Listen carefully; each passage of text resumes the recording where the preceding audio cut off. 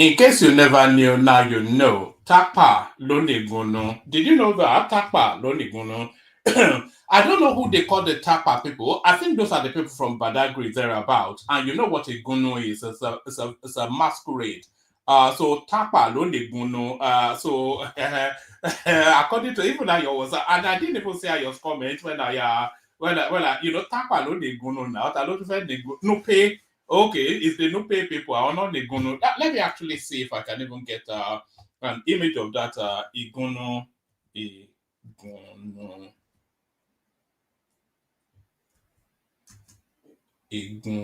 masquerade mask. Let me see if I can get an imagery. Yes. So Tapa alone Igono. If you ever wondered what Igono was, just a plethora of but you're not saying it's a Nupe one, so hopefully it's not Nupe because I know it to be a Yoruba masquerade. So Tapa Londe Gono, that's the Igono masquerade right there. So Tapa Londe Gono, according to that song. What was that song again? What was that? According to that song, hold on, Somaria Dubo, yes.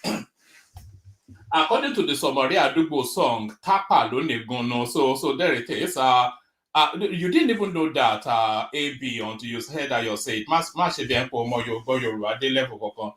But no, good day to you, good to be your company. And how are you? We go again as we always go. So no rest for the wicked, and the wicked shall know no rest. So no rest for the. Oh, I was showing you the Eguno thing. I didn't even put it on the screen. So that's the Eguno masquerade right there.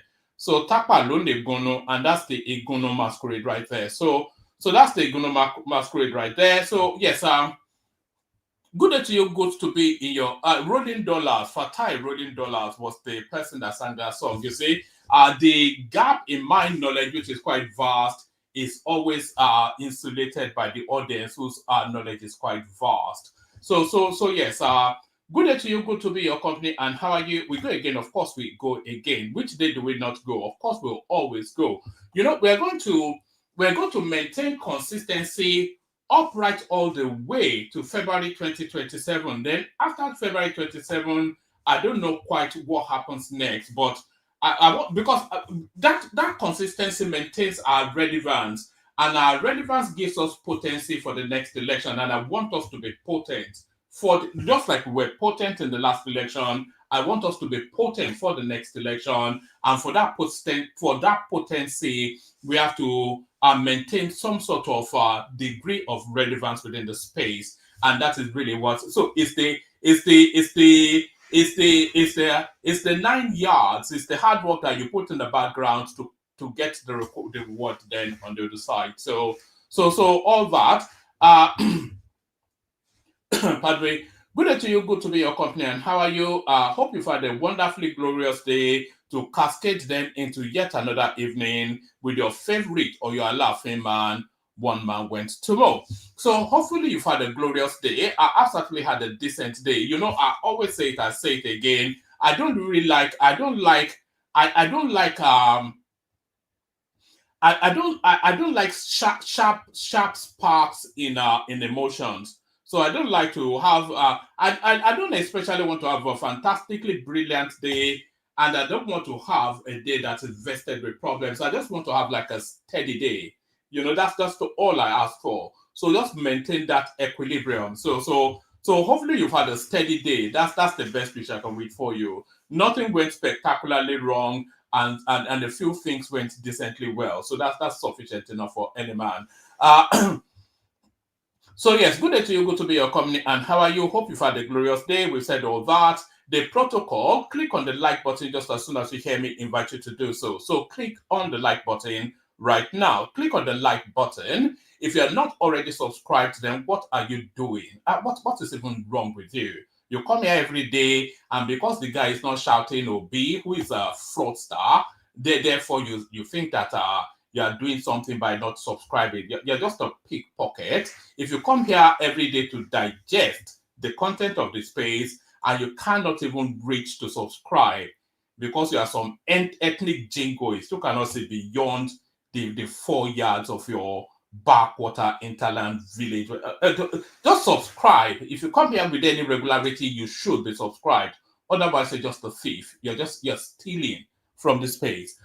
So like and subscribe. I wonder, how to win friends and influence people, Abby. All right. So like and subscribe. The hyperlink that says StreamYard invites you into the studio. If you want the conversation, you click on it. If you don't want the conversation, then we do the readouts and we bail.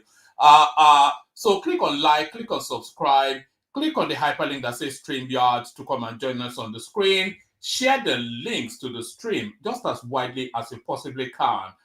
Copy that URL, which is known as the link, and pop it in your WhatsApp groups, your Facebook groups, your internet, your Instagram feed, any and everywhere you go on social media. Spread the link as widely as you can. So spread the link, spread the word, spread the gospel. That is the one man went to more mantra. So spread the gospel. Yes, and of course, supercharged towards the stream, exemplified by Ayo right there. So that handsome looking $20 note flashing on your screen right there is what's known as a supercharge. We have the expectation of a minimum of 5 of them every single session. Ayo often instances kicks us off. He kicks us off in this instance as well. 4 more people to follow suit to either match or exceed what Ayo has put on the screen. So like, share, subscribe, click on the hyperlink that says StreamYard to come and join me on the screen, and supercharge towards the stream. So all that, those are the calls to action. So those are the calls to action. So the calls to action, so my action starts with it. And by the way, there is not an abundance in the news cycle. So there's enough in the news cycle, but there's not enough video. So I won't be playing you that many videos as we often have, but there'll be quite a few readouts. So hopefully by the end of the readout, the room populates. But let's kick it off with this one. Ultimatum issued to EFCC to arrest Amaechi, reasons in March. So Amaechi now central to the news. It's been central to the news for about 3-5 days now. And the reason why Rotimi Amaechi is central to the news is this. Watch this. Well, you see, all we hear here is typical Nigeria. Typical Nigeria, and you are clapping. That's why politicians get away with anything. They get away with murder because you have short memory.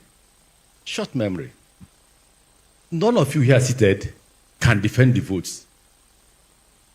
If you have complained, Nigerians have been clapping for you. The only way Shekarau became governor, do you know how? Because people lined up. When they ask how many people are there, they say over 500,000. No, I won't keep 500,000. Announce Shekarau. It happened in Ghana. Before the election of the last president. 2 days, a lot of us were called to intervene. But why did they do that? The people were ready to die. You are talking, abusing everybody. Nobody has power and will give it to you. Nobody, not even me. If you want a pastor as president, can get one. The politician is there in Nigeria to steal, to maim, to kill, to remain in power. If you think Tinubu will give it to you, you are wasting your time. So when we speak, so I think it is that comment really, that those 3 sets of words: to kill, to steal, and to maim. So if it's telling us then that the politician is there to steal, to kill, and to maim, and he's a senior politician, then that can stand as some sort of a confession and admittance that he has stolen, he has killed, and he has maimed. So a lot of backlash against that particular commentary, and this now the latest installment in the backlash against it. Ultimatum issued to EFCC to arrest Amaechi, reasons emerge. The Economic and Financial Crimes Commission, EFCC, has been urged to revisit and reopen all the suspended corruption allegations against the former Minister of Transportation, Rotimi Amaechi. Concerned Democrats a coalition of pro-democracy groups made the call in a statement sent to correspondents on Tuesday, February the 4th, gave the anti-graft agency a 72-hour ultimatum to commence an investigation of the former minister. They will never investigate Rotimi Amechi because a lot of our bodies, a lot of heads will roll, a lot of carcasses, a lot of cadavers, a lot of corpses will go with that particular dead body. They will never ever investigate the guy. From top again, ultimatum issued to EFCC to arrest Amechi. Reasons emerge. The Economic and Financial Crimes Commission, EFCC, has been urged to revisit and reopen all the suspended corruption allegations against the former Minister of Transportation, Rotimi Amechi. Concerned Democrats, a coalition of pro-democracy groups, made the call in a statement sent to correspondents on Tuesday, February the 4th, gave the anti-graft agency a 72-hour ultimatum to commence an investigation of the former minister. Why the group wants EFCC to probe Amechi? So because he's admitted that he's a thief, so why not investigate him then? The coalition is demanding that they embark on a thorough probe into the petitions from Amechi's administration as the governor of Rivers State.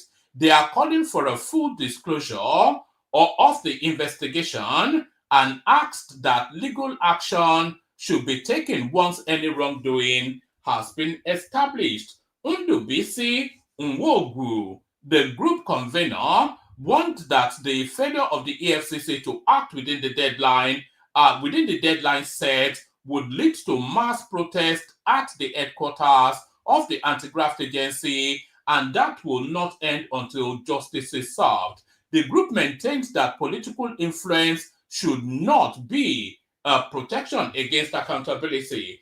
Also, the group condemned the recent outburst of the former minister and his alleged attempts to incite the public.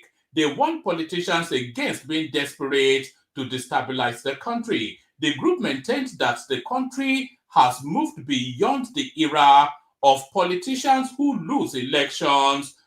The group maintains that the country has moved beyond the era of politicians who lose elections would manipulate the people for personal gain. They urge Nigerians to reject such incitement. So I think this is I think we can safely conclude and concede that this is a government-sponsored group, well, concerned Democrats or whatever they call themselves. Our group highlights Tinubu's successes. They highlighted the efforts of Tinubu's administration in the area of economic reforms, security, and infrastructure. They urged Nigerians to throw their weight behind lawful governance and hold their leaders accountable through democratic means rather than taking to violence. Amechi recently made the headlines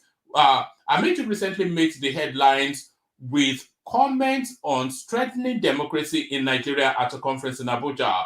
Amechi, who was also a two-term governor of Rivers State, said Tinubu and the political class would not relinquish power to the younger generation without a fight. However, the presidency and Bello Matawalle, the Minister of State for Defense, jointly responded to the critical comments made by the former minister.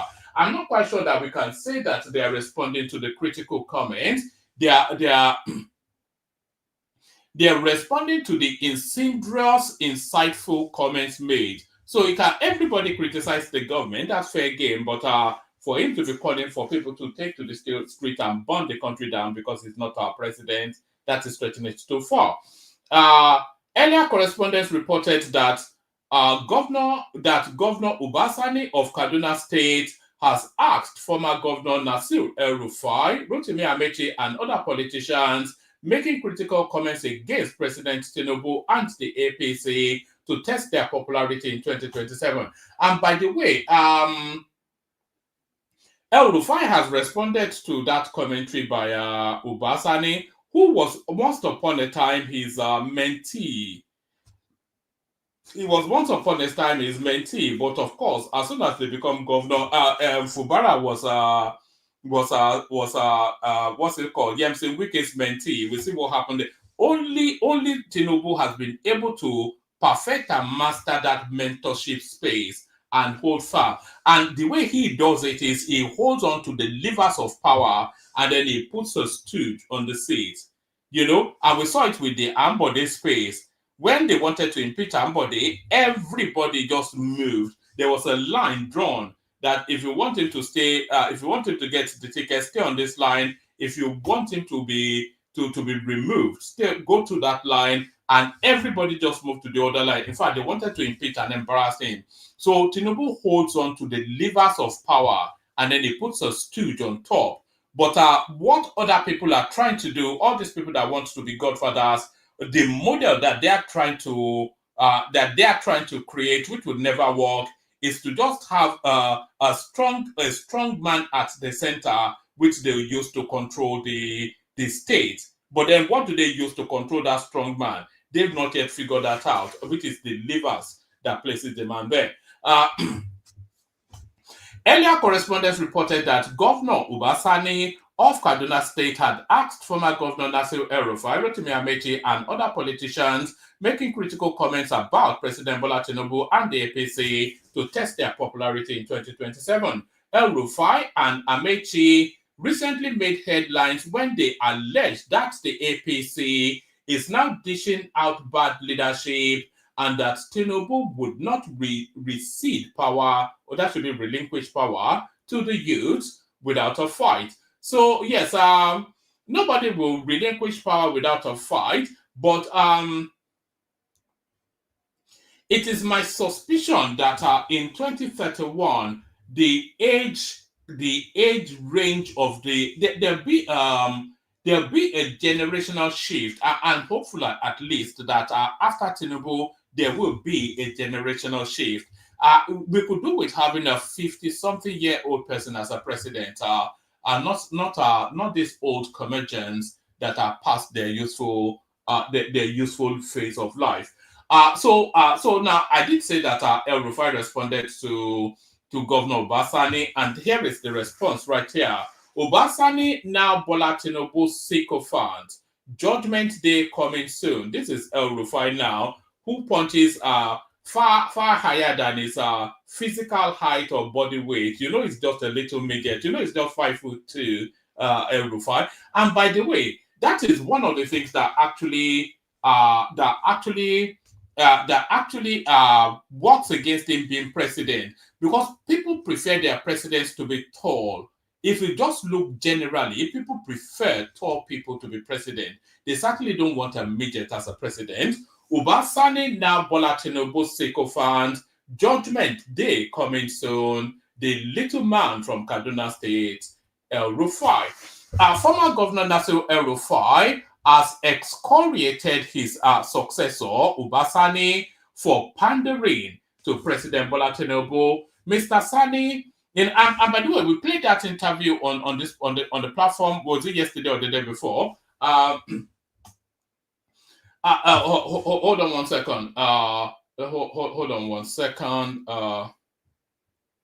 Hold on.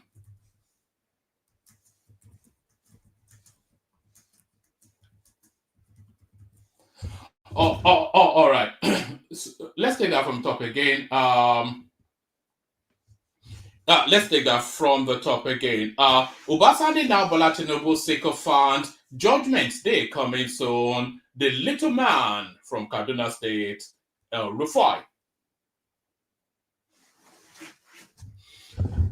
Former Governor Nasir El-Rufai has excoriated his successor Ubasani for pandering to President Bola Tinubu. Mr. Sani, in an interview aired on TVC on Monday, slammed. And by the way, if the interview is being conducted on a TVC, then you already know just by virtue of that location that it is almost it necessarily has to pander to the government, because of course it's a Tinubu-owned station. Former Governor Nasir El-Rufai has excoriated his successor Ubasani for pandering to President Bola Tinubu. Mr. Sani, in an interview aired on TVC on Monday, slammed Mr. El-Rufai and other opposition leaders for teaming up against Mr. Tinubu, saying they are obsessed with power and cannot perform any better than the president.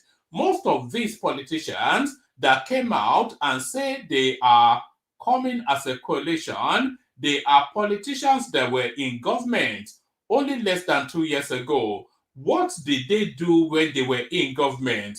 They were only fighting for power, not because they could do anything better, the Kaduna governor said. Mr. Sani challenged Mr. Tinubu's critics to rather work hard and present themselves in the next election should they feel they can defeat Mr. Tinubu or the ruling APC. Replying via X on Tuesday, Mr. El-Rufai accused the Kaduna state governor of sycophancy, alleging that Mr. Sani's support for the president is connected to over 150 billion naira in federal government reimbursements received by Kaduna State in the past 18 months. So if it's a reimbursement, then it's the money that they're entitled to. It's not a largesse. Every day I see this governor embarrassingly and sycophantically rambling.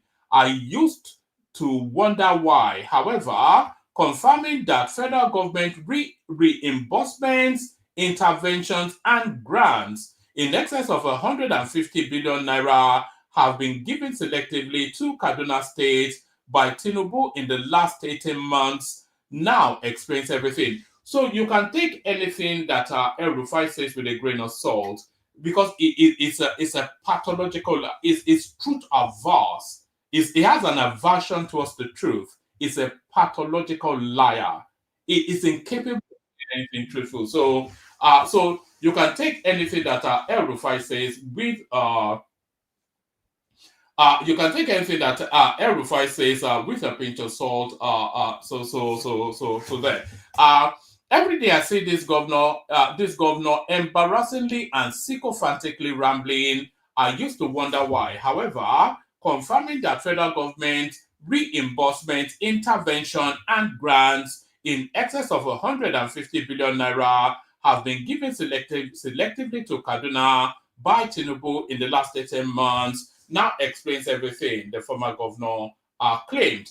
Mr. El-Rufai further said his successor can continue to defend Mr. Tinubu by all means, insisting the people of Kaduna State will judge at the right time and place. Mr. El-Rufai, a chieftain of APC, alleged internal inconsistencies in the ruling party, accusing it of abandoning the fundamental ideals for which it was formed.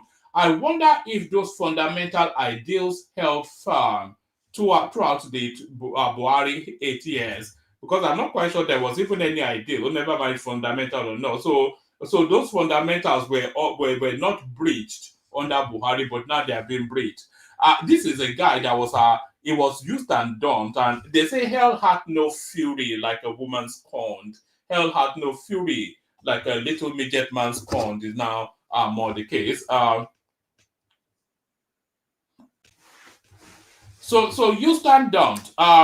The former governor insisted his criticism of the ruling party and the Tinubu-led administration is targeted at making APC live up to his ideals and serve Nigerians better. So there it is right there. You know, these guys, they are going to feel a sense of loneliness as the days and months come. Hold on. These guys are going to feel a sense of loneliness as the days, because you know, here is El-Rufai, who governed Kaduna State for 8 years, and we know his antecedents because it was as early as yesterday that he did all the things that he did. You know, ravaging and savaging all the way through, paying bandits for kidnapping people. You know, a lot of the banditry that we're seeing going on now, a lot of it attributable and traceable to El-Rufai, because he claimed he was paying off the bandits not to kill people. But what he actually did was he incentivized those people that through that kidnapping, whatever it is that is lucrative, because it was just giving them billions and billions of naira throughout his tenure. Maybe he gave them the money or not, or maybe he was just stealing the money and telling us he was giving it to bandits. But he was feathering the pockets of the bandits throughout his 8 years as a Kaduna State governor, and he was launching them against Southern Kaduna, which is the Christian hub of that. You know, he's Malam El Rufai, and Malam is a religious title. So you can, and it's a jihadist as well, El Rufai, you know, extremely corrupt, truth averse. He was demolishing every single one of his opposition's houses in Kaduna State for 8 years. So this is the sort of brutish element that he is, and is the one now preaching to us that is the panacea to the malaise that afflicts the country. So we all know his quantity. So it's just so funny, these sort of elements and characters. But there it is. Let's go on from that to another one. My fear for Anambra governorship primary. This is Ganduje gearing up for Operation Replace Soludo. The only saving grace for Soludo is that no other party has ever won Anambra outside of APGA. So if he gets the APGA ticket, almost certain to retain his post. My fears for Anambra governorship primary, the leader of the party, Ganduje, the national chairman of the All Progressive Congress, APC, Abdullahi Umar Ganduje, has expressed his biggest fear for the forthcoming November Anambra State off-cycle governorship election. The ability of the state stakeholder to key into the arrangements to conduct a credible, transparent, free, and fair party primary. Ganduje spoke when a delegation of the APC group, boot to boot, with Bola Tinubu, mainly from Anambra State, paid a courtesy visit to him at the party headquarters in Abuja on Tuesday to demand that the national leadership conduct a credible and transparent primary in the state. The former governor of Kano State recalled his efforts in meeting with stakeholders before the death of Senator Ifeanyi Ubah to ensure the primary will be peaceful. He, however, expressed concern over previous governorship primaries in the state, which had usually ended in litigation, emphasizing that Anambra's political stakeholders, with their heavy financial war chest, have been disruptive with their wealth.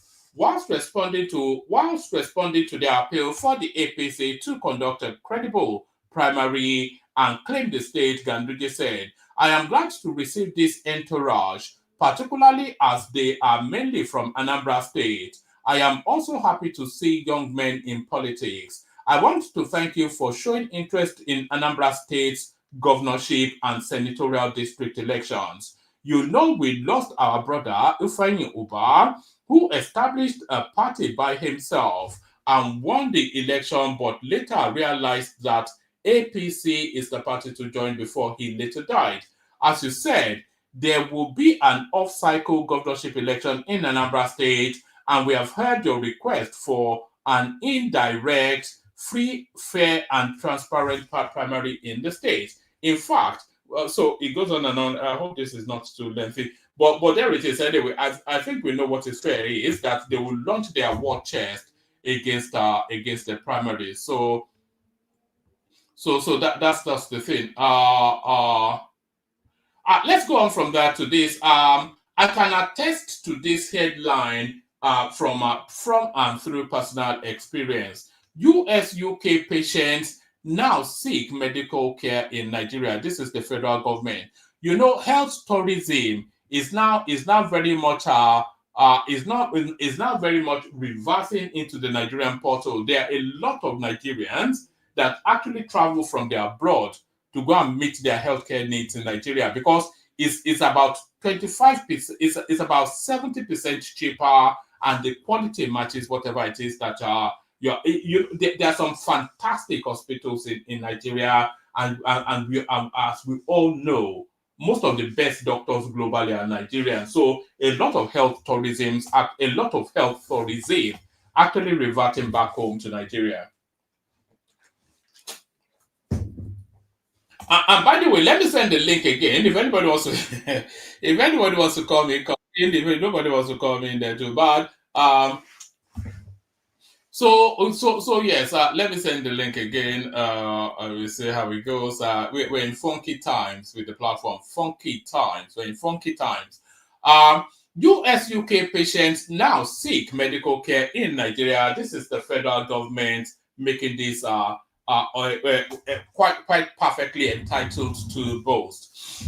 The federal government has claimed that Nigeria's health sector has greatly improved so much so that it is now attracting patients not just from the West African sub-region, but also from countries as far as the United States and the United Kingdom. Coordinating Minister of Health and Social Welfare, Professor Mohammed Ali Pateh, disclosed this whilst briefing State House correspondents at the end of the Federal Executive Council FEC meeting presided over by President Bola Tinubu at the Presidential Villa Abuja Tuesday, February the 4th. People are now beginning to come from the sub-region and even as far away places like the United Kingdom and the United States to receive quality healthcare in Nigeria. Despite the challenges we face, significant progress is being made and the transformation promised by President Tinubu is already in shape. So I wouldn't say the attribution goes to Tinubu because this is something that's been, a lot of people have been noticing this over the last 5, 6, 7 years. So this has been ongoing for quite a long time now. And the sort of surgeries that people go to, I get my glasses from Nigeria sometimes when it breaks. I just send the prescription over to my optician there, and he sends me the glasses. So I do, and I know people that go to Nigeria for IVF, minor surgeries, all this, especially IVF. Nigeria is a real hub, especially amongst Nigerians for IVF. So that is right. Nigeria now fast becoming a health tourism destination.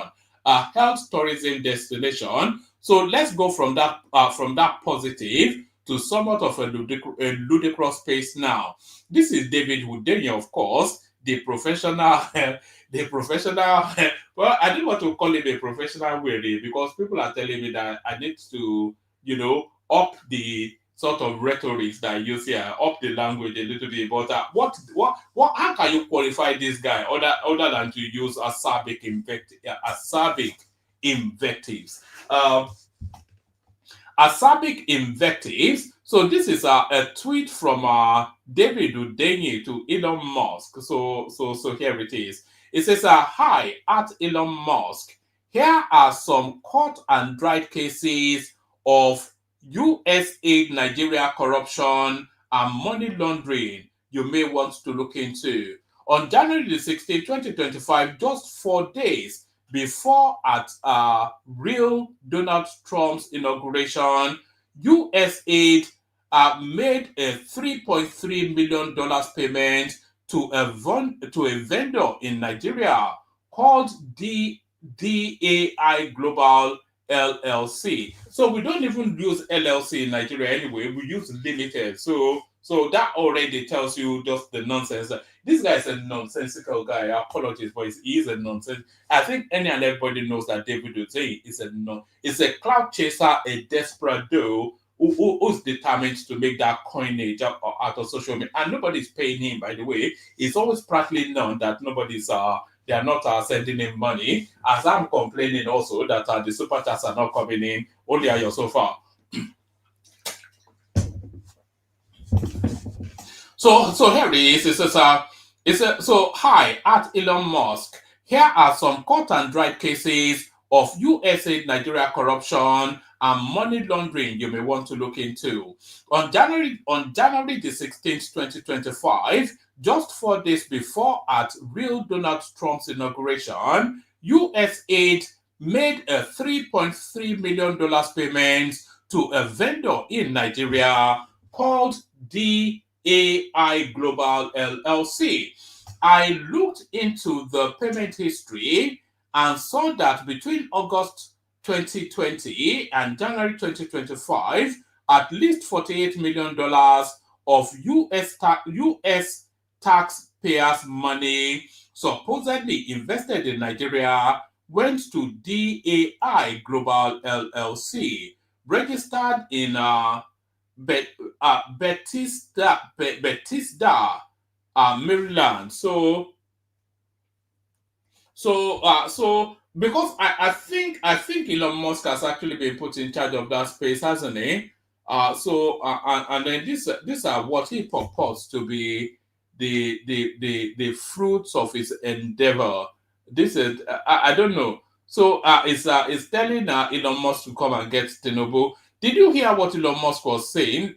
Just as an aside, he was saying that Europe should take in the white South Africans, and he's also telling Donald Trump to kick out the non-white people in America. So if you don't, you know that Elon Musk actually comes from Nazi stock.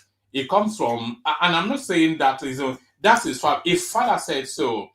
His father's father, which will be Elon Musk's grandfather, was part of the German Socialist Party, which is, of course, the Nazi. So it's from that stock, and it's still of that politics. So still staying with David Hundeyin. Here is Aisha YESUFU inviting him out to a fight. So this is you can see, of course, that's Aisha YESUFU with a blue tick. My blue tick on Twitter is actually due for renewal, but I don't think I'm going to renew it because I don't get enough traction on Twitter to be no, on Twitter to be paying any money. I think I paid £100 for it the last time, or however much they took from me, but I'm not renewing it because we don't get the traffic there.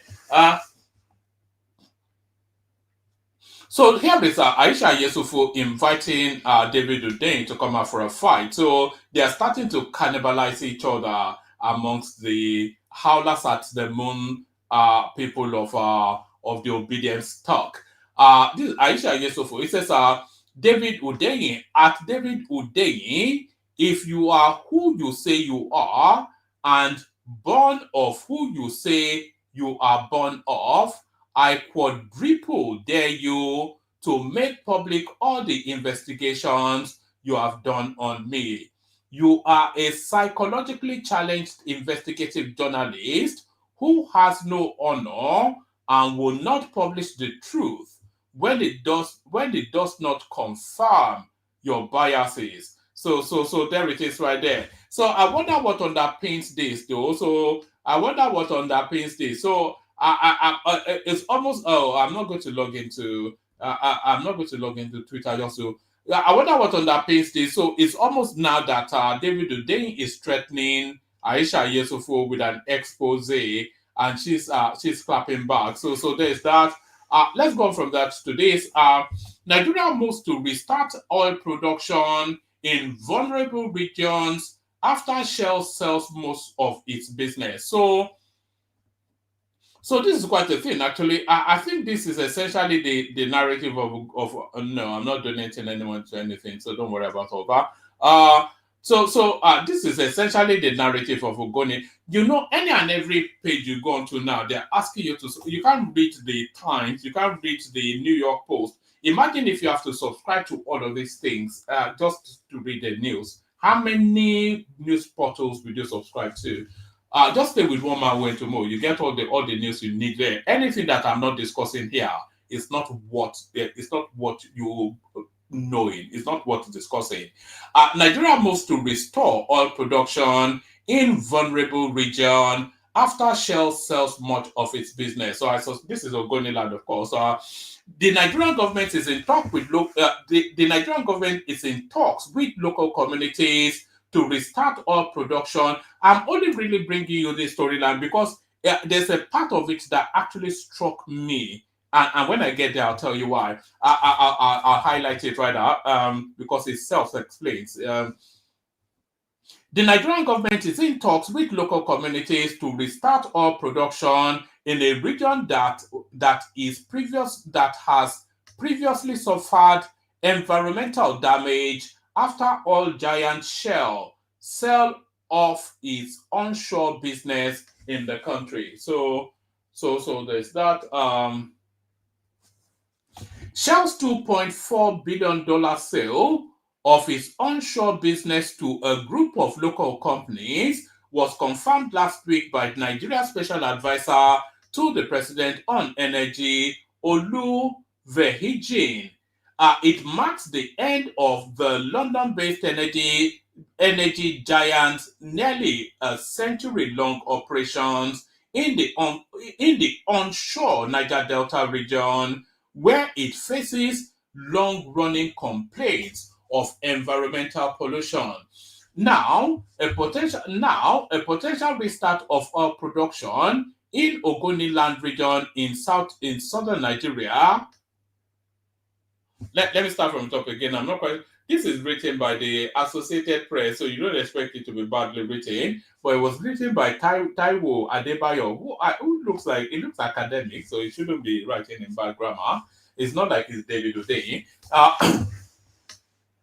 The Nigerian government is in talks with local communities to restart oil production in a region that has suffered environmental damage after oil giant Shell sell off its onshore business in the country. Shell's $2.4 billion sale of its onshore business to a group of local companies was confirmed last week by Nigeria's special advisor to the president on energy, Oluvehijin. It marks the end of the London-based energy giant's nearly century-long operations in the onshore Niger Delta region, where it faces long-running complaints of environmental pollution. Now, a potential restart of oil production, Ogoni land region in southern Nigeria, where Shell halted its. This is the place I wanted to highlight. So, and that's what he wrote, by the way. It says that now a potential restart of oil production that should be in Ogoni land region in southern Nigeria. So, badly written for an Associated Press something. But this is what I wanted you to pay attention to. It says that now a potential restart of oil production in Ogoni land, that is in Ogoni land region in southern Nigeria. So now this is what struck me. Where Shell halted its operations in 1993 following violent protest over allegations of widespread environmental damage and human rights abuses. So that is to tell you then that they stopped all production in Ogoni land as far back as Ken Saru, because 1993 was Ken Saruwiwa now, and that was why they called that meeting. By the way, you remember they had that meeting a week or so ago when they brought in all the chieftains of Ogoni land. Nuhu Ribadu was there, Mele Kyari was there, and a lot of top functionaries were there. So it is really and also Tinubu has signed now that they should build a university in Ogoni land. So they are going back into Ogoni land now to restart all production from there. But who gets the licenses? Almost certainly O&O. Now a potential restart of all production in Ogoni land region in southern Nigeria, where Shell halted its operations in 1993 following violent protests over allegations of widespread environmental damage and human rights abuses, has been earmarked by the government officials as a potential way of increasing its foreign exchange earnings. The broad consensus in Ogoni is in favor of restarting production, said Lidom Miti, a veteran environmental activist and former president of the movement for the survival of Ogoni people. So he's been paid off.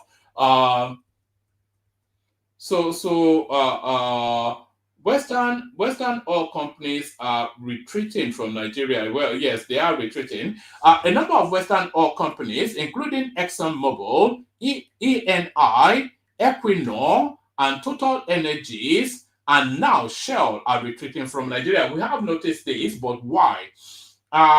They are mostly moving offshore and limiting their exposure in the West African nation's Delta region, where oil spills have fouled rivers and farms and exacerbated tension in the region that has faced years of militant violence.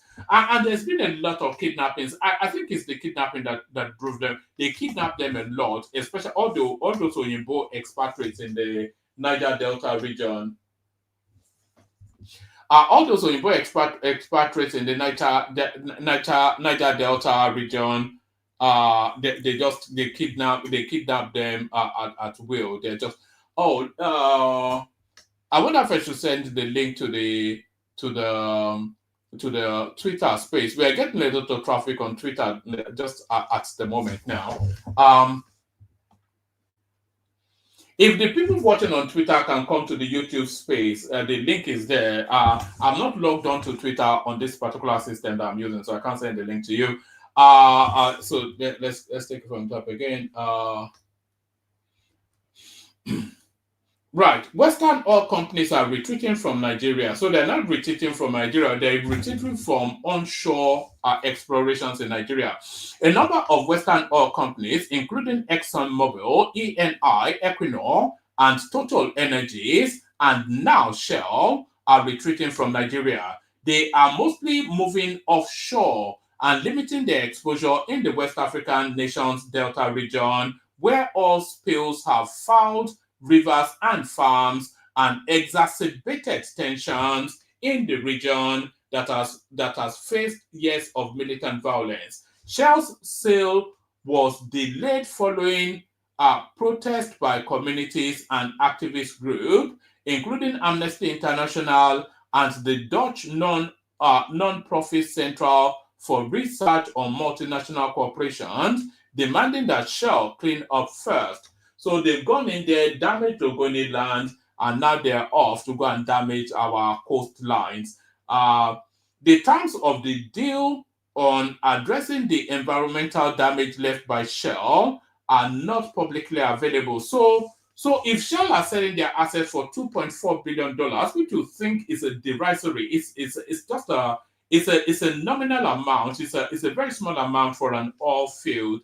A known with the known quantity. So that is to tell you then that they should have embedded into that deal the cleanup of Ogoni land as well. So that should be embedded into whatever deal sells on that particular slot.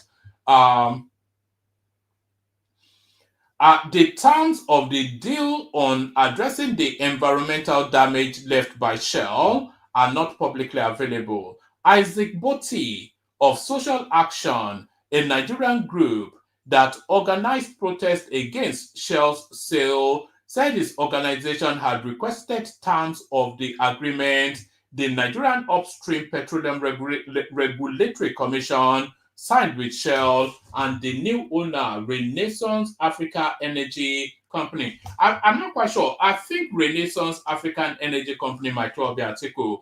The regulator did not respond to the Associated Press request for comment. Shell previously told AP that the transaction was designed to preserve the company's role to conduct any remediation as operator of joint venture where spills may have occurred in the past from the joint venture operations. So I have no question, they're losing us in the front of it, but there it is right there. So there it is like there. It looks as though they're going to spark off our oil production in Ogoni land now. But now, that license now with an indigenous company. End insecurity by 2025. Tinubu orders the military. We're seeing some quite impactful successes in that fight against insecurity. President Bola Tinubu has issued orders to the military to end banditry and general insecurity by the end of 2025. This was disclosed by the Minister of Defense, Abubakar Badaru. The minister said bandits are currently on the run and that the military won't stop until they are all destroyed. The bandits are now on the run, but the military will not rest until we end this thing. The president has given us marching orders to end insecurity in every part of our country by the end of the year. The Chief of Defense Staff, the NSA, are working day and night to actualize that target. As you have seen, we are putting pressure on all the theaters of operation. But they still have to address the insecurity in the Southeast too, by the way. And indeed, mining activities have been lifted in Zamfara already. And this is part of the reasons we're meeting today to look at areas where we have serious security issues, except, well, that's the order. So end insecurity by the end of this year. Who wouldn't want to see that? So who wouldn't want to say that? Ribadu said Tinubu, Akume, Kalu are corrupt. Facts emerge. That Ribadu did say that when he was first appointed as the EFCC chairperson under the Obasanjo administration. But of course, now he'll be looking to reverse his words. Malam Nuhu Ribadu, the National Security Advisor NSA, has denied the claim that he once labeled President Bola Tinubu as a corrupt. I think I may well be able to.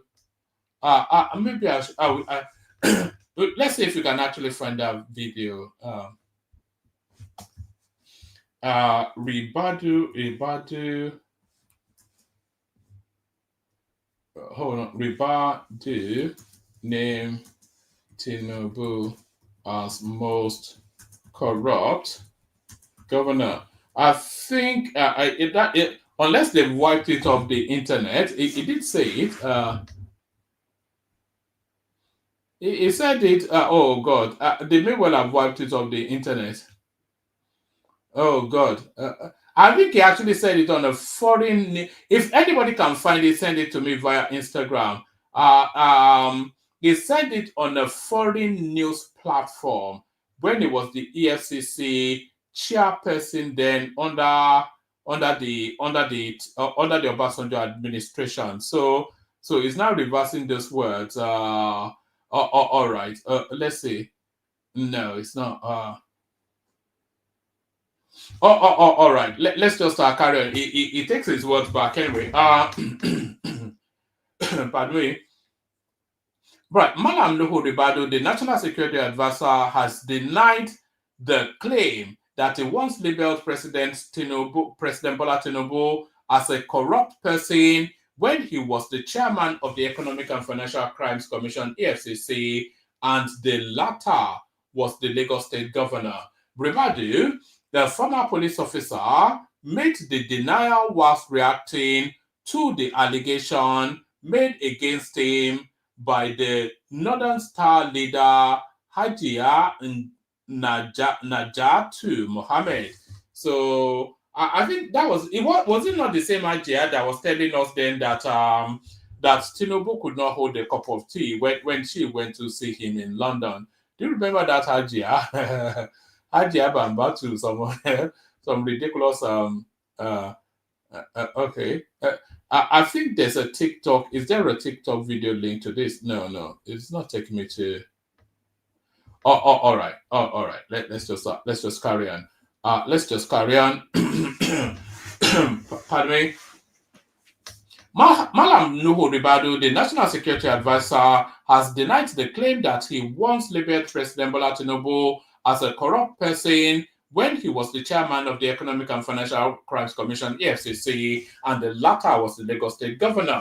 Ribadu, a former police officer, made the denial whilst reacting to the allegation made against him by the Northern Star leader Hajia Najatu Mohammed. Correspondents reported that Hajia Mohammed made the allegation on a TikTok video where she berated Ribadu for serving in Tinubu's government. He castigated the NSA when he was the chairman of the EFCC. The NSA described the allegation as malicious and demanded a retraction and public apology from Hajia Mohammed within the next 7 days. Ribadu, in a letter signed by his lawyer, Ahmed Raji SAN, said he had never called out President Tinubu for corruption, either publicly or privately. Also, the NSA noted that he did not refer to former Governor George Akume or Orji Uzor Kalu as some of the Nigerian governors who stole from the public treasury. The letter then condemned the allegation, especially with regards to what she claimed was the government's plot to silence dissent voices against the current administration, citing the alleged arrest of one Professor Usman Yusuf as a case. So,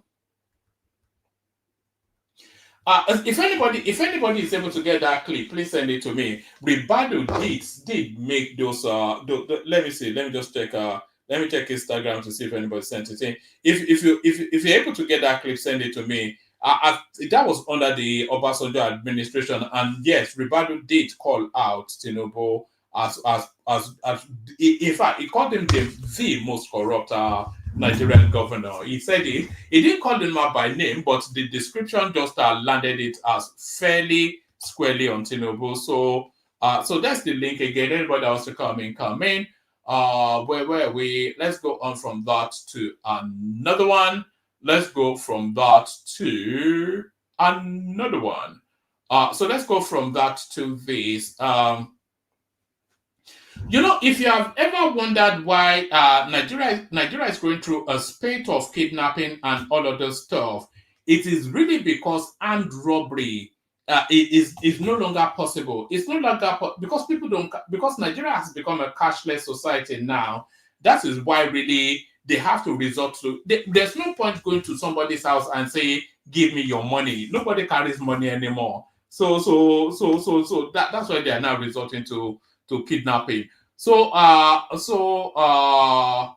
yeah, so off the back of that, today's POS transactions surged to 18 trillion naira in 2024 as fintechs expand terminal deployment. So I've never really, I've been out of the country that long. I don't even know how this POS system works. Is it like a substitute ATM for poor people? I don't know quite how it works. If you have your card that you can use to make purchases anyway, so what is the purpose of a POS? That's just the thing. The value of transactions over point of sales terminals in Nigeria. Is the POS actually what you use to pay in supermarkets and whatnot? Anybody that understands how that POS system works, please explain. The value of transactions over POS, over point of sales terminals in Nigeria surged to 18 trillion naira in 2024, hitting an all-time yearly record. This is according to data obtained from the Nigeria Interbank Settlement System, fueled by a protracted scarcity of let's do it one more time. The value of transactions over point of sales terminals in Nigeria surged to 18 trillion naira in 2024, hitting an all-time yearly record.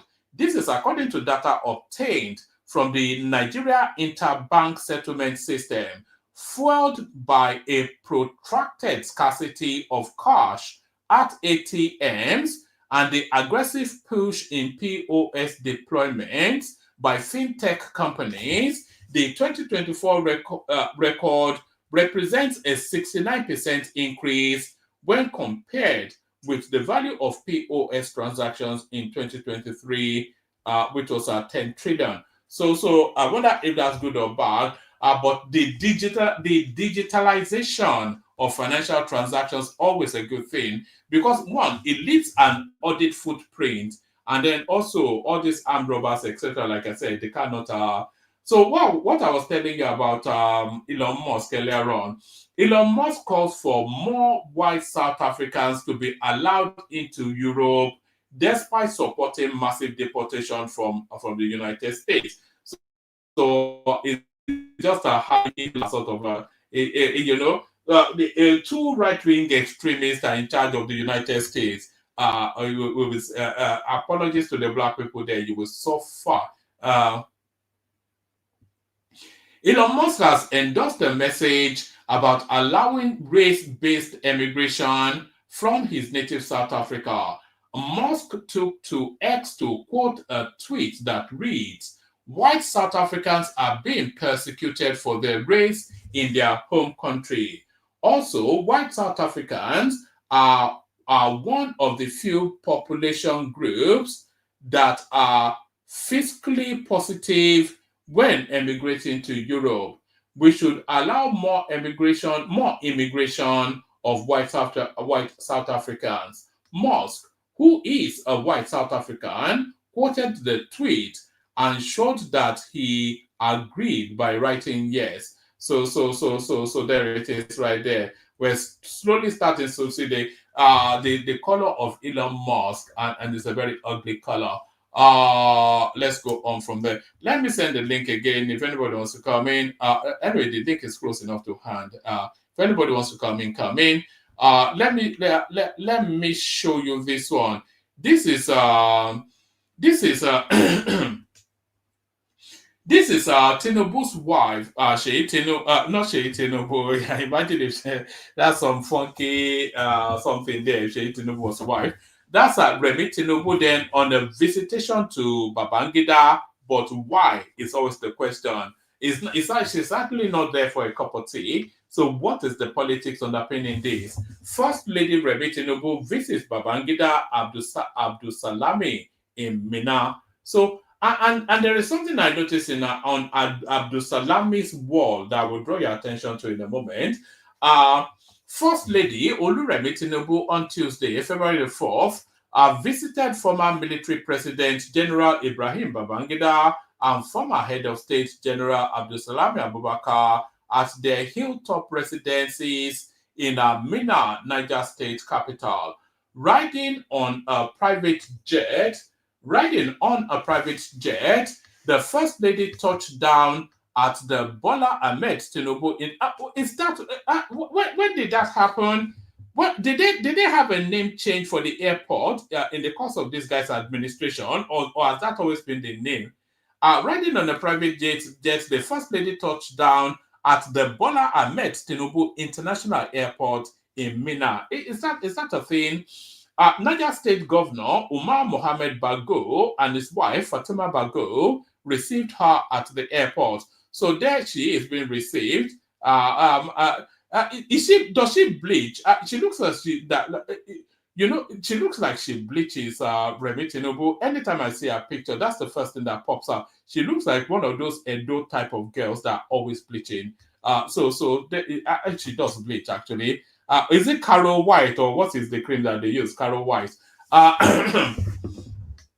Mrs. Tinubu went from the airport to Babangida's residence where she held closed-door meetings with him for about 35 minutes. Afterwards, she visited General Abubakar. Senator Tinubu described both General Ibrahim Badamasi Babangida and Abdusalami Abubakar as fathers of the nation, coup plotters. So Papa, but Babangida is actually let me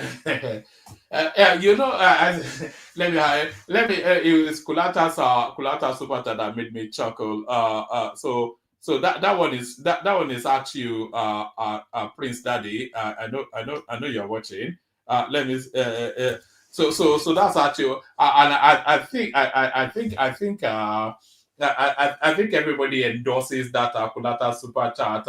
I think there's the speculation and the rumor that Prince Daddy or Trump Daddy may well be a coconut, brown on the outside, white on the inside. But no, let's get back to it. So this is Remi Tinubu on a visitation to Mina to pay homage to the coup plotters that still feel they own Nigeria. So here she is now on this visitation then to Abdul Salami Abubakar, who was the last military ruler of the country that handed over to this now the civilian dispensation that we have.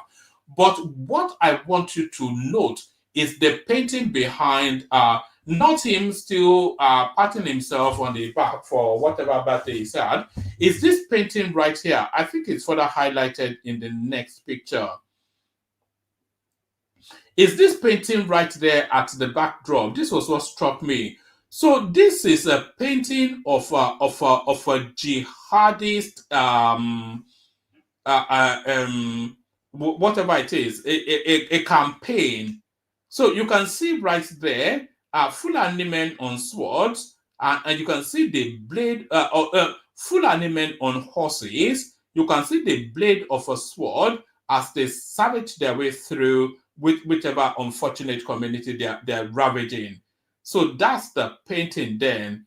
Because you tell a lot about somebody's personality through the art that they collect, and this is his outlook on life.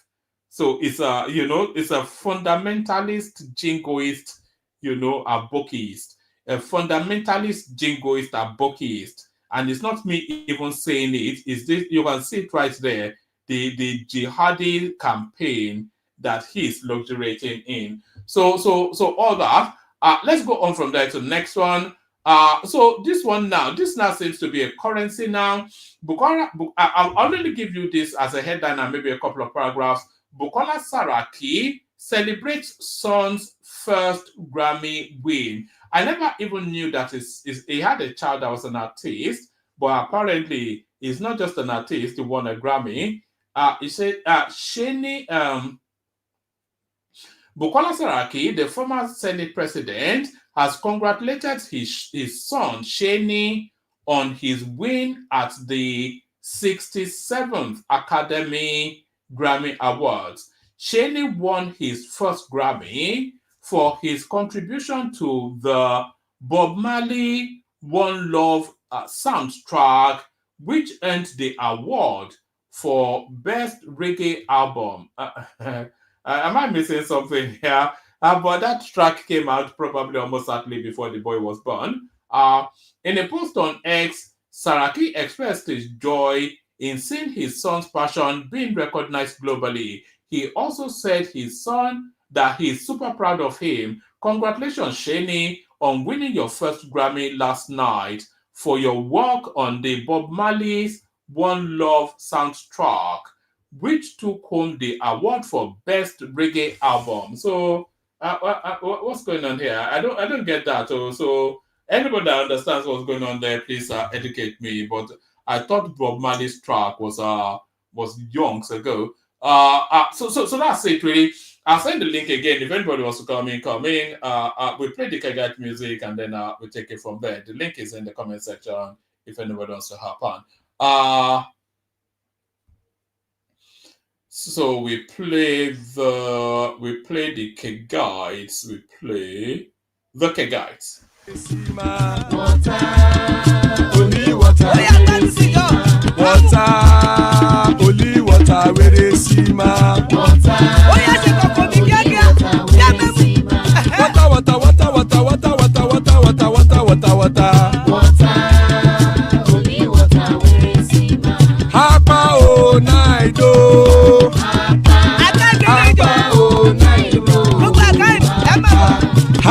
You don't come home.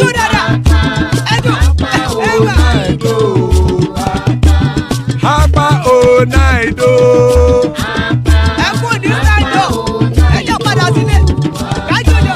Oro keke elemu ye o. Ide shodi ya keke elemu re o. Bobby master keke elemu re o. Chifu file ti keke elemu re o. Erukulele elemude. Erukulele ẹgbẹ́ ẹlẹ́mudódò jàre o. Erukulele Ghana ti dé ẹgbẹ́ bọ́dì o. Ọmọ ẹlẹ́yẹ ẹyẹ o ó dilé o. Odúyẹ̀lá ẹyẹ o ó dilé o. Petrosoname ẹyẹ o ó dilé o. Petrosodunke ẹyẹ rẹ ó dilé o. Ẹlẹ́kọ̀ ọ̀run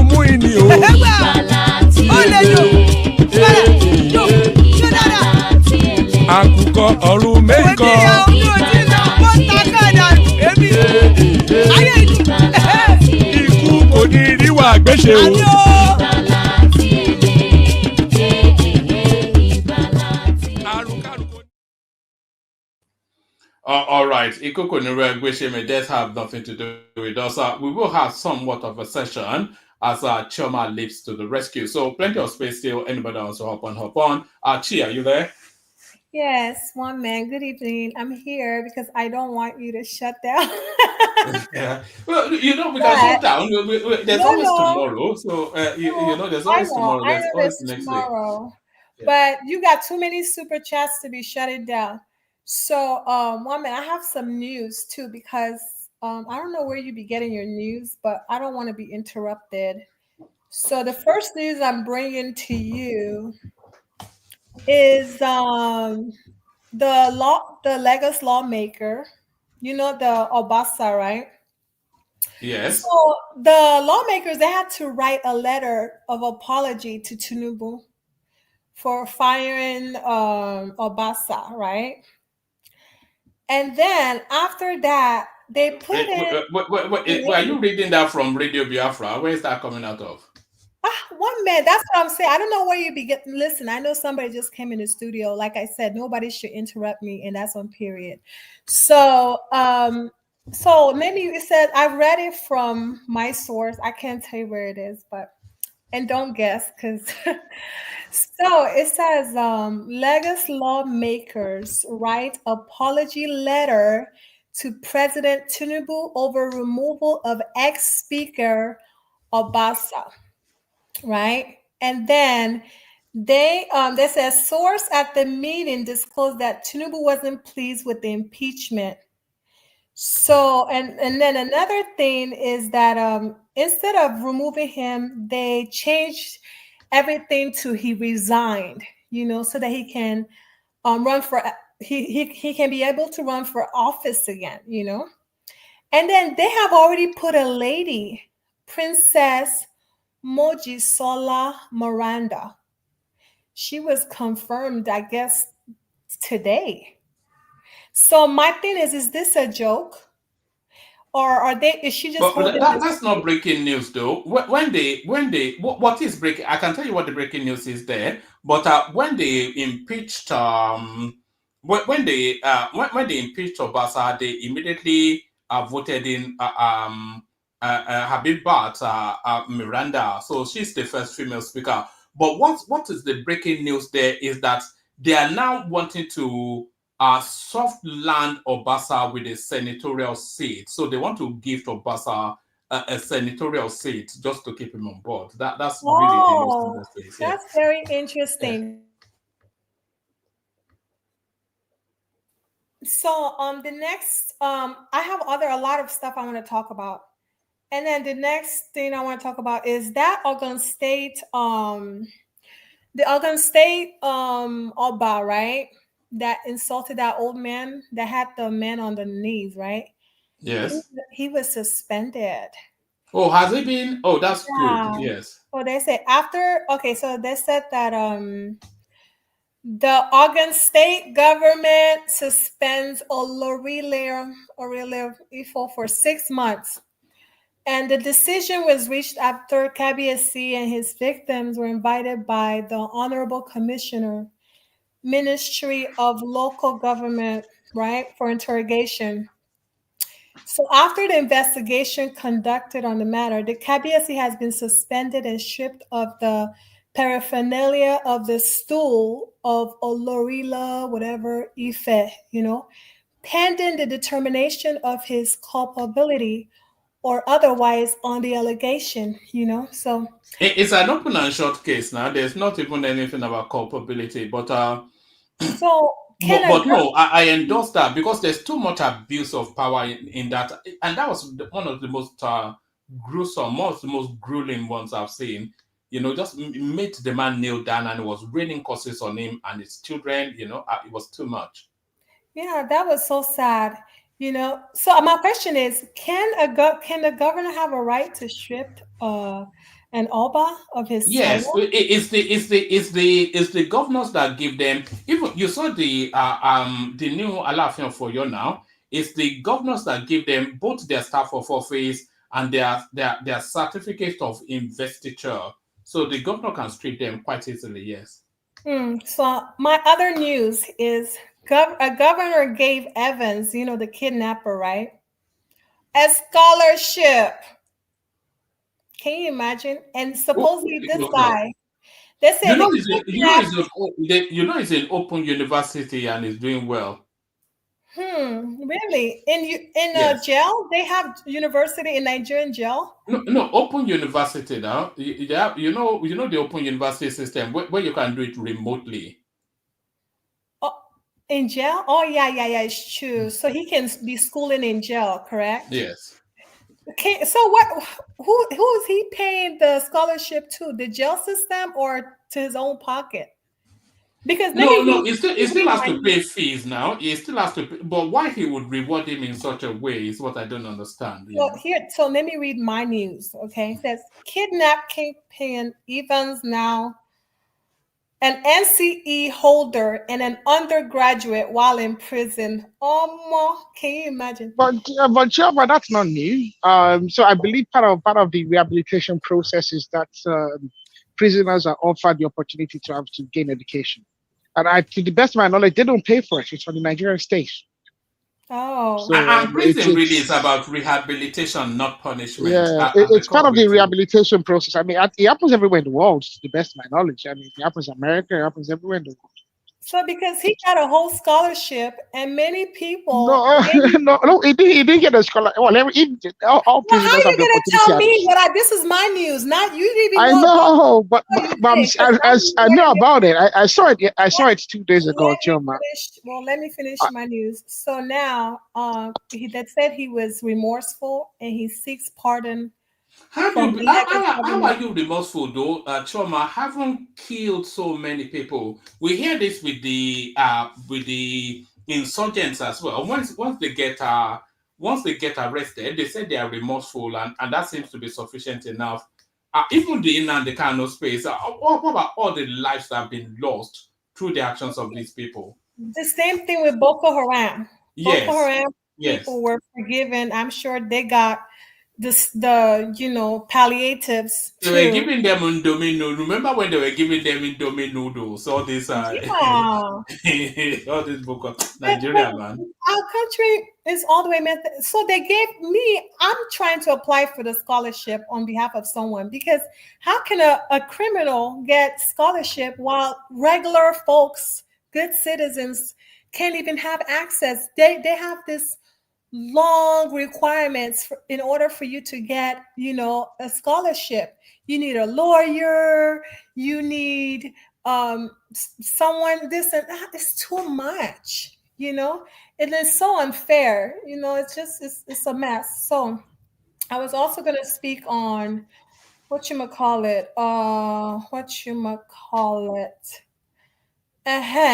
say President Tinubu signed into law a bill establishing the Federal University of Environmental Technology. What does that mean? No, it's just a reward for that's in Ogoni land. It's just a reward. They want to start drilling again in Ogoni land, and you know that place is full of guns. So rather than go, you know what Obasanjo always calls the carrot and stick approach. So rather than go militarize the space and continue to fight those Mossab or whatever it is they call themselves, they are trying to package them in such a way that they will enable drilling to take place there. So yes, that is just to cushion off those Ogoni people, those Sapele water people in the creeks. Okay, thank you for this. So I was going to talk on your news now. There's two things on what about that guy that pied himself? Is still ricocheting in the. A lot of people actually fed back to me on that thing that they enjoyed that space. That guy that pied himself. Yeah, that was a very nice. I'm so glad you listened to me and made it a headline. That's awesome, because it's a very nice topic, and it's educational for all the, you have to learn from this. You get what I'm saying? Don't go and marry a badass bitch and think you can do anyhow. you know, and But all the unfortunately bitches for are him, he bad lost his bitches life. now. Because Now he wants to be, there because are he no want to be good stingy. girls anymore He now. want to be stingy. All the women One are man, bad bitches. who kills them? Who kills himself over 15K? Like, bro, 15K. Who points a gun at their own flesh and blood over 15K? I don't care what emotional shit you went through. You dumb. Anyway, next. So I want to talk I about know Ellen. if we're still staying in that still staying in that space, Chioma, did you hear about the comedian AY now dating Yul Edochie's former wife May? They were caught So kissing apparently, allegedly. you know they're doing a film in the London with I don't think they're dating, woman. They are yeah, not dating. Well, that's yeah, what they're I they doing paid. a think It movie. says no, they are not dating. He put out a statement saying that they are working together. So that video you're seeing is AI, this thing, making it look like they were kissing. They are not dating. All they did was a movie together. yeah, we'll soon find out. It looks And like then they are what do dating you to mean? me. We still find out. One man, if you believe that, I will sell you sand while you're in Saudi Arabia. They are not dating. They are not dating. So, until to ba fi gbóyún wálé àbí? Look at this guy. Well, we kind nonsense with that. Say why we be worry boy, worry correct worry guy. Yeah, like I don't It's understand AI why you say they're generated video. dating. Like, It's AI yeah, it generated video. is. So, well, please, woman, tell us how you know they are dating. Well, if they Educate are us. kissing publicly and publishing Mm, photos of, mm. and then they are trying to claim that it's AI, it's Mm. Photoshop. So, Chioma, you two think they are dating, isn't it? No, I don't think they're dating, but then there's an autumn of truth. You know, Nigerians, they like to mess around. But there's an autumn of truth to everything. I don't think as of right now that they're dating, but I think they're talking, if you know what I mean. Because Okay, why? You think they are too comfortable with each other? Like let me tell you like why. it shows. Let me tell you why. AY's wife, Megan, I think Mabel took one guy to her dad's funeral. Like she was holding hands with another man at her dad's She's funeral. falling in love now. What is wrong with that? So you think she's in love? Whatever it is, it's just to make tell AY that she has moved on. Okay, so why? It's So still you for that see, now. It's still AY, for so that. it's possible that AY would try to get with this one right here because she's also single. And No, but this is my thing, okay? The problem I have with AY. Can we establish this that AY loves women? He loves women, even married or not married. The wife Wafi said guy. it, huh? Now wafi guy now. How you no go like woman? Now he does. So Chioma, you see this you. If I'm you, this used wife, what's her name? Let her run because AY, unless she likes open relationship, then they can figure it out. But either way, AY is a known player. And AY knows who to feature in his movie so that the movie will sell. And who else except May? May is trending. So but listen, You know what they call that in France? They call that a ménage à trois, a threesome or some sort. Yeah. listen, I They're approve just of passing girls around each everything. other. I approve of anything and everything that makes one happy, as long as you're not getting all kinds of diseases. Even though the federal government approves 4 billion naira for HIV/AIDS treatment. Interesting, right? So one man, skip that. Let's You talk know about. that Nigeria is the #2 HIV space according to the news reports. That's crazy, It is though. rife in Nigeria, HIV. Then what There was happened? actually a storyline that I was reading. Some guy, he has HIV and he slept with about 400 women. Oh my gosh, And that's you hear that a crazy. lot. Actually, all these people that they look to punish the space. I They just know that hope they are carrying this thing, and I just hope they use the condom during this dirty December. This is why it's good to just stay in the US, close your legs and just mind your business. how is that ever a good thing for women to close their legs? The world will depopulate now if Just women close their mind legs. your business and pray to the Almighty God or Allah, do your thing, in your home. That's the only way you can be safe. So one man, right? Let's talk about Elon Musk, right? I think all of these things, you guys, you and Collateral, you guys are, spreading on your page on this one man show is propaganda. Stop listening to this democratic people. None of this came to light until Trump became president. Do you ever think about that? I think you guys should just chill, let it go. Trump is president. I mean, we're not going to have any Nazis controlling the world. Like, all that is in the past. Let's move on. Okay, stop spreading false narratives. And yeah, Elon Musk, he's South African and he's white South African. He has a right to feel the way he feels. You get my point? Just like if I was Black, I have the right to feel the way I feel. Anything that will protect Nigerians, I will agree with it. If they're saying, for example, if they're saying Igbos are being persecuted in Nigeria, I would agree, because maybe they will send more help in the East. You get my point? So don't make it a racist thing. Like, don't make it a thing. Just Trump is our president and we are happy. We're not complaining. In fact, people are more happier. People are looking fresher and people are more healthier. We're not worried about LGBTQWXYZ alphabet community. We're not stressed out about that. You understand? So just like, stop promoting this Trump, hate thing. Don't do that. I'm more prouder to be an American than anything else. At this time, I'm so proud, honestly, So thank God for Trump. And thank God that Elon Musk assisted. Choma, I want you to listen to this little snippet. Honestly, I don't want to listen to it. This is my time. No, hold on. Play it for other people, not on my station. No, just hold on. The audience might want to hear it. The guy on the screen right Who in here. the audience? Can y'all raise your hands who wants to hear this? Can you just hold on 1 second, please? The guy on the screen is Elon Musk's father, and I want you to hear what he has to say. She still going out. I didn't get her parents, by the way, were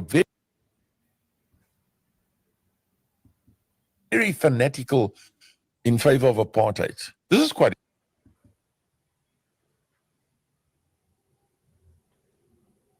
Is that you putting voodoo on it? What's going on? This is your UK. This is London Bridge is falling down.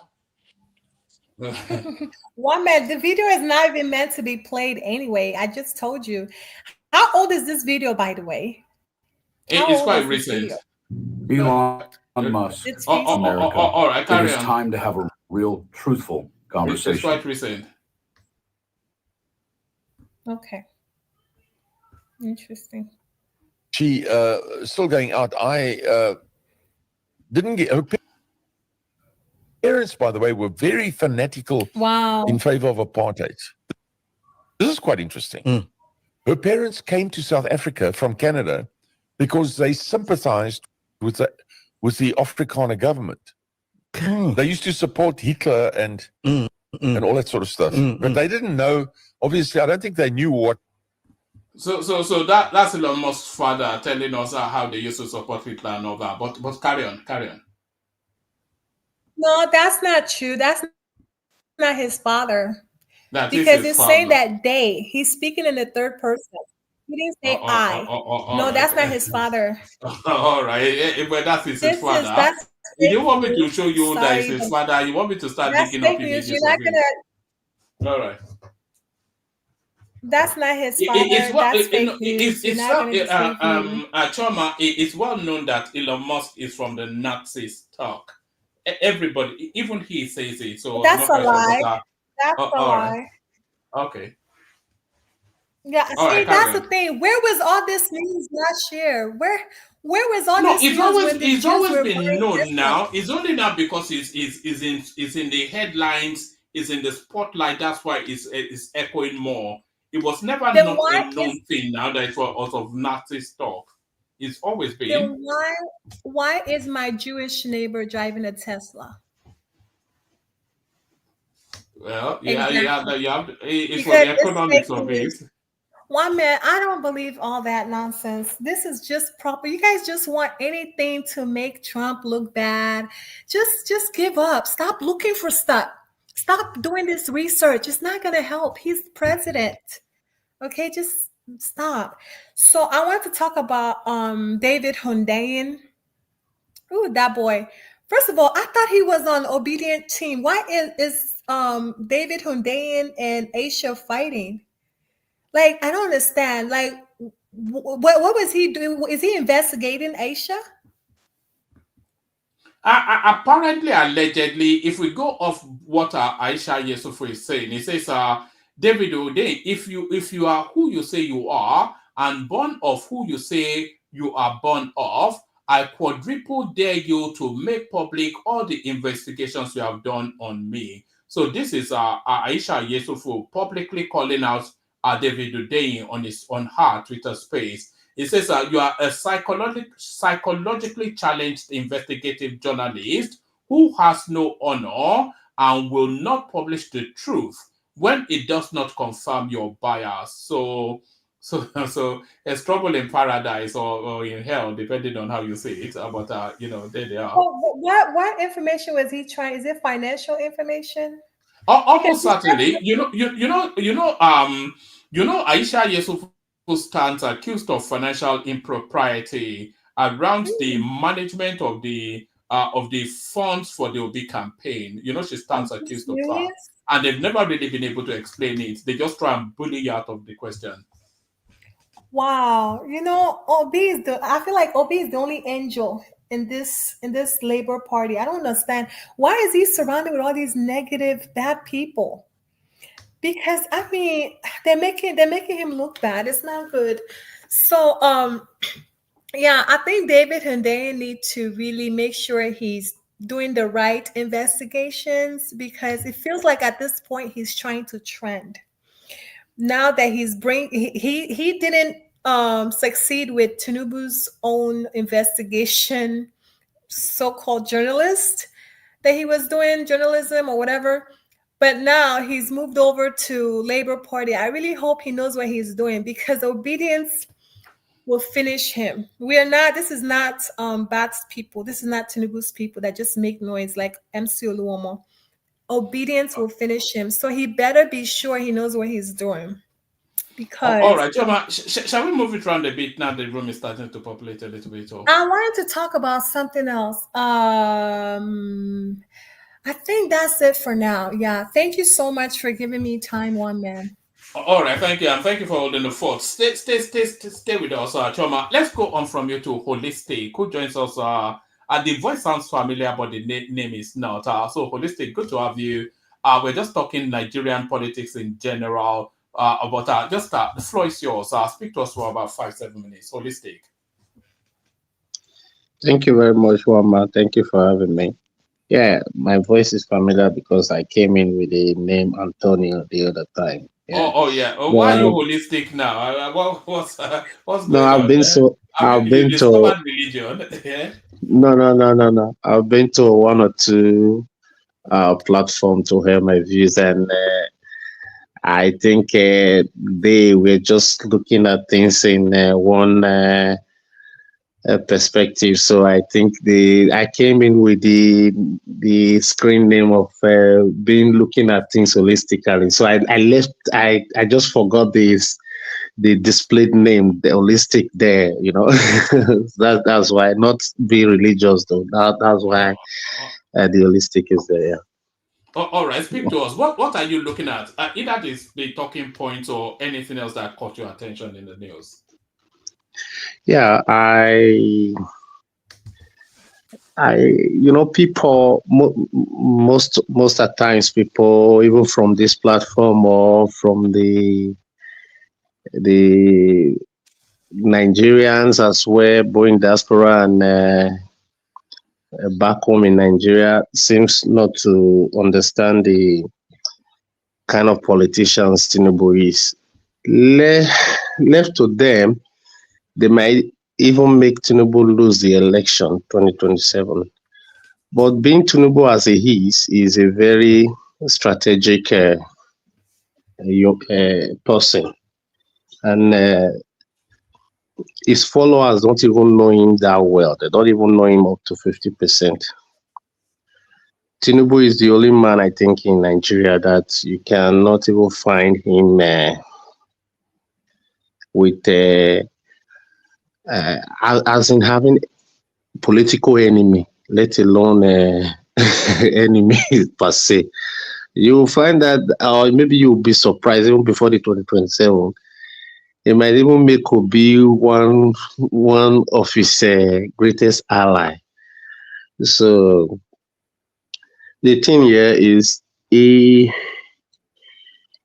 don't be surprised seeing the first lady having a chat or meeting or a visit with the past head of state in person of Babangida and even Abdul Salami, because he knows what he's doing. People are clapping, hey, he can win 2027 even without this or without that, without Rufai, without this or without that. But he doesn't play to the gallery with his supporters or his followers. Those are, let me say, the Hallelujah boys or the... So I think he's a very good politician. So you see what's happening to the, let me call him now, former Speaker of Lagos House of Assembly, the Obasa, you know. If it were to be other governor, other leader of a state, we suppose someone to, you know, embarrass him out of office and other stuff. But being as a man that it is, he won't take that bait or he won't succumb to that. Though they've already, you know, impeached him and, you know, but we still give him a soft landing because he need everybody. He's a man that always need everybody. But people will come here and analyze it, this, that, Tinubu, this, Tinubu, that. No, he's not that kind of person. Because he knows that it's only wicked. Is he a better politician than an administrator, so or than a president? Because people accuse him of that. He's not an administrator. He's not an administrator. He's not even a good manager. He's a good politician. That's just what he is. Left for him, he's playing politics. Just watch this fool for whatever years we just go for him to win 2027. He might not even administer the state very well, like maybe really governing.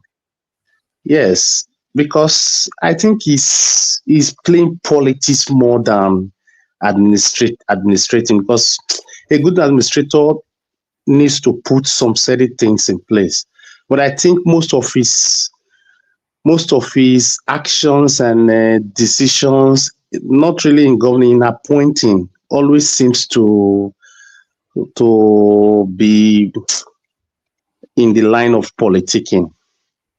And as in Nigeria, for now, Nigeria ought to be a place like declaring state of emergency on agriculture, state of emergency on power, state of emergency on economy, you know.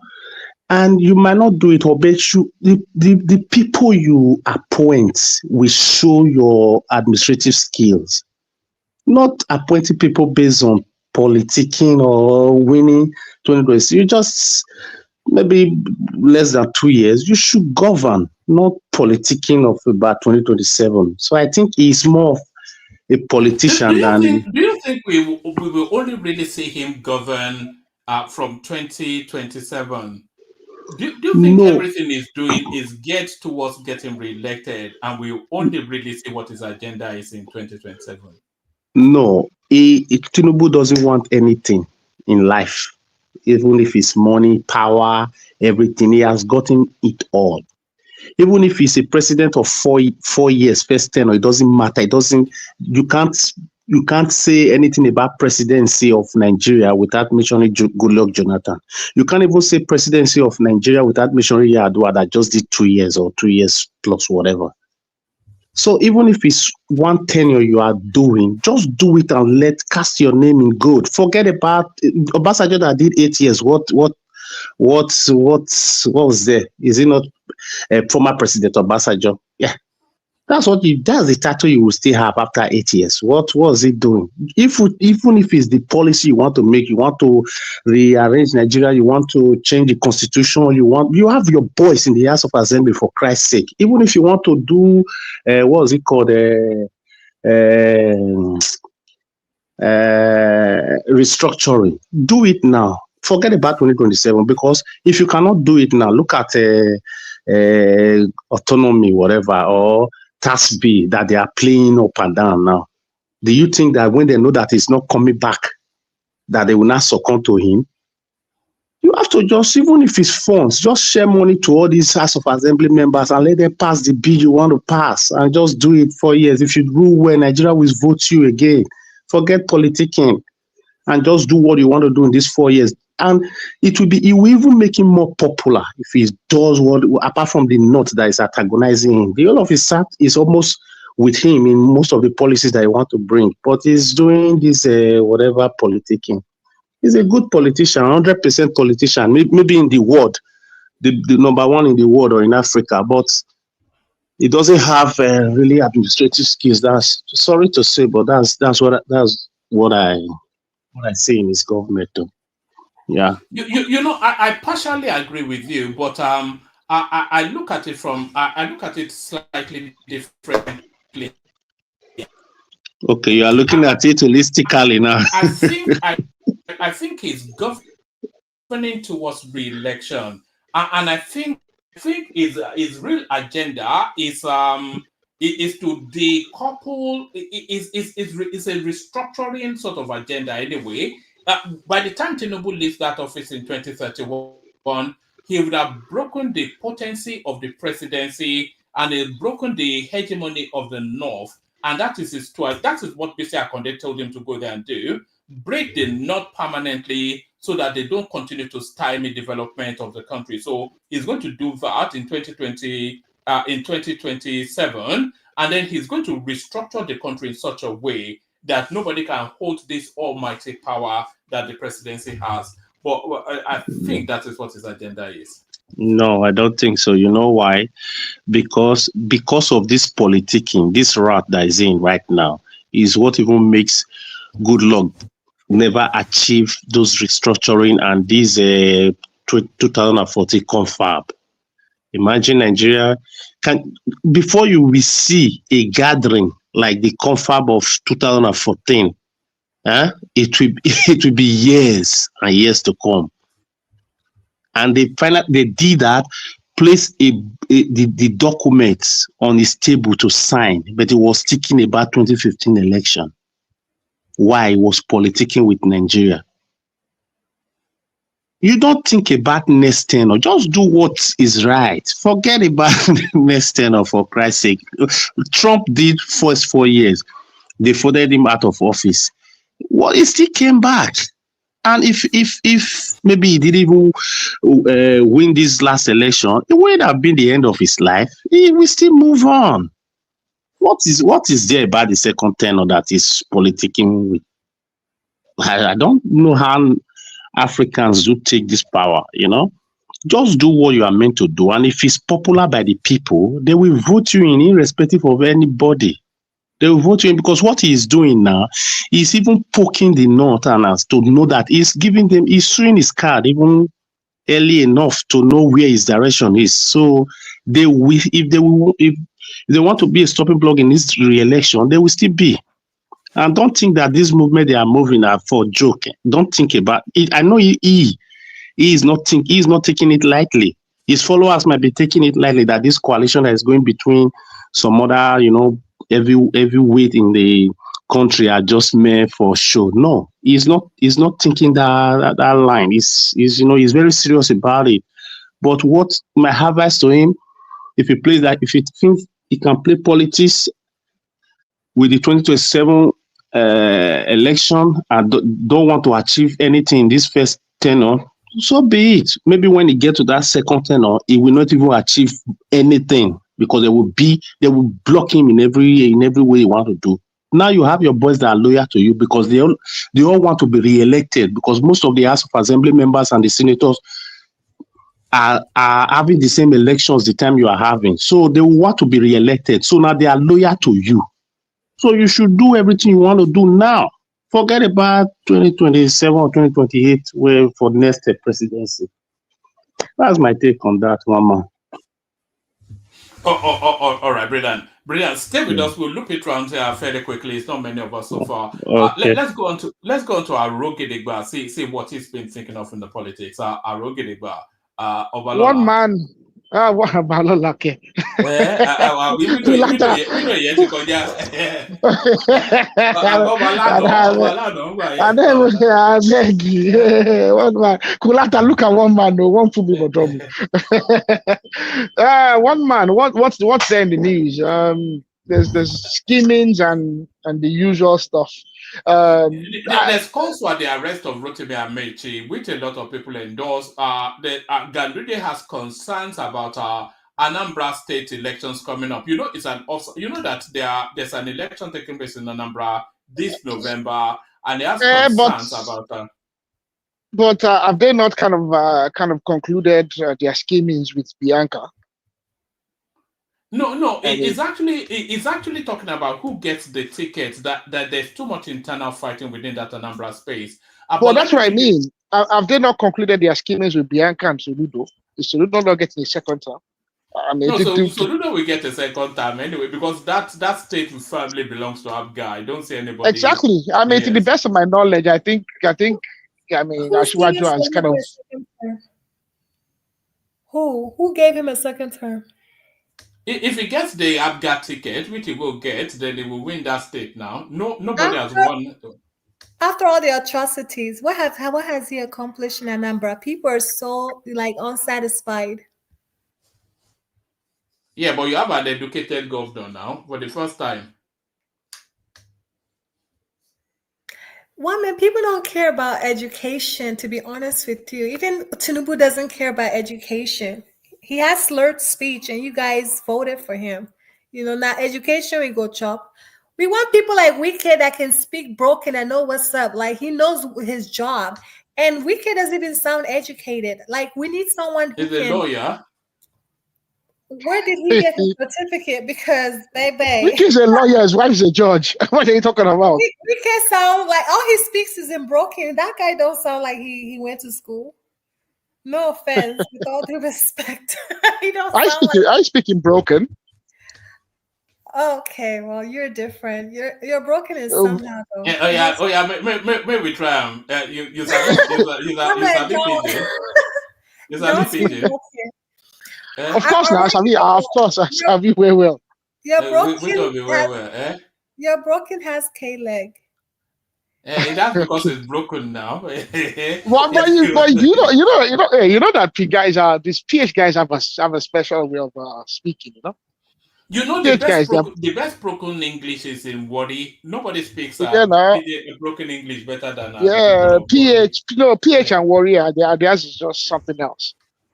On one man, do you know I can buy a doctor's certificate in Nigeria if I want? Like, you can start calling me Dr. Choma, the same way you call Adama Dr. Adama. Like, if I want to get a doctor, if I want to be a doctor right now, I can get the certificate. Choma, we like you too much. Don't go and try it. I'm just saying. You can start calling me doctor. I'm finna ship my certificate tomorrow. There's different kind of doctors now. There's the secretary in the barista sort of doctor, and then from the school doctor like Adam. From Nigeria. I can get one from Nigeria. You're gonna start calling me doctor. How much you want to bet? I know. You don't want to bet because you know it's possible. I'm so sorry. I'm so sorry. Talking about Nigeria not being that bad, this headline: US-UK patients now seek medical care in Nigeria. This is the federal government. And that is true. I know, especially around those sort of IVF sort of treatments, some even minor surgeries, people actually going from the US, UK from Europe to go and get their treatment in Nigeria. where they are somewhat assured of the quality and certainly know that it will be vastly cheaper. Health tourism in Nigeria, yeah. Yeah, I think especially UK. One man, you know the story with the NHS now. So I mean, I don't need to tell you how that is. I don't know about the Americans because Americans are always paid for for what they get. So I can't say the Americans. I can't speak for them.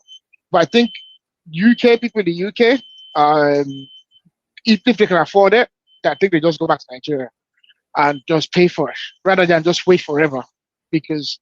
I mean, people are literally waiting for donkey years, in the UK. So, and even the service is really not that great anymore. It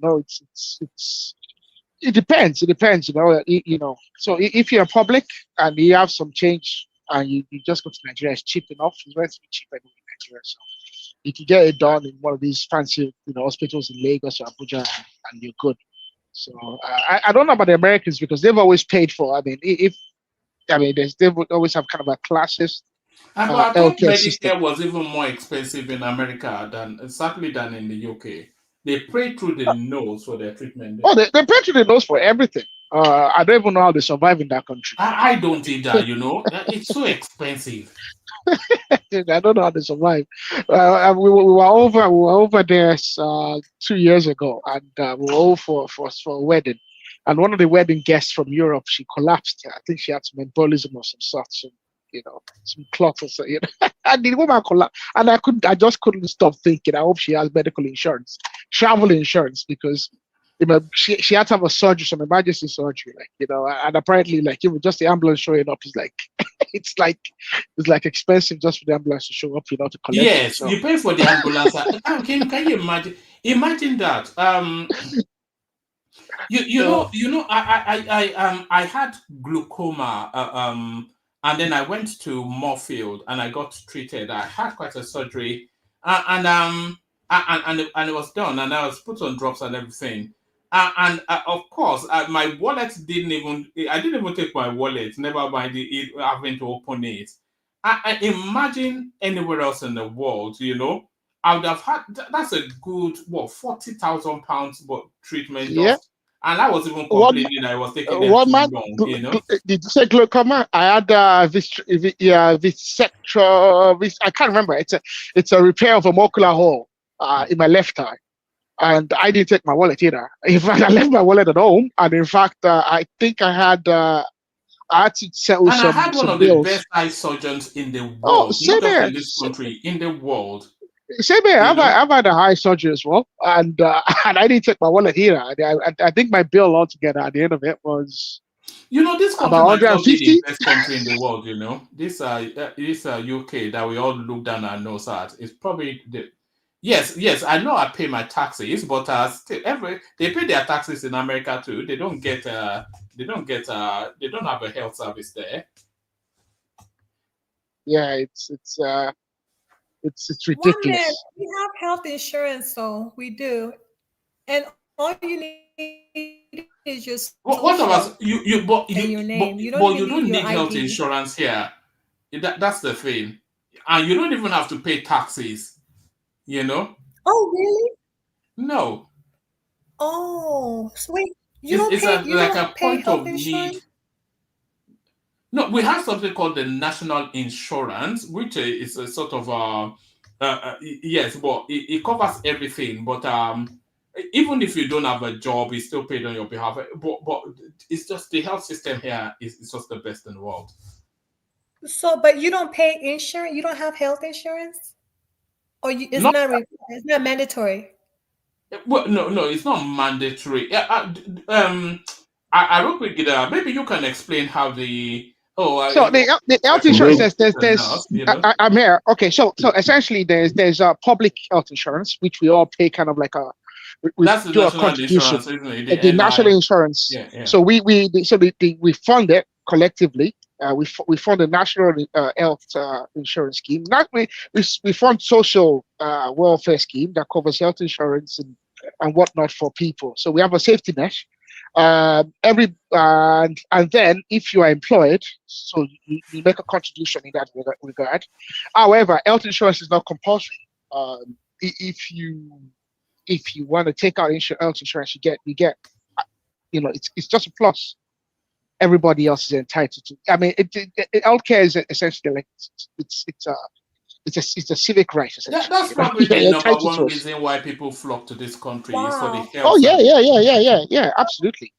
Well, the reason why I guess the U.S. citizens have to pay health insurance because we have illegals here, so we don't even have a count of like legal residents. So yeah, that's why we have to pay the insurance. Whereas the UK, they don't have illegals. So you see so thank God for Trump. Okay, so you can continue with your submission. All those boats coming in from France are really getting. I didn't say to you that when you look at the United States and you look at the population, the current population, you look at the landmass, and you look at the proportionately, we have more illegals. Proportionately, we have not just illegals, even legals. Like the UK is extremely overpopulated, especially when you think of the fact that most people are centralized around Greater London. So I mean, it's you really need to come around. If you go on the tube in London, you'll be rare to hear anybody speaking English. You see that Hindu or Arabic or something or the other, all of them looking like suicide bombers, Yeah. So it's they ridiculous. all have legal documents, though. That's the difference. So. Let's just exit this conversation before it goes south. Because all right, take us somewhere else. What's going on in Ogoni land? It looks as though when I was reading this piece, actually, it looks as though the last time they drilled there, the last time they had outposts from Ogoni land was in 1993, which was when the Ken Saro-Wiwa sort of space. So it looks as though Tinubu is now trying to open up those fields. One man, it's a shame Baba is not here, and there's this other gentleman. I think it is on. Yeah, Izon. I think it's Izon. I suspect that Izon is from that territory, and it does seem to us that Baba is also very knowledgeable when it comes to the Ogoni matter. I think they're making moves to resume drilling over there. But also it looks like there are some unsettled matters, and there are some, I think the best people that can speak about it will be Izon and Baba. They did it justice. I think 2 weeks ago, I think it was, or last week, they did it justice. Baba really does seem to know that place very, very, very well. You won't get you only get a skewed narrative from Izon because he's so he's like an angry youth, he's so bothered about the injustice that he feels. Well, you can understand why. I think in fact that night actually things got a bit saucy in the end. You know what I've always felt about that Ogoni space? That those creeks, I think they should just clear people out of there, go and resettle them, maybe move them to Ikorodu or maybe Jalingo or something. Just remove everybody from that space, and because it's too valuable for us to what we care about fishermen when we have oil there. Did you come across? I want to protect fishing when you have oil. Well, don't be silly, Well, fisheries actually are more a lot. I mean, I don't know about what you know about fisheries, but fisheries. I mean, look at Brexit. Look at the argument between France and UK over fishing. But this is not deep ocean fishing now. This is just rudimentary man with a net, sort of. That's what they do in Ogoni land. One man, Norway and Sweden failing fishing, That's the economy, Norway, the Scandinavians, That's where we get stockfish from now, the Scandinavians. Yeah, so one man, did you stumble on this Itakiwa's interview over what's this place there that was ceded to Cameroon, Bakassi? No. So she granted an interview over Bakassi, and it's quite telling. It's unfortunate that even I've been culpable in accusing Olusegun Obasanjo of willingly ceding Bakassi and offering no resistance to that. It would seem that is really not the case. in some respect. So you should check out the interview, and maybe in one of the next few shows, we can discuss it. I think maybe Obasanjo has been wrongly vilified, maybe. As you haven't seen the Bakassi without much resistance at all. It would seem there that it all happened due to the lapses of the Abacha. I think it was international arbitration that seeded Bakassi, wasn't it? But it's not really because of international arbitration. It's much more like. And it was under Abacha. Abacha, yes. It was essentially the dictator is not allowed to come around to do an arbitration to defend the country, essentially. So they took advantage of the fact that Abacha was in power. Abacha didn't essentially recognize the arbitration, the courts, the arbitration, and essentially they got no contest judgment, essentially. So essentially that's what it was, and it was too late by the time Abacha came around to come to have an appeal, essentially. So I've gone around saying that Obasanjo essentially gave it away before, so I think I'll take that back. But you should check it out. One man, it was quite something. If we think they are going through quite a lot, I think the people in Cross Rivers, the Bakassi people have a tough, essentially. There's only really one voice in that space that if anybody, by the way, if anybody has contact with Ankoy Briggs, oh Jesus, I hate that woman. Ankoy Briggs. She's one of my favorite voices. Oh Jesus, she's despicable. She's a despicable woman. Mr. Yes. I think you need to apologize to Allah for speaking negatively against Obasanjo. That's all. Sorry. Baba Yabo is still a despicable human being, but at least he didn't see the Bakassi willingly. Now, not to say that he probably didn't get payment from the French in the back end of this, so that he wouldn't, but let's just leave it at that. But Ankoy Briggs, well, I guess one man can invite her, but I don't like her. I never did. I hold her in the same regard as Clark, that old man. Those are the people that deceived Jonathan. They absolutely deceived Jonathan and told him it's all good. And Ankoy got a lot of payments from all the militants. She got a fair share from him. I'm sure she must have gotten a fair share from the militants. No, she's just one of those people. Well, then again, it's their money, it's their oil, so maybe she's just getting paid her own share of the national cake that's been baked thanks to the oil from their back ends. But I don't like her much.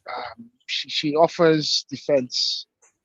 Because at the height of when the militants were kidnapping people, the ICs, buying and terrorizing the region. Ankoy, she was kind of like a shield for them, and she offered them sanctuary. Yeah, she was like their mouthpiece there publicly. So I don't like people that offer defense for criminals.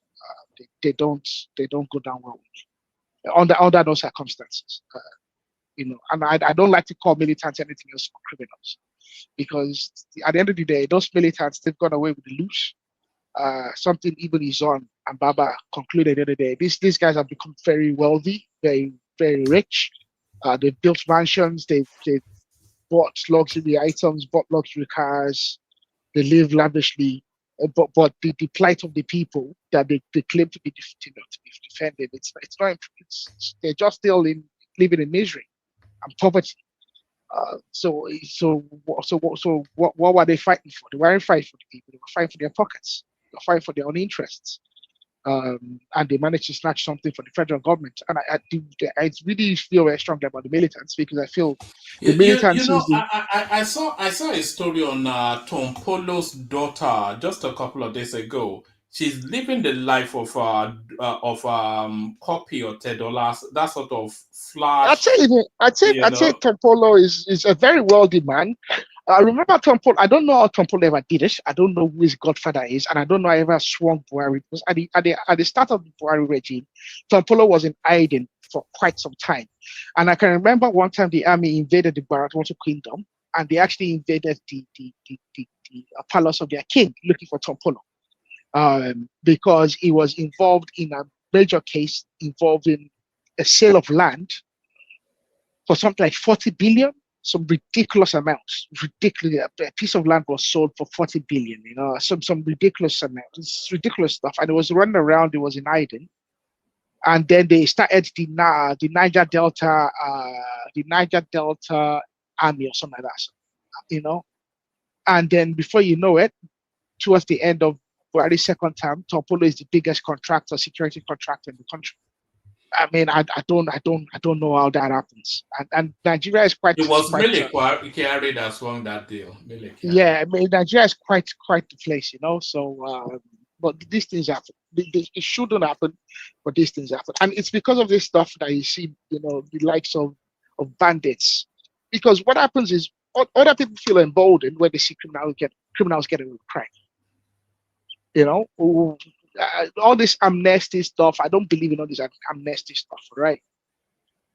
A government needs to have a very big stick and be able to whack naughty children in the head without remorse, and the other kids are going to get in line, essentially. But when the government is playing, all this carrot and stick, yes, carrot and stick. There's no point having a carrot and stick if you're going to be dangling the carrot and you're just going to be, feigning like you're going to use the stick, but you never do. Shouting that I'm going to beat you, I never use the stick, is of no good use. The carrot and stick is there so that once in a while you use the stick, and you use the stick without any, you don't even give any signal that you're going to use it. Just use it out of the blue and use it and bang it hard. And then people know that, yes, the government needs to be somewhat psychotic. The citizen, we need to think that the government can be psychotic and can be extreme in punishing people as well from time to time. So, but hey, Nigeria, what do we have? One day, me and my people in Ife as well will probably come up with some grievance and then force the government to pay ourselves. Everyone's going to get their chances in their turn at some stage because the government is willing to settle at the end of the day. So that's what I think of one man. All right. Is there anything else you're looking at in the news? We were going to go to AY, but he seemed to have dropped some water. What else is there? What else is there? I mean, there's plenty there. I've come across quite a lot of stuff. This struck me actually. POS transactions surged to 18 trillion in 2024. Oh yes, I was going to talk about that. Yes, the digital economy is No, one man. It's not the digital economy. Okay, it's essentially crime. Essentially, okay. I've heard people say that bankers and bank managers and bank staff are complicit in essentially under. So what they do is the ATM services in Nigeria are not adequate. Yes, Nigeria is going to a cashless economy. All right. But still, the ATM services are inadequate. All right. I don't use cash much myself. I've not seen a 50 euro bill in God knows a year. I've probably touched cash for the first time today in the last 2-3 months. But at the same time, I have access to a number of ATMs if I do need it. In Nigeria, the only cash that I have is £1. do you know why I have £1? Yeah, for the trolley. Same for here. The trolley. For the trolley. Yeah. Well, in the car. It's for the trolley in the supermarket. Same here. Essentially, I get. I'm like two. I'm a euro. I'm a pound, and I just put it in the car as well for the trolley. That's my only same here. But I had to use the ATM today to pay for something with cash because the individual only wanted cash. But I could easily just drive up to an ATM on the way, pack up, go to the ATM, withdraw the amount I needed, and walk away. And I could have stopped that, but I mean, there probably were within a 10-minute radius. There's probably 6, 7, 8 ATMs I could have visited that would have cash. In Nigeria, the ATMs are almost. They're in at number one, you'll be there. I don't know what's the maximum you can withdraw now, but there's a time in Nigeria, it's maybe 20,000, 40,000 withdraw maximum. So you're there at the ATM running it multiple times to get maybe 200,000 or 300. You're there, fidgeting at the ATM while there's people behind you. but the ATMs are never. You get us that sometimes it's not working. It's out of service. It's not dispensing the amount you need. It's all sorts of stuff. However, the POS is a business because what do? They sell cash. You're paying a premium for the ability to withdraw to get cash essentially. So you're buying money. You're buying a service to withdraw. It's ridiculous. The POS machines are sold. They're provided by these fintech companies and the banks. So the banks get a cut. So it's terrible. It's a complicity of the banking sector, of bankers, bank staff, and the POS operators. They essentially make it so that you have to come and use their service. So they compromise and they sabotage the ATM systems, and that's really what it is. So it's a shame that we shouldn't see this news as good. It's actually bad. The POS is not an ATM. It's essentially it's kind of like it's an ATM essentially. It's an ATM run by humans. Do you not pay a transaction fee anyway when you use the ATM in Nigeria? Do you not pay? Well, we all pay a transaction fee, but it's not the same. The POS charges you a lot more. When you use the ATM, you pay a transaction fee. You get a monthly. I think you get a quarterly or monthly. They charge me all the time. I don't even pay attention to the text messages anymore. It's become a nuisance. But you pay a quarterly or monthly fee for using these bank services, which you do anywhere in the world as well. But it's reasonable. Whereas the POS, they charge it's a higher fee if you look at the charges. So maybe you're taking maybe Yashukra only wants 2,000 naira, and they charge 200 naira on 2,000. That's a substantially more, and that's for one transaction. That's substantially more, I think, than the ATM would. But even at that, the transaction fees that they charge people in Nigeria is ridiculous. It is ridiculous. I mean, it's 25 naira for this, that, and that.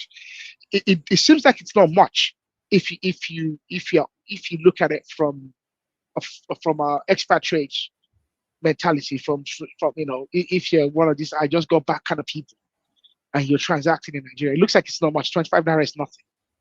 But for someone that's earning only 150,000 naira, by the time you look at all these transaction fees at the end of the month, it's quite a loss, So it's a shame that the average Nigerians, the plebeians, are really being ripped off. And the big problem in Nigeria is that there's no consumer protection agency that's adequate. That's we do have, but it's toothless. That's why I said it's inadequate. It doesn't look after the interest of people.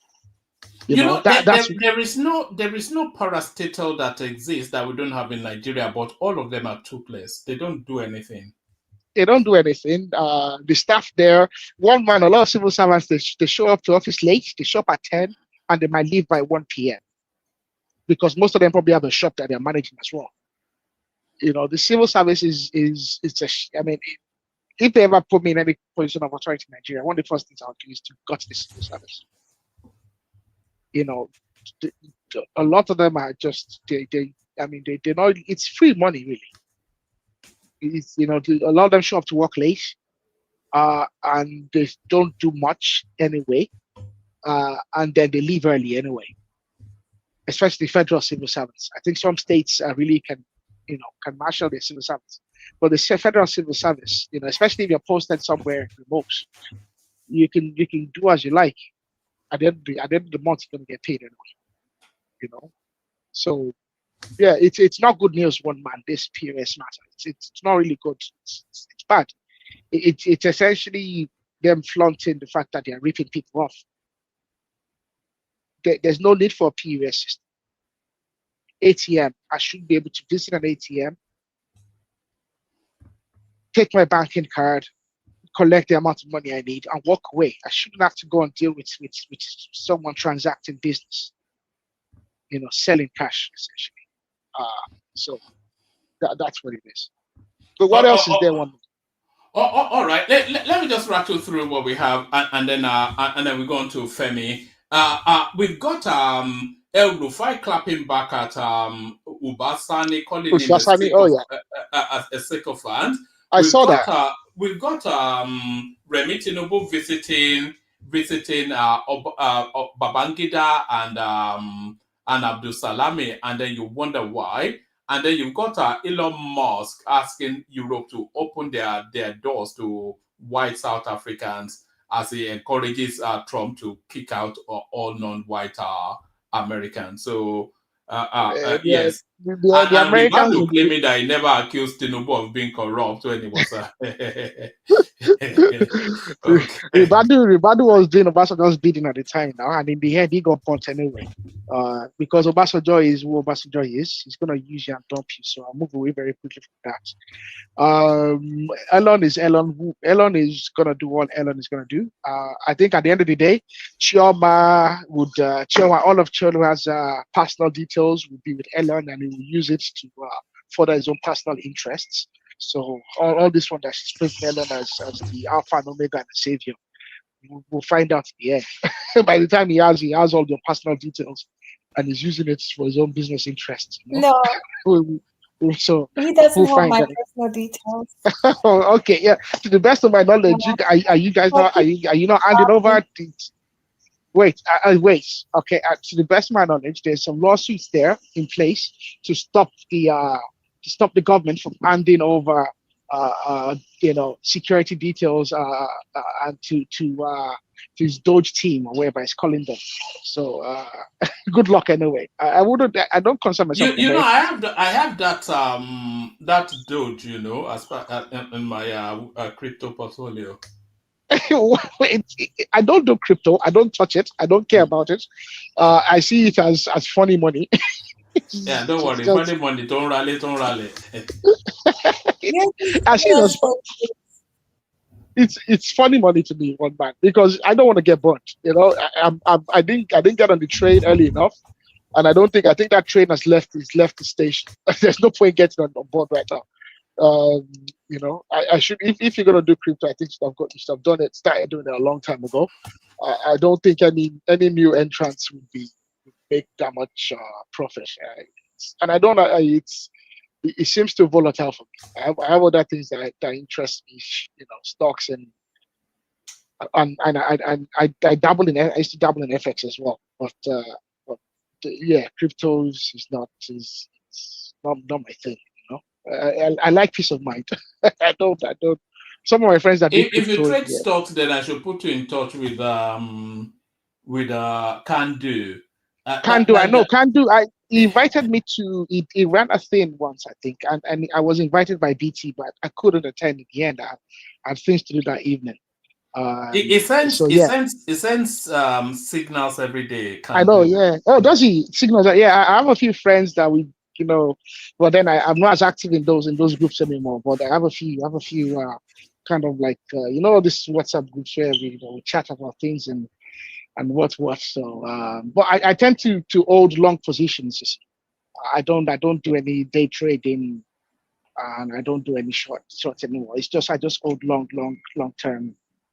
I look for stuff that I think are undervalued. Who are you holding long in Nvidia, Abi? Yeah, I got into Nvidia, AMD, GE. I got onto some of these. So because when you look at some of these large companies there, and their values are starting to creep up again. But for a lot of them, especially around the 2010 to 2011, they were extremely undervalued. Nvidia is going to moon under the Trump administration. It's embarking on something that's called Stargate project. I know. Yeah. Yes, it's a $500 billion so far.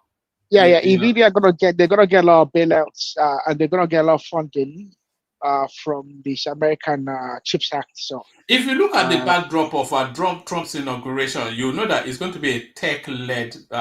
It was all the tech names were there, Yeah, so Nvidia are gonna do well. A lot of the American companies are gonna do very well.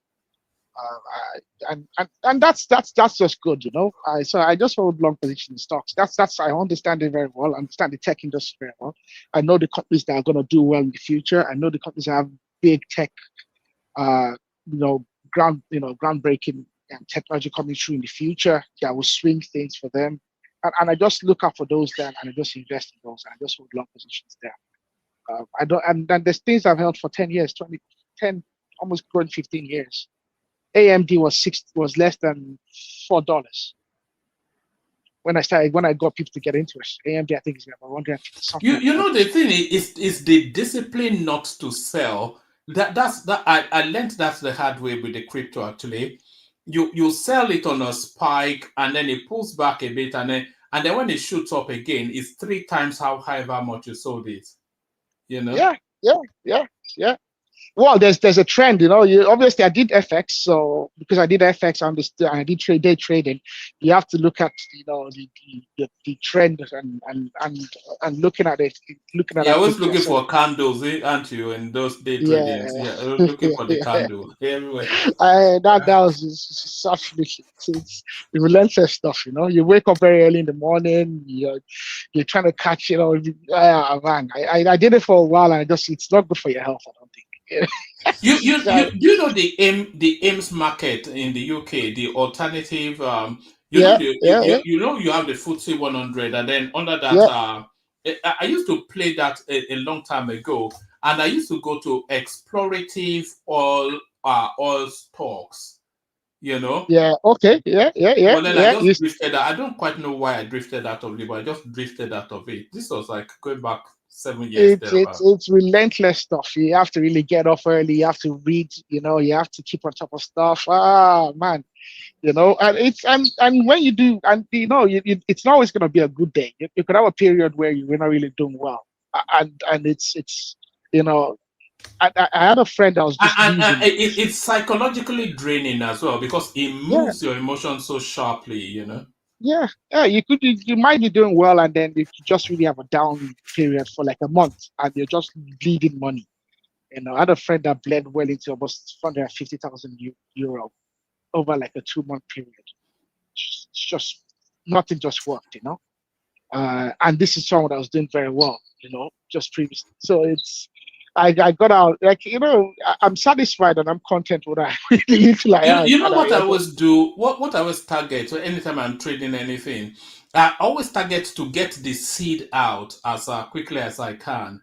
And then as soon as I get the seed out, then I know that, you know, it's not my one man, the trick is don't invest, don't put any money into it that you cannot afford to lose. That's what I can say. Yeah, but then it removes jeopardy now. If you don't have jeopardy, then you don't make, you know, you have to be at risk now for you to make profit. Yeah, well, I'm willing to risk. I'm willing to put money there that I'm willing to lose. Now, it might be quite a good amount of money, but I'm willing to risk that, and I'm willing to lose it. And when I lose it, I turn around and I say that's a lesson. I've learned. You know, I've paid. That's what it's cost me to learn. But I don't.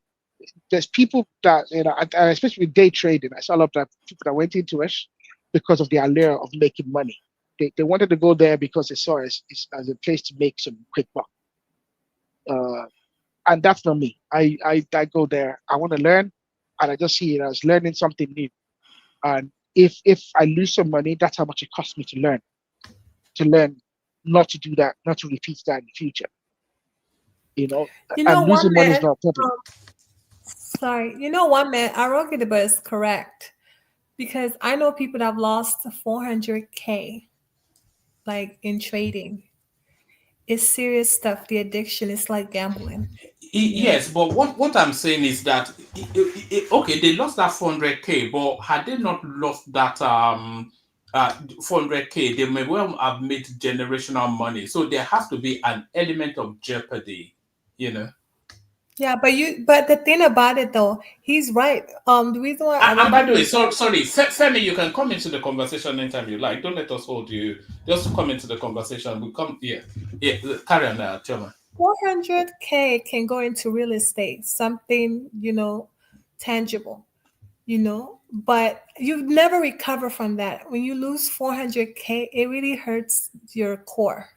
It really, really hurts your core. And it's hard to recover from that.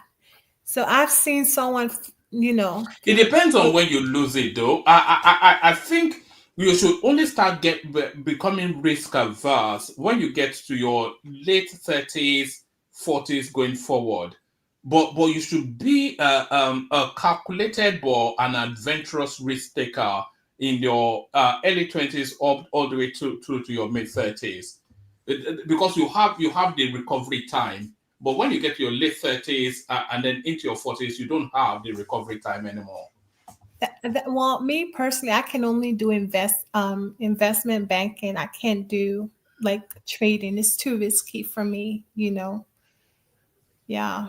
But I wouldn't advise you to do that if you have heart problems, because it can Trading is really not risky. It's not risky. It's just there's nothing really. I wouldn't use the word once you risky get to really describe trading. risky, that's when you lose. No, I don't think it's risky. I've done it. I don't think it's risky. I just think it's just time consuming. Because you're putting small change. You're putting in small change. But yeah, my friend lost 400,000 US dollars. Is that his money, though? You keep saying he lost 400. What was his starting off seed? That's really where the question. Maybe he made that off trading and then he lost it again. It's a bit like gamblers that they keep on keeping it on red until the roulette goes against them. 50% is his money,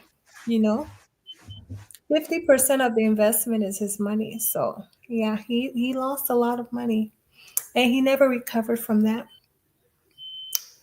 So who is Femi though? Everybody's wondering Femi.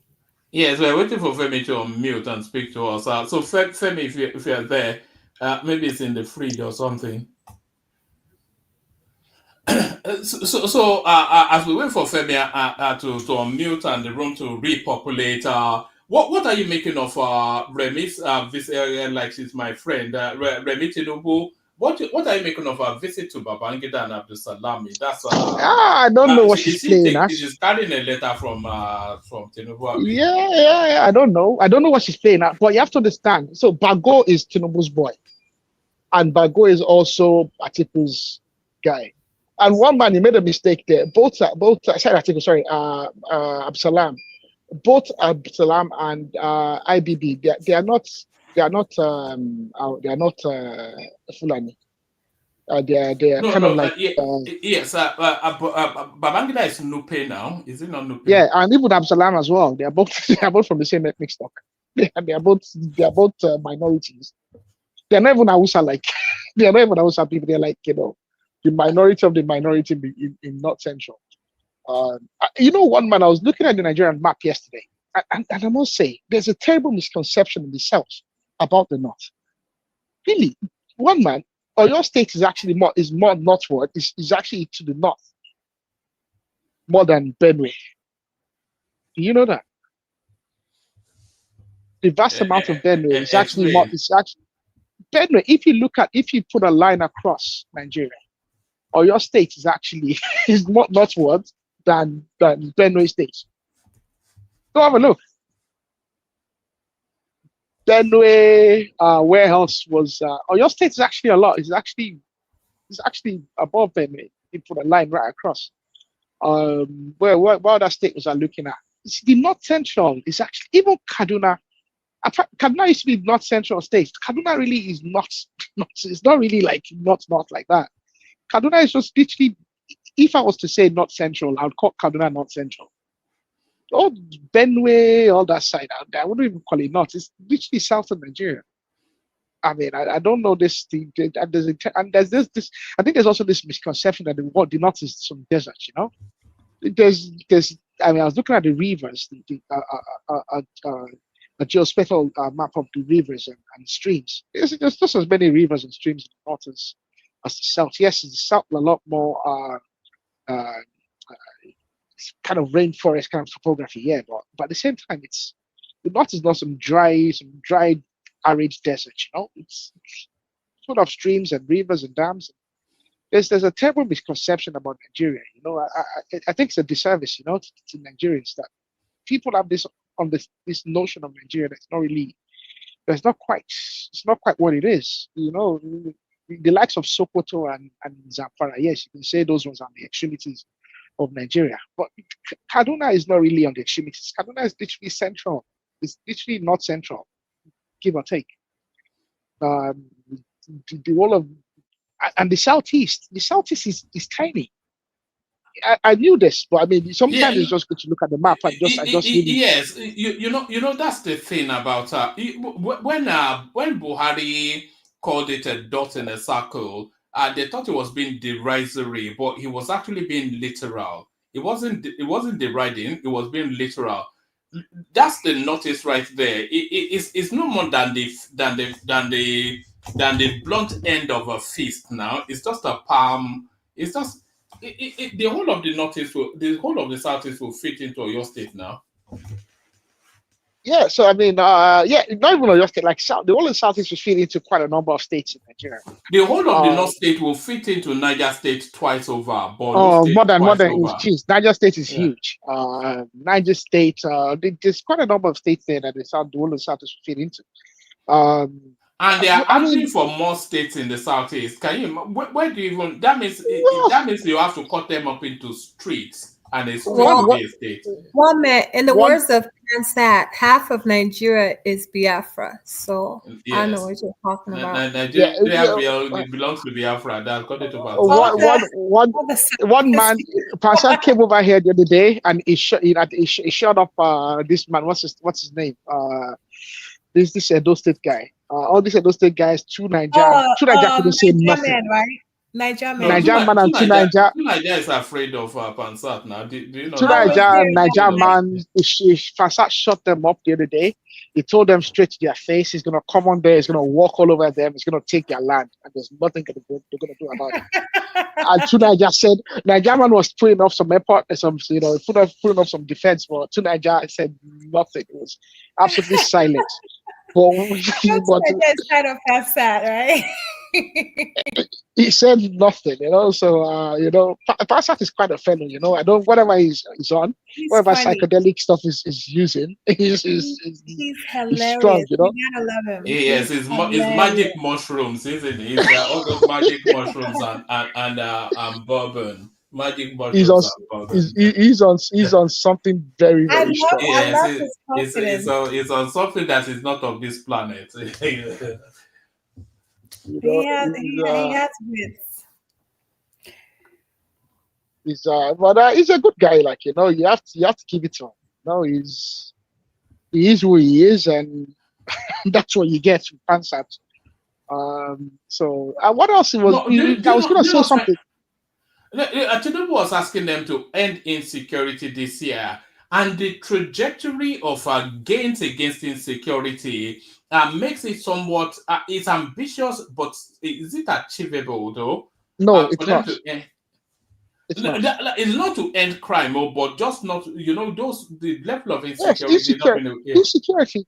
So when you look at insecurity in Nigeria, okay, kidnapping is not really. Kidnapping is a kind of opportunity in Nigeria. It's a business. So you said earlier on that armed robbery has stopped in Nigeria. So why should I go and rob a bank? When I go and rob a bank, there'll be a number of police officers there. There is a risk there that you enter into a gunfight. You enter into a gunfight as a criminal if you are in a 50-50 situation. Probably even worse. Depending on where you go and attack there, you might not be in a good position. All right? You might not make it out alive.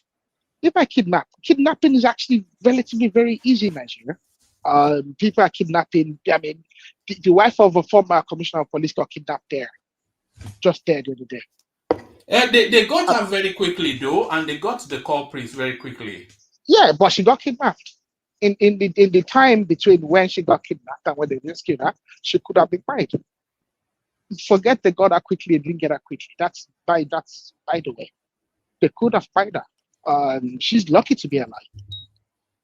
Because some kidnappers will see, they might have, started panicking and said, let's just get rid of this woman and make and vote for it, before we get caught.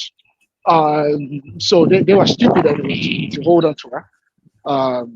But kidnapping is and it's a lot more profitable. I mean, look at the victims of the Kaduna robbery, the train robbery, the hijack in Kaduna. Remember that train hijack in Kaduna? Yes, where that nurse, or where that doctor that was traveling abroad the next day. Yeah, and they find out. Yeah.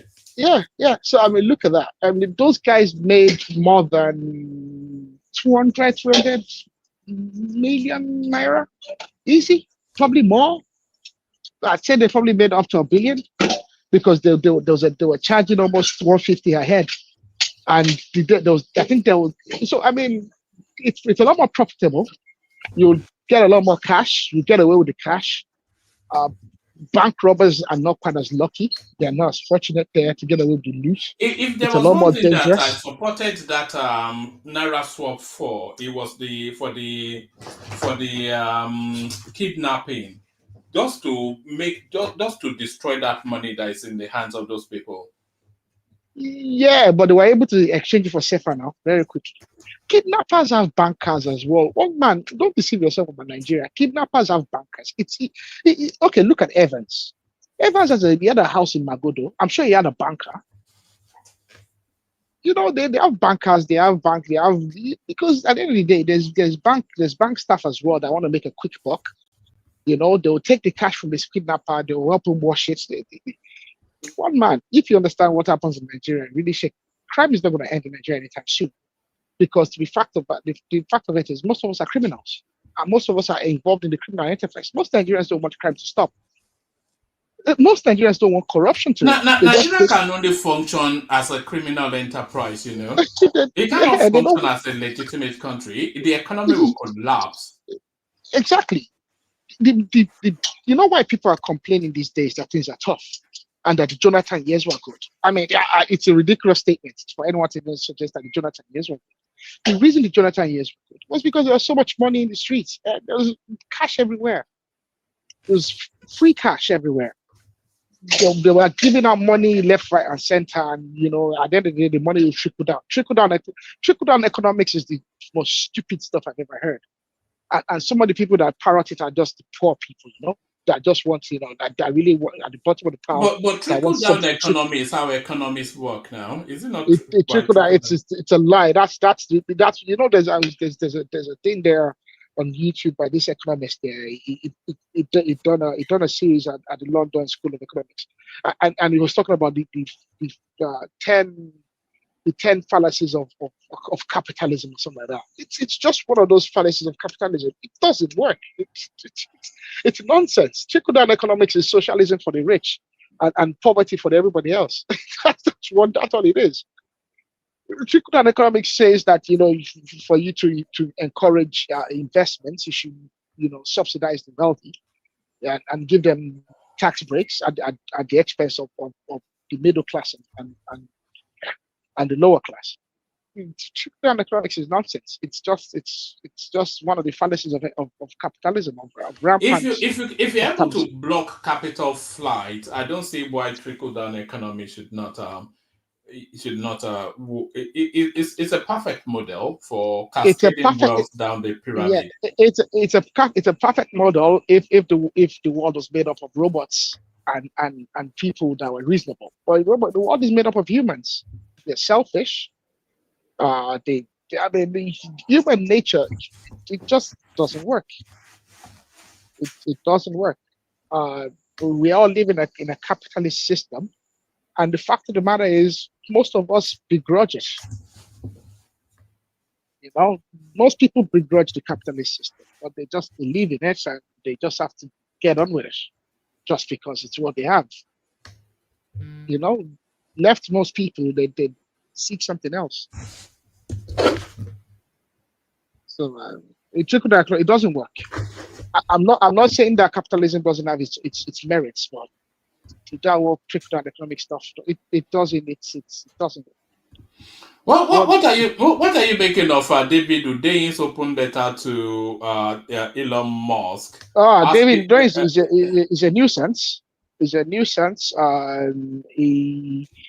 You see, one man, David is just opportunist. He sees it that Elon. Oh God! Oh, what a fool! I mean, what a fool! What is he thinking? What is he thinking?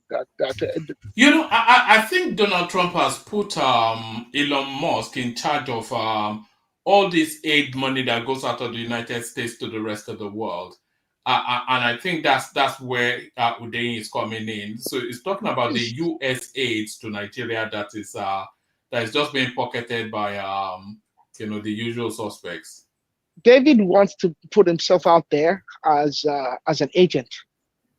You see, so because I've actually seen him on prominent platforms. I've seen him on the Russian television. I've seen him on the Galloway. BBC. Galloway gave him an interview. Yes, he gave him audience. Yeah, Galloway the most. That's the thing about it. Though is a lot better spoken than the average Nigerian.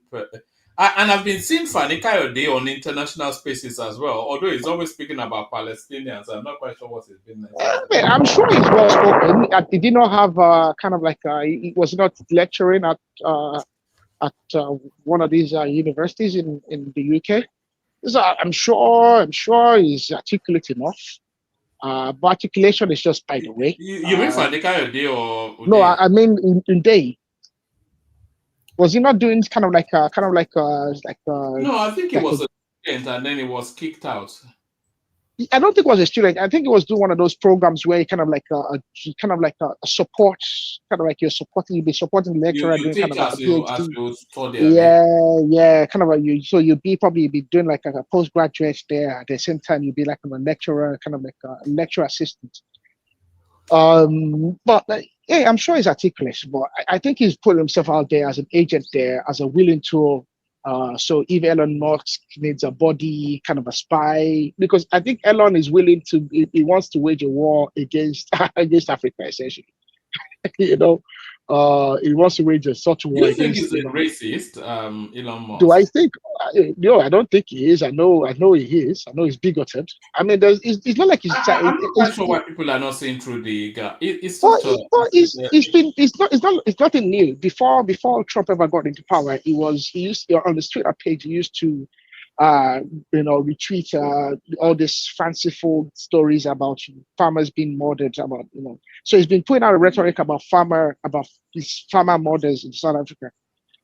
For a while, he retweets stuff about Zimbabwe. So he's he's someone that is very keen about the whole apartheid situation. He takes it very serious. Elon is what Elon is. I don't see this.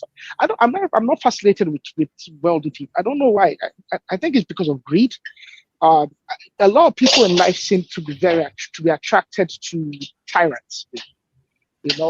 That's why Prince Daddy likes Donald Trump. Prince Daddy claims to be a Christian. Donald Trump is the farthest thing from what he believes in. He is a Christian. Yeah, right. Yeah. If Donald Trump held the Bible, didn't put the lights on fire. But people just like tyrants. People just like tyrants, and it's nothing new. The same reason why a lot of people like Tinubu is the same reason they like Elon Musk and they like Donald Trump. They are people that are forceful, that are daring, that are going to go out there and snatch what they want, if they deserve it or not, and individuals that don't have the balls to do it would look at them and say, yeah, you know what, go on. They wish they had the balls to do it, and they would cheer on the guy that has the balls to do it. So Elon is who Elon is. I'm not surprised that Elon is doing what he wants to do now, and I'm not surprised that he's going to pay his wages. So, because I think Trump actually came out to speak to the South Africans to tell them to give land back to the white people, and that would be Elon Musk pulling his strings as always. Those ones are stupid, and I'm not surprised.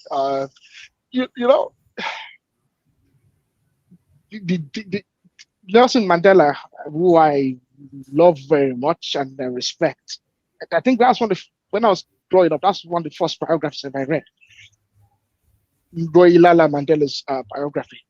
And I think it did them a disservice because when they kind of struck the deal. You mean they should have punished the white rather than that no rainbow nation, whatever it is. Yeah, I think it got consumed in the whole rainbow nation. And I also think they got consumed in wanting to. So what happened is this: in exchange for pardoning all the prisoners, political prisoners, and also the militant prisoners, the militant wing of the ANC. So ANC had a militant wing. They also had political wing there. So they had political prisoners and they had a militant, guys, the guys in the militancy there that were imprisoned as well. In exchange for all of them getting pardoned, they also pardoned all crimes committed by the SAPs and all, and all this all these crackdowns squads and essentially a lot of police officers, army men that committed murders, they got away with it. And also they weren't able to resolve the issue of land. And usually that's the time to do it. Because what happened is between then and now, a lot of things have gotten normalized. A lot of people then that seized land, that were able to secure land illegally, have transferred it to other individuals. Those other individuals paid for it. Yes, so it's become very contentious. I think that's when they should have addressed this. Then they had the majority. They've come to power. But at the same time, obviously, and then he accepted the Nobel Peace Prize with the clerk and all that stuff. I think he should have settled it then. For all of the stuff you can say about Zimbabwe, the fact of the matter is, yes, they suffered, yes, they've gone through years of turmoil, but down 20, 40, 50 years down the line, they would have to deal with the issue of land. It would have been resolved. You look at what's the name of this guy? Do you think he should have taken those diamond fields from De Boer and all these people that It should have been more extreme in saying, okay, in they should have done things. But then again, look at the likes of Zuma, Ramaphosa. All of these guys became very wealthy. A lot of the South African ANC guys became very wealthy by being complicit. Some of these guys were former union guys that became complicit with the likes of the Bears and all these other multinationals. These guys themselves, they took money to go along. So what is to say that Nelson himself didn't take money to get along as well? No one knows.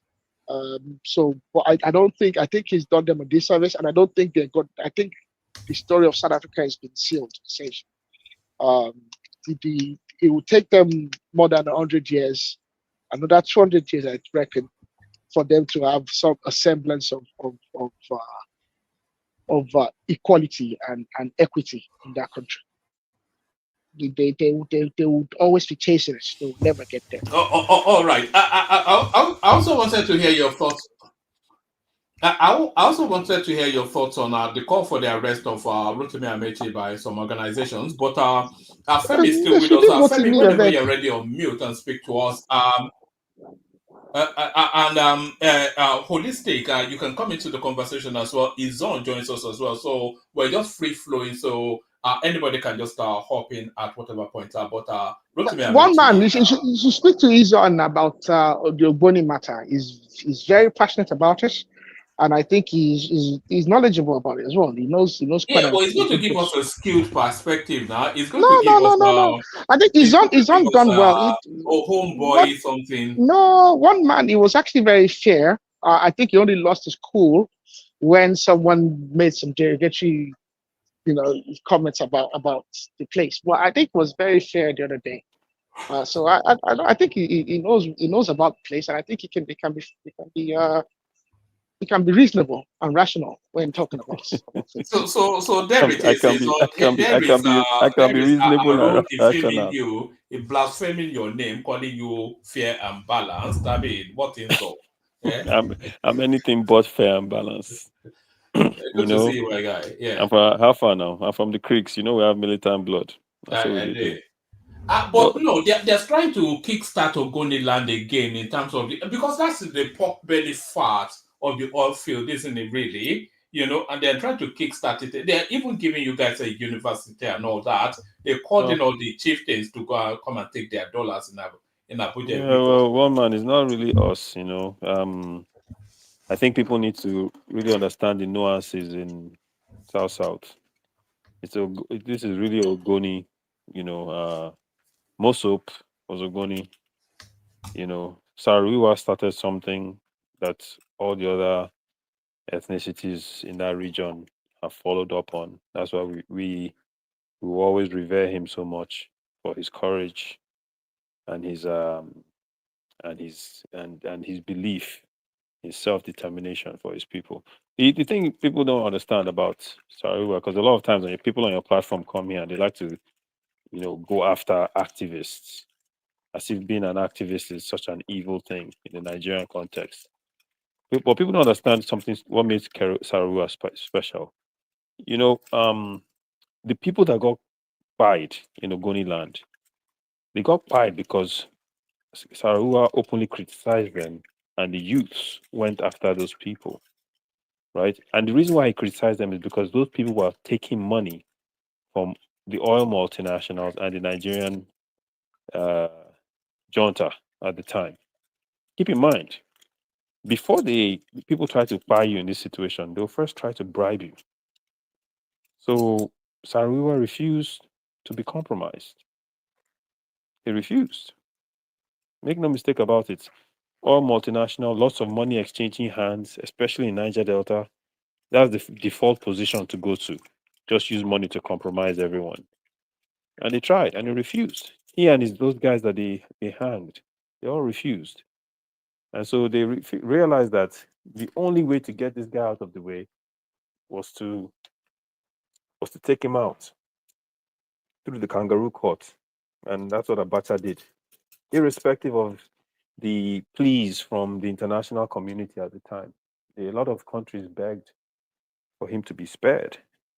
And Abacha refused. And I think even Wole Soyinka attended, and Abacha actually gave him the assurance that no, he won't kill him. And I think the day after Wole Soyinka came out and told us that yes, it was. Wole Soyinka was one of those, and that's why I always, if I criticize Wole Soyinka, I criticize him with very, very nuanced perspective. If there's something specific he said I don't agree with, and I focus solely on that thing. I don't criticize the man as a whole, because his work through time speaks for itself. And he was a champion of sparing Sariwa, not just of Sariwa, but a champion of what has been happening in the Niger Delta. He has spoken out against it. Not just him. Fallon has spoken out against it. And that's why sometimes when I deal with some of the knuckleheads on your platform that want to talk smack about other ethnicities, I don't come after the Yoruba ethnicity. I come after the person, because a lot of Yorubas have been instrumental in a lot of things that are positive in Nigeria. But this was happening now with Asiwa Jews. When Baba and I spoke about this the last time, we were brainstorming some ideas that we both knew will have the kind of impact that will transform that place. But my brother, they've done something else. Okay, so this university you're building now, what is the purpose of the university? Have you been to Ogoni It's a land? bribe now. That would have been one of the requests from the people that went to that meeting. Yeah, but you know what it is, one man? It's an SPV. It's a special purpose vehicle. They're going to say they're building the university, and they're going to put some indigenous people in charge of trying to build the university. They're going to overfund it, and those people are going to take that money and use to enrich themselves. So what the government is doing is they're using this SPV to further corrupt people within the space. Why can't the Nigerian government just do the right thing for God's sakes? Why can't you just look at the situation and say, look, yes, I understand in the context, we have to exchange money has to exchange hands because people are living in poverty. But at the same time, the cleanup. There's a thing when people are living in poverty, they can't see past what's directly in front of them. So a lot of times, if you're talking to someone that's dealing with a heavy or is poverty stricken or economically challenged, it's hard to explain the bigger picture. If you're trying to say, hey, look, I know you guys are hungry, I know you guys don't have money, but this is how we need to do it so the entire community or the entire society can benefit. They never want to listen to that kind of conversation because they'll tell you, how me I go take chop? All this one you talk, I know, so end of the day, the federal government has the responsibility to see the bigger picture on behalf of these people. And Tinubu had a window of opportunity to go in there, clean the place. The promise had been made way back when Osibajo went there. But go in there, clean the place, find a way, say, people want to make money, fine. I will create a scenario where you get revenue. Or give them shares in what is generated from the place. So long term, your interest is protected. He didn't do that. At least as far as I know, he hasn't done that. They're building a university. The primary schools there are run down. They still don't have drinking water. They're building a university. It always defies logic. Okay, the foundation isn't built, and you're putting solar panels on the roof. It doesn't make sense. But surely, yeah, you have to take ownership of some of these criticisms. You're a very wealthy state. You even get your 30% derivatives as well as your FAC allocations. It's a state, and it's a tiny little state as well, completely awash with money at the local level. So why are you not able to provide a lot of these things that you are listing? No, but I mean, end of the day, we all know the corruption in Nigeria, and this was the conversation I was having on your platform. I don't want to talk about the Niger Delta as an isolated place where the corruption is happening, but in the larger Nigeria, everything is perfect. We all know what's happening in Nigeria. And by the way, funds, maybe the 13% derivative might be an exception because that's directly to the state. But funds earmarked for that place have to go through the bribery and palm greasing in Abuja through our legislators. You know that, right? You remember off your mic when Akpabio was going to expose all of them there about how money through the NDDC has exchanged hands at the federal level. So there's a lot of complicity that has been going on with what is happening in that place. But outside of that, yeah, you are correct. I'm the first one to criticize those governors for the funds that they've mismanaged terribly. I mean, let's use the last governor, right? I can even criticize Barat for something I heard recently, but let's use the last governor. He took River State money and did what? Didn't he sponsor Tambowa? Didn't he go and give a lot of money to PDP? He had ambitions of trying to be president. He used state coffers to try to put himself into office. All that came at an expense. What was the expense? Some of the things that you're talking about. And what does Nigeria do? They reward that guy. That guy is now federal minister of the Federal Capital Territory, making noise all over the country like he's something special. Some people on your platform come here every day and praise him as Mr. Project. Meanwhile, you're forgetting that every project he built in River But he's universally praised as Mr. Project, though. No, he's not universally praised. Even Buhari called him, even Buhari called him Mr. Project. Yeah, but Arogidi, that's because the bar in Nigeria is so low. Our bar is no. In fact, everybody but within that low bar, in fact, our bar is not even low. Is not even what I used to describe it. It's under the ground. There isn't a good bar.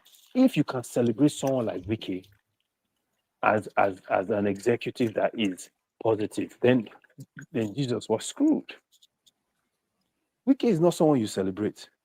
In fact, you have a lot in that state. You shouldn't even be coming online to speak about dilapidated schools and but woman, no running water. Okay, FAC allocation, 30% derivatives, NDDC, Ministry of Niger Delta. Look at the conversation we're having right now. They gave you everything. Look at the conversation we're having right now. I'm highlighting how the last governor squandered billions of naira, hundreds of millions of dollars, right? And you are defending him. Arugidigba is here saying, "Oh, it's called Mr. Project." See, No, I did. I'm not defending him. Now. I'm just saying that they called him Mr. Project. Okay, It's not me that called him Mr. Project. But this is the fundamental. For reasons that he carried out a lot of projects. No, he carried out a lot of projects, and those projects are perfect tools for money laundering. Come on now, woman, what are you talking about? But are they standing are you telling me? Wait. Are those projects standing edifices in the state now? Okay, look. Let me explain. Who else has done more infrastructural projects in River State than It's not the infrastructural project that's the issue. Civil servants, workers were not paid in River State. Drinking water were not in environments where they have water surrounding them, right? Meanwhile, those places have huge gas deposits or oil. Wiki was building roads because it benefited him, and it was a perfect tool to launder money. The basic fundamentals in the state were not provided. So let's not lose track of that. Let's not talk about Mr. Project, and then you're saying, oh, all the money that comes down to that state or those states, but then meanwhile nothing is happening. And I'm giving you a perfect example, but you want to defend the guy. So which is it? Is it that we're not the states are not getting in the land of the blind, the one-eyed man is king. Who's the one-eyed man in this case? It is Wiki. In the country as debased as Nigeria is, he still shines as an example. I'm sorry, I refuse to. Maybe because you guys aren't too familiar with his acts and at what expense. I think the latter. Please, can I come in?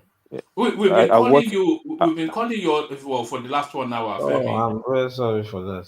You fell asleep. At what expense? Yeah. At what expense he's coming after his own lands. At what expense his escapades are causing the people of River State? Come with me to River State. Let me show you some things, and you'll realize that you should stop praising Wike. In fact, you will stop praising him. What are you talking about? And that's what I'm saying. So, Izon, do you want to take my governor? Yeah. Izon, you can take Adeleke if you don't like it. I can give you Adeleke happily. No, but and this is why I try to explain to people. They say, oh well, those guys in that stage, you guys should be swimming in. You should be like Dubai. You know what? Nigeria should be like Dubai. And I always point that out to people, because when you make that comment, you're somehow trying to imply that what's happening there is worse than what's happening in the entire country. And it's not. What's happening there is a microcosm of what's happening in the entire country. We're all screwed in this contraption. All of us. Wait. Is Weekend not working in FCT? He's the best performing, even one minister of the year. I'm talking about River State. I'm not in FCT now. You're asking me to talk about something I can tell you about. Saying, yeah, but you know what? His reputation precedes him. He's actually working. Yeah, it depends on who you ask. If you ask Ireti Kingibe, she will tell you he's not working. He has a good track record. Did you hear what I just said? If you ask Arise TV, they will say he is. They give him man of the year. If you ask Ireti Kingibe, she will tell you he's not working. Well, right? It is a nuisance now. We didn't hear you. And I say, if you ask Ireti Kingibe, she will tell you he's not working. If you ask the people in Abuja, the indigenous people, and some of the people there that he recently just kicked off without any due process, they'll tell you he's not working. So I think it's all up for. It's because they didn't get El Rufai, though. It's because they didn't get El Rufai. That's why. They got El Rufai. No, El Rufai was there. He was FCT minister at one time. And besides, anybody that stands for impactful change will always have visceral enemies, people that are just viscerally opposed to you. Because for every decisive decision, there will be collateral, or some people have to be ground to the floor for. It's a bit like the Lagos Calabar super highway, isn't it? Don't even get me started on that super highway. It's going fantastically well. It's fantastically it's not about it going fantastically well. It's the fact that we all know what time it is with that highway. Come on now. You have a no bid contract with a guy who's internationally recognized as a money launderer We've gone and a past criminal. that, or we are the No, construction we stage now. can't We are the construction stage now. see, the thing is, we can't go past that. Mr. Izo, Wait, let can me we finish. stop all this criticism? We can't listen. Let me finish, my friend. Let's keep it civil. We can't go past that because at the end of the day, we know who Shaguri is. We know he's a world-renowned criminal, money launderer, for bagman, for our former military dictators who stole our wealth. Allegedly. One man. That is the person our present president went and gave a no-bid contract to. Meanwhile, and you're going to run that road, which is tolled, by the way. I wonder who's going to get the toll money. And you're going to run that road through areas that have been begging for roads to be fixed for the last 8 years. East-West Road. I don't know. Are you familiar with East-West Road? If you want, I will take you as well to go and see it. It's in shambles. In fact, the governor of Bayelsa is on the list for the 2 trillion budget that they gave. To be on the list for the next. It will be on the list for the next 8 years. Now they won't do anything. Well, Mahi has been constructing now. Has Mahi not been constructing? Construction for East-West. I know people that traveled East-West last week. Man, there's no construction on It's been budgeted for in this cycle. No. It budgeted for. One, in Nigeria, one of the words they like to two words. I assure you, and earmarked. I assure you. I assure you, and earmarked. When you hear those 2 words, you should start laughing. No. The word that you should rejoice to, rejoice to is budgeted for. What's it been? That means the money has been put in place. Yeah. the money has been stolen. That's what that means. They've budgeted for it. They've budgeted to share the money. Abi? Actually, it doesn't mean that budget because at the end, until we struck 95% budget implementation last year. I actually, when I listen to you, I like listening to you because you make a lot of rational and key points. But actually, a lot of you're seduced by his posh voice, is what it is. No. He does make a lot of rational and key points, and he tries to back it up. But I think, even when I listen to Baba, I enjoy listening to Baba. But what happens a lot is when it comes to this administration and being objective about this administration, you guys. Well, how about me? You lose all your footing. All your rationale. No, me, I don't. I beg you. Correct yourself. The first Chioma, you are. And then everybody after that. I forgot you were even on there. I was trying to go after these Agbado people. You're very, very rational. Although recently you've been getting a lot of fights on the platform. I don't know what's going on with haters, man, haters. Chioma, let me tell you, when you were speaking earlier on, okay, I put my headphone down and I walked away. Okay. That's a lie, because you wouldn't be here if it wasn't. He walked away to go and get a tub of Vaseline. Okay. Chioma, I like you. You're a very good moderator. You're a fantastic moderator, actually. You're only second to one man, Pansat. One man's the best moderator. Pansat's right behind him. And then Chioma is the third best moderator on this platform. Nigeria comes a distance. Nigeria is far behind you. Actually, General Thomas is actually a dictator, so I wouldn't even call him I don't want to. Listen, I don't even want to talk about moderators because I might mess up one day and be here when they're here, and I might let you talk. But you know what? One man, even you, I listen to you and I'm like, today one man is on fire today. He's and then some days one man you're just like, I'm like, what? This guy is like, it's like the weather in Canada. One day it's snowing. Did you listen to that clip that we played of I'll look for it and I'll play it to you again. But carry on. There's a clip that speaks to what you're speaking to. But carry on. I'll see if we still have it. But my thing is just, you have a lot of objective guys on your platform. But when it comes to this Tinubu administration, my goodness, man.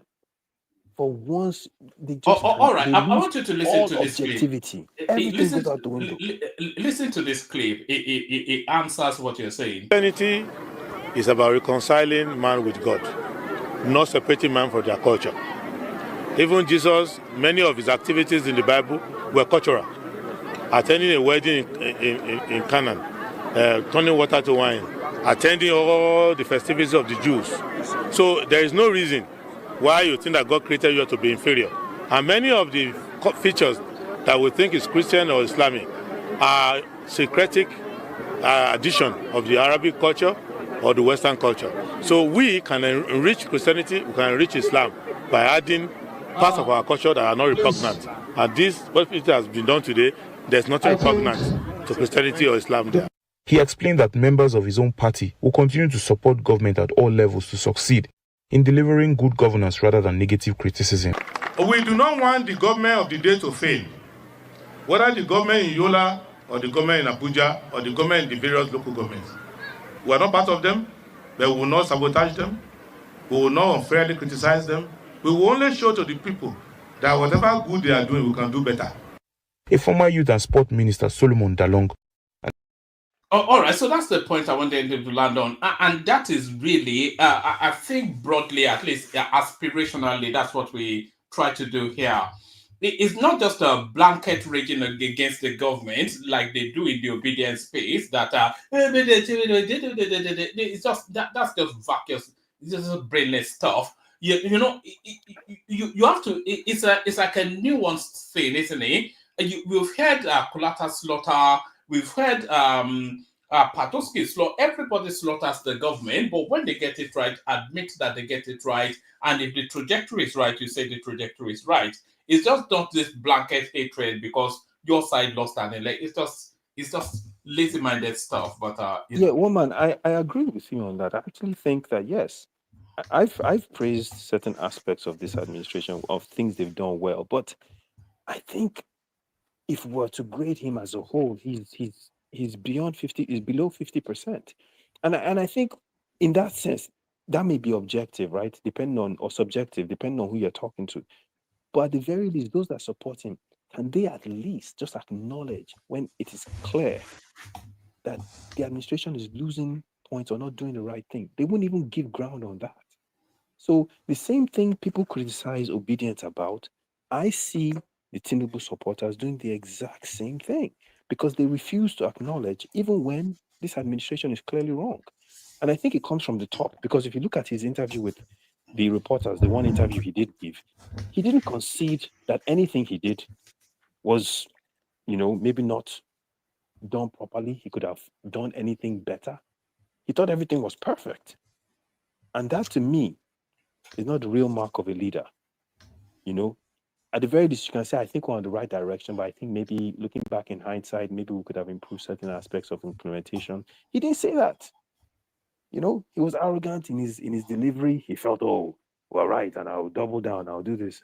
And I said, okay, well, we'll see how this thing plays out. But I think, end of the day, that is one of the biggest things. But arrogance is one of the hallmarks of leadership now. No, I disagree. Of course it is. The finest leaders you find. Know. The finest leaders you find. Which do you know that is not arrogant? The ones that are responsible. Was Nelson Mandela arrogant? Nelson Mandela was not a leader now. He wasn't a leader. And I think he was one of the best leaders we've ever had, and he was not arrogant at all. If you don't believe me, he was not a pushover. He was not a punk. Nelson, he was not arrogant.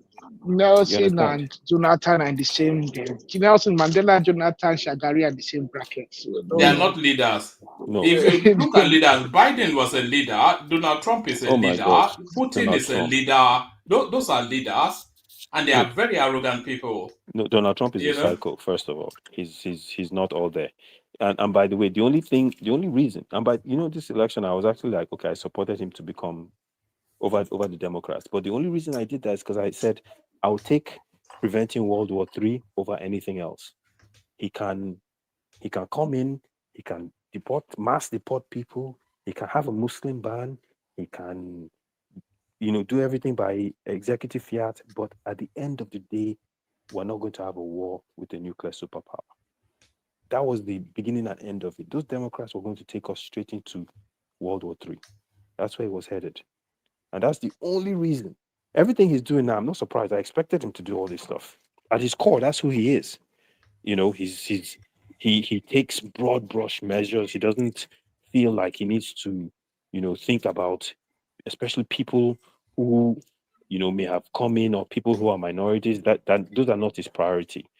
His thing is make America great again, but that, I believe, that make America great again has some dog whistles involved, and I think he's catering to the American masses. Yes, make America white again, really, Thank you. isn't it? That's And I think, I think he's catering to the American masses, and most Please, that is a DEI employee, and he'll get relieved of his job very soon. All right. It's on hold steady. I still want to push you on the Ogoni space, but I want to bring Femi in. He started with us, and we've been trying to hear him come in. Femi, if you're ready for us, Femi.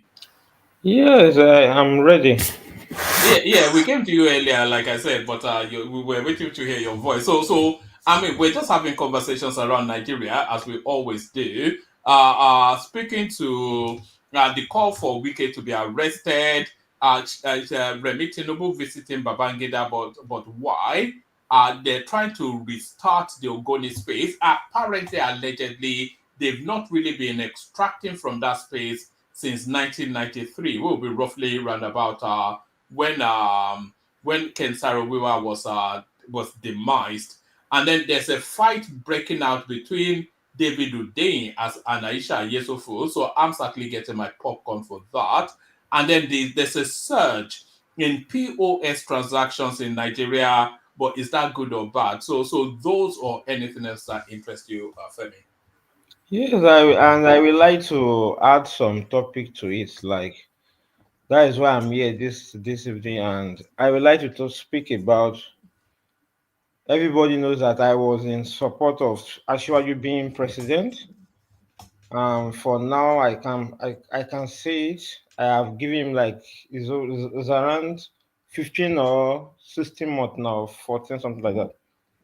This man have performed below par. When Azon said that 50%, I think this man has performed less than 20%.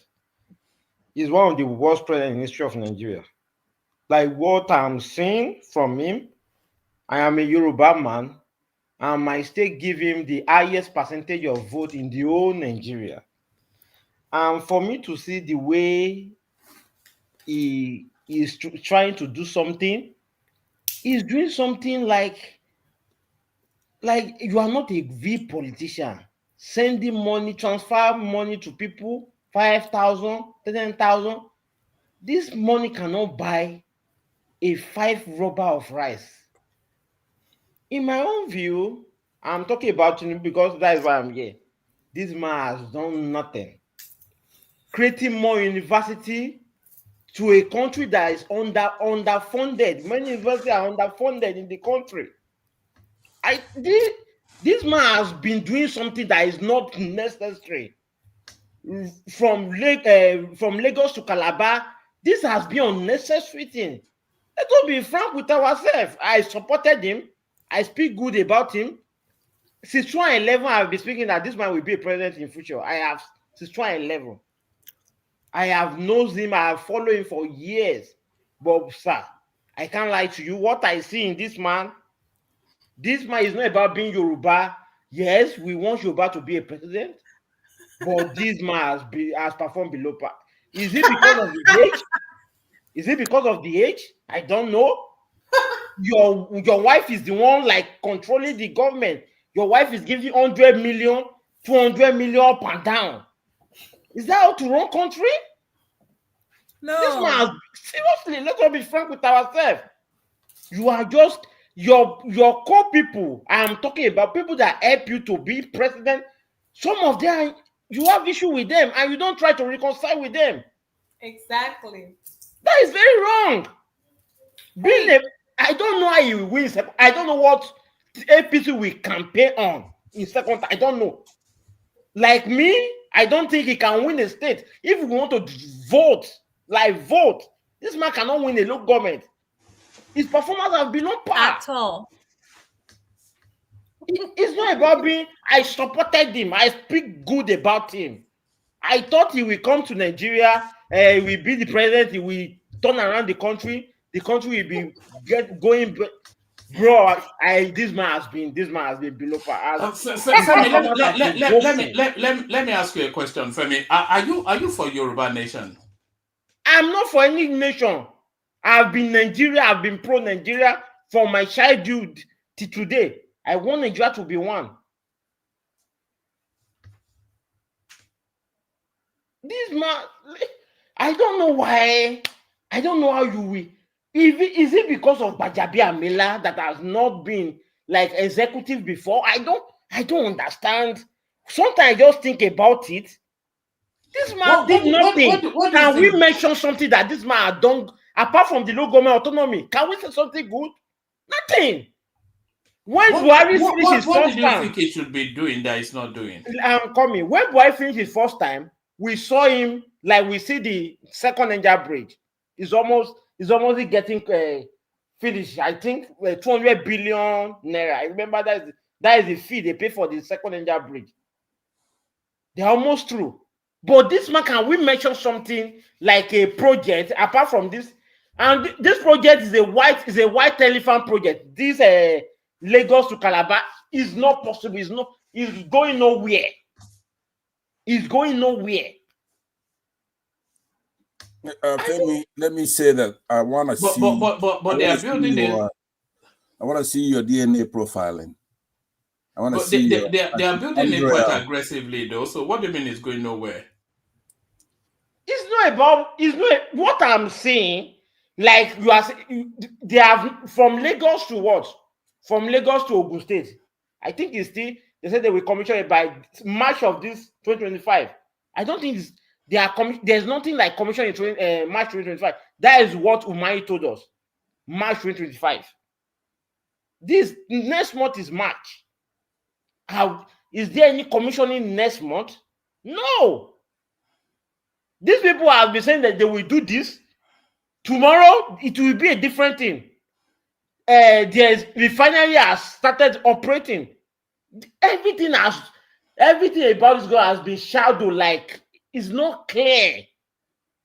The way Tinubu run this government, I'm not talking about him. I think he made a mistake. The same thing that he meant well for the country, but the people he had around him, they are not taking this country to anywhere. I don't know. For a lady to be giving 100 million out like a change, when you go anywhere, 200 million, 50 million, 70 million. This is not making any sense. It's not making any sense. The woman telling us that she's the one that stopped EFCC from arresting Obasa. This should not be. You can be I know you are a senator. You have been a 3-time senator. I know you have level in politics. But you have to be submissive. We have to say something. We have to see it in you. One man interject for a couple of seconds here. No, the guy has been waiting to speak for 3 hours, so let him speak. Go on. Let me speak. In my own view, and this is something I'm angry. This is what makes me too angry to Tinubu the mostly. I'm from Ondo State. He assisted this guy, Ayedetiwa, to be governor in my state. If Tinubu had allowed the former governor of my state, wife, Akeredolu, what is that? Betty. Yes, to succeed in removing these two people. I can't call him stupid. This governor that is there. This guy has done nothing. If you guys remember, I told you then that I would have preferred Betty to be successful, because if this man is not there, if you look at the way they are running my state, Wama, you will pity my state. He assisted. He said that you cannot impeach him, bro. Mr. Wama, I want to ask you, if Tinubu was the governor of Ondo State, do you think there's any president that can command Tinubu not to impeach his deputy governor? Nobody. But what he did to Akeredolu, on his bed, on his sick bed. I don't think there's anybody that can do that to him. Aiyedatiwa has been Is that not really the source of your anger? His government has been poor, has been catastrophic from the beginning. He spent He spent 6 months. Is it 6 months? Let him land. To have a caretaker committee in the state. I think Pansat wanted to do the same thing just now. From my own local government, someone that we don't know about, we don't know anything about him, you make him a chairman of a local government. All right, Femi, stay there. You still have the floor, but will you take a question from our Pansat and then AY? Yes, I will take it. So, Femi, my question. Will you relax, AY? I just told you that I was forced. So, hello to everybody. You need to give respect to your big brother here, man. All right, every time let's just play around here. Okay, Femi, thanks for ahead. yielding a minute, because I'm actually trying to say to you that you've left me in a state of shock. I'm so surprised. I have never, ever seen anybody be that honest that comes from the southwest of Nigeria.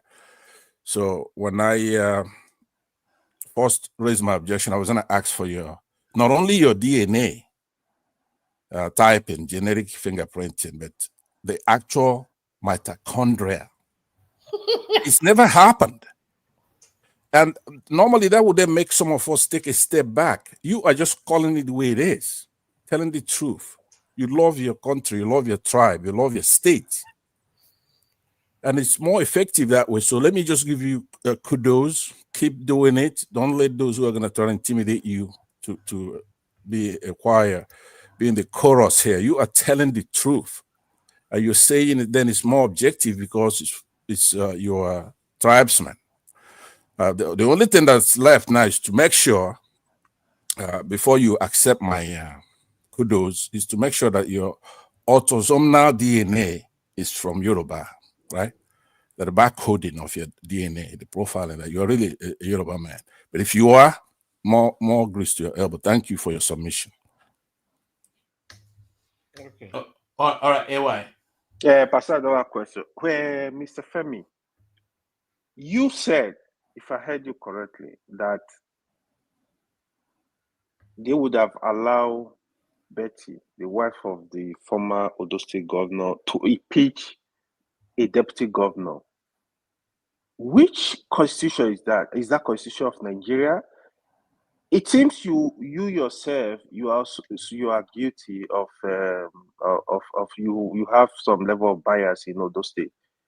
Why? Because the governor is sick, you want the cabal to impeach a deputy governor and give power to a stranger? Is that how it's supposed to be? The right thing was done in Odo State. Don't blame Tinubu or blame anybody for that. The right thing was done in Odo State. When the governor is sick, is no more, is incapacitated, the deputy governor have all the constitutional right to assume the position of the governor. So can you explain more? I'm confused about your position on that. Thank you. Yes, I will explain more, and I think everybody will remember when Akeredolu, I think it was 25 of December 2023. That is when is it 2023? Yes, 2023. That is when Akeredolu, that is when our former president, governor died. Yeah. After his demise, do you know what the governor said? This current governor, he said that Akurire. That is what he said. In the day of his swearing, Akurire. That is what you call a deputy governor.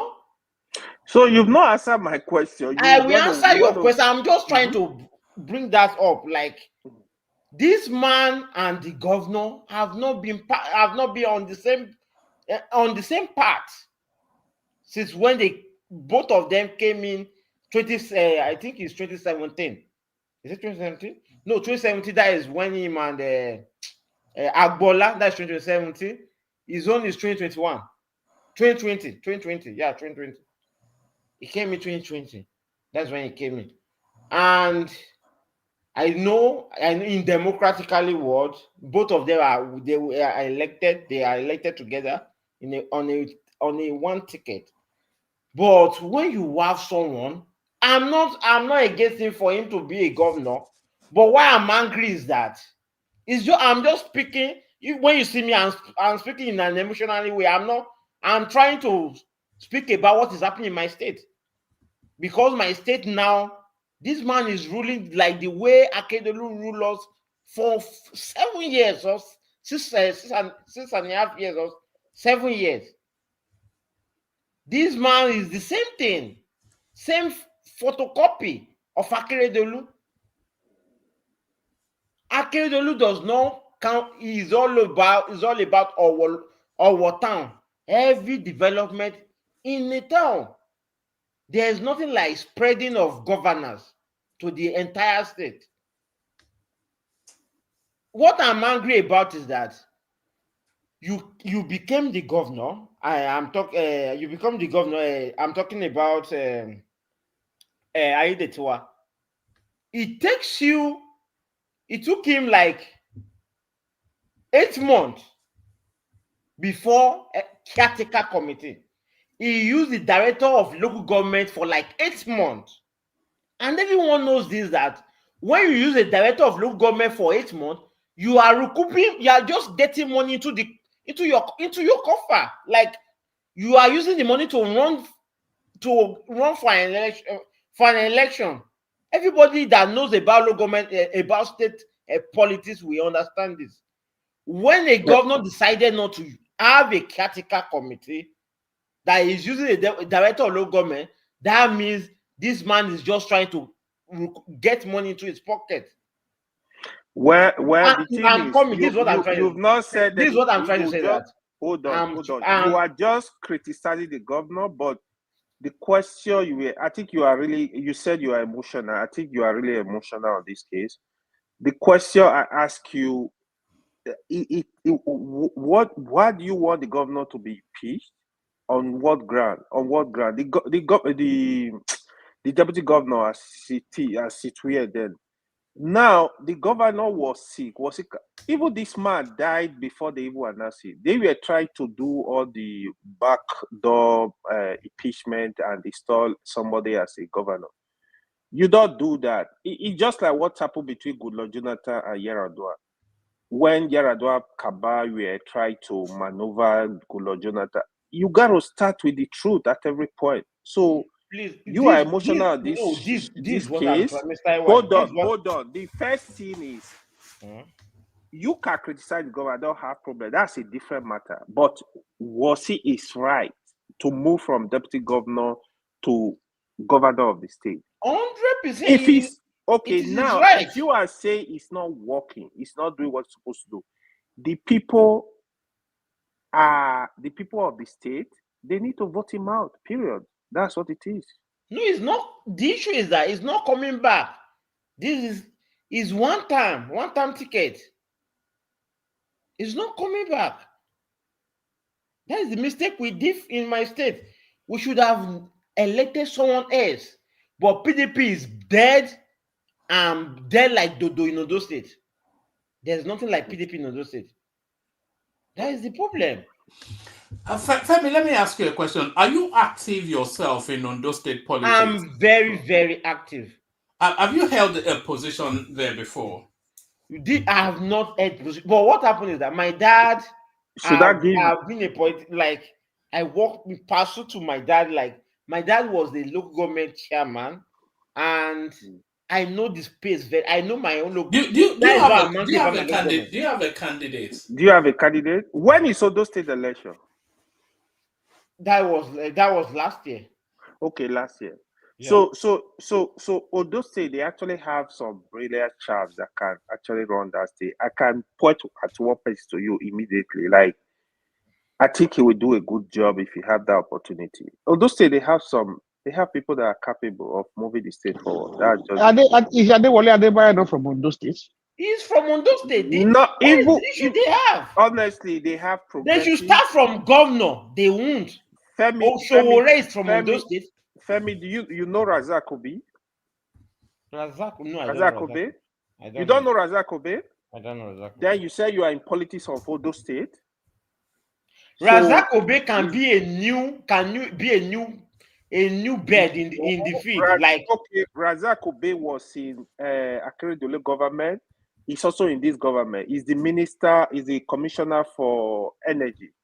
I think energy and power, something like that. That can be the second time. During the first time, I was conversant with the government.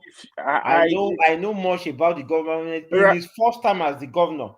But the second time, I am not aware anymore. Yeah, Razak Obe is popular in Ondo State government. Even in Ondo State, he was a former not NAS, de facto NAS president.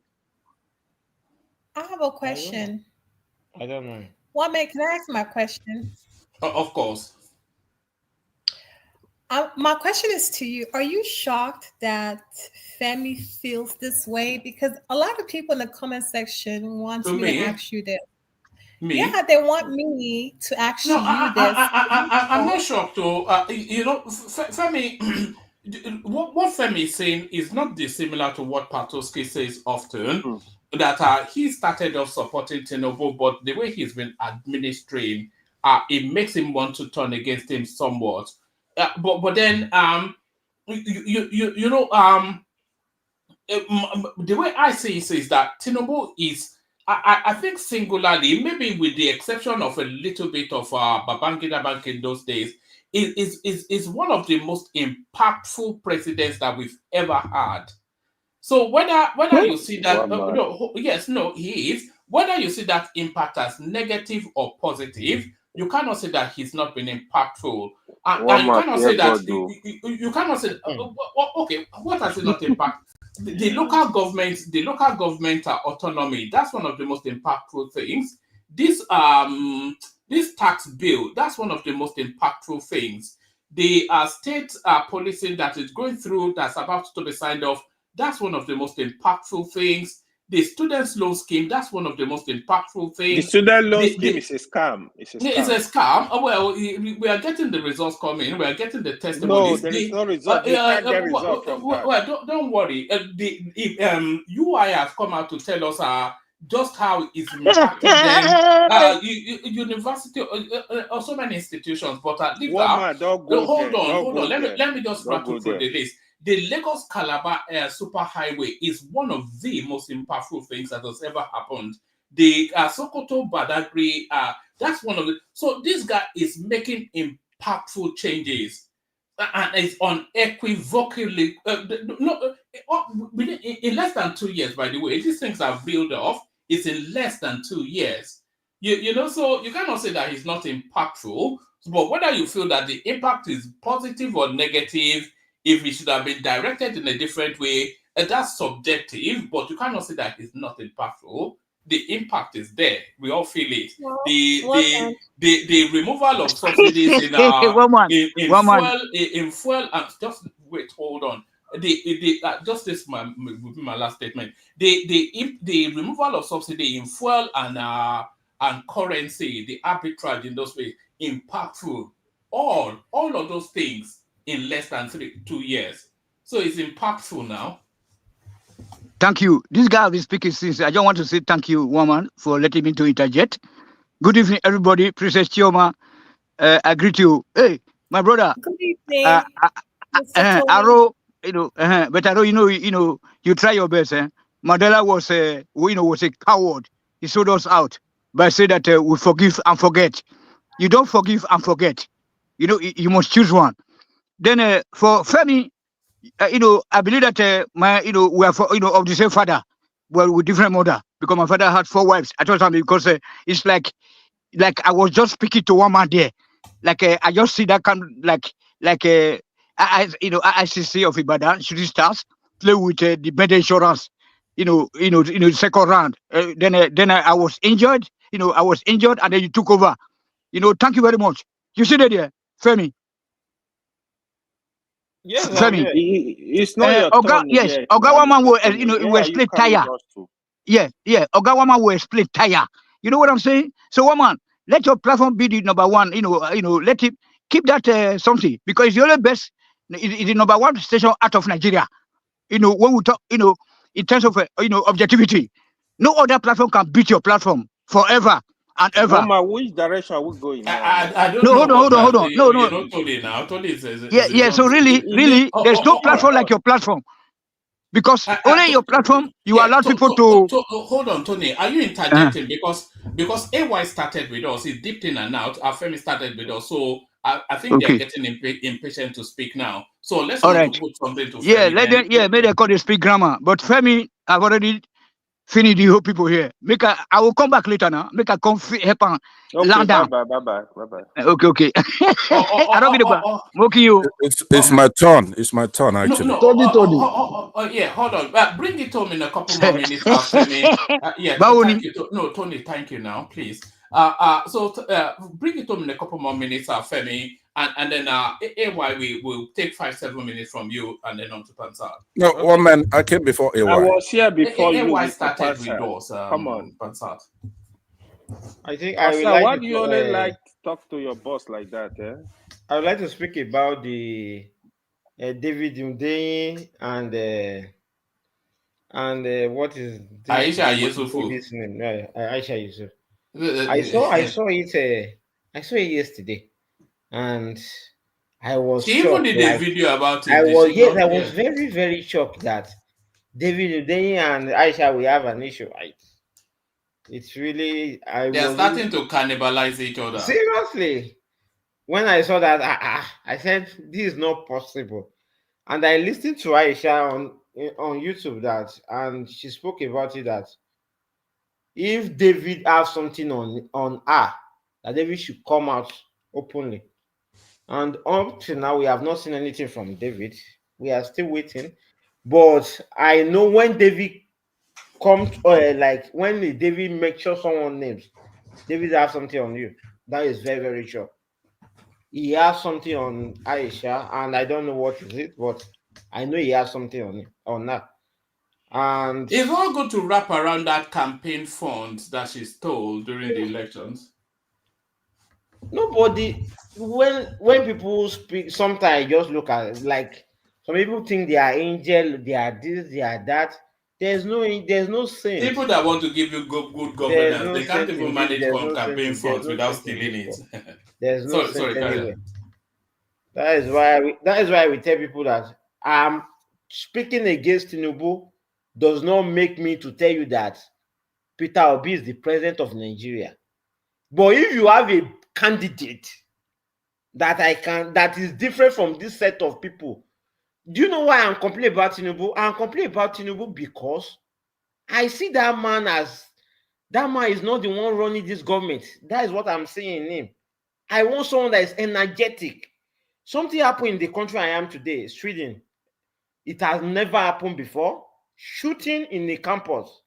This is the first time. It has never happened in Sweden before. I saw the headlines. 5 people dead, Abby. Not 5, over 10 people. 10 people dead in the afternoon. That is the. I don't know the figure right now. It has never happened. Things are happening everywhere in the world. When people say insecurity. Sorry, what are they attributing it to? Is it Islamic? What really happened is that there was a guy that said that I don't know why there's something connecting to each other. There was a guy that turn the Quran. Oh, okay. I knew it would be one of those. Yes. Yes, and there was something like they want to sentence him next week, and they killed him today. Like they killed him this week. That happened. That is last 2 weeks. I think that is last 2 weeks. That is when that happened. But this one, I don't know what it is. This is the first time for us to hear something. Like now, you cannot move around, and somebody will just shoot you.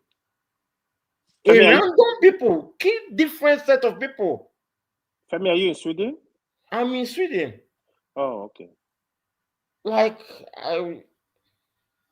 I was scared when I learned about that, because Sweden is one of the most peaceful country in in the whole world. That is very sad. And let me speak about what this Hundeyin. I think we have to follow this guy, because how will you be lodging a complaint about Tinubu to Elon Musk? I think this guy is insane. Seriously, this guy is not sounding okay. Sometimes you don't need to. A president is a president. In the Bible, it is written, like, we have to respect our elders, our leaders. When you say you're president, Tinubu is not my president. I just look at some people. Tinubu is my president till tomorrow, till when he left office. He's my president. We have to take feelings out of it. Obi the candidate, he accorded his respect to him. His Excellency, the president of the country. I think in the Obi space, they have to do something about that. It's not making sense. Obi is a good candidate, good person, but his followership, obedient people have made him to look bad. They have painted him bad. Many Yoruba people that supported Obi in 2023, by 2027, many of them will not vote for him. With the way obedient people, it's now obedient. So who do you want in exactly? You want Tinubu I out? want, in my own view, Hold I on. want I love, not just like, I love Adewale.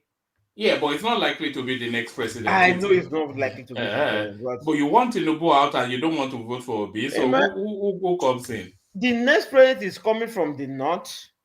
I like to be realistic. I don't like to. Atiku to come and give you good governance, Abi. It's not about Atiku giving me good governance. I just like to be realistic to myself. There is no president from the south in 2027. If there is another president apart from Tinubu, it will be from the northern region, northern part of the country. It's just people being delusional, telling us that a president is coming from the southern part of the country in 2027. Apart from Tinubu, a new guy. I don't think Northern will vote for that person.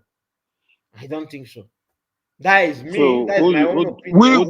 We will support Tinubu. We will help Tinubu to rig instead of a Northerner to come. If that is the case, no, or we break the country up.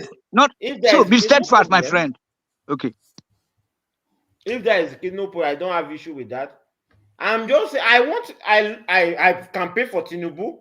By the way, you know, see, by the way, my brother, do you think that Obi could have, attempted to, attempt to take power back from these northern people that said that they are born to rule? They were born to rule. Now it's once upon a time. Once upon a time, the northerners were born to rule, but today they are crying. Mr. Like back here. It's not about they are born to rule. The way this our certain man do government is not making sense. We are talking about not Tinubu is not coming to govern. Hold on, Femi, bring it home, and then we go on to AY just to manage like, let me just end it in this way. Like, every one of us complain about Buhari appointing the Northerners always. Not just the Northerners is like 19 states. Tinubu is Lagos and Ogun State. I think that is very worst. That is the worstest part. It's not Ondo State, it's not Ekiti State, it's not Ochu State. The government has always been Lagos and Ogun State. That is why I'm angry at him. The government should issue, if you want to, you should spread it. The Northerners, the Southwest, the Southeast, the South-South, that should be the way. In my own view, I look at the man is, look at the SDP chairman. He said with his policy, this man does not look like someone that will win the second term. I'm not talking about the policy. Policy does not win Nigeria election. People win election for you. Leaders win election. Leaders command people to vote in Nigeria system. in the northern part of the country, he has many enemies. In the southern part of the country, he has many enemies. I don't know how he will win the election, but I wish the country the best. Thank you, Wama. Oh, all right, brilliant, excellent. So that's Femi right there. Excellent delivery. Join us as often as you can, Femi, because I think that voice, especially a southwestern voice that riles against the government, it's something that we should have in the armory of the platform. So thank you, Femi, for that brilliant delivery. Maybe not universally accepted, but nevertheless excellently delivered. So thank you, Femi, for that. Stay with us, Femi. Stay with us, Femi, as we go on from Femi to AY. As we go on from Femi to AY, let me acknowledge the super chatters. That's Ayo right there. That's Adeola Ogunleye right there. That's Kulata Hussein Elo right there. And that is Bosun right there. So there are 4 out of the 5 that we want is there. So somebody to make up the difference at some point in the conversation.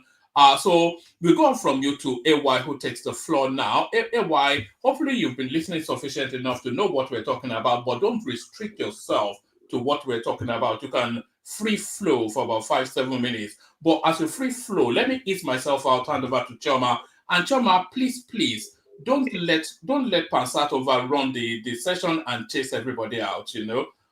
You see? No, I'm gonna leave with you. I'm leaving where you're leaving. Wama, before you leave, it has already even built. Just as soon as I said Pansat. No, tell her to come back. I'm leaving. As you're leaving, I'll leave. I'll let them have fun. Right? Bring her back.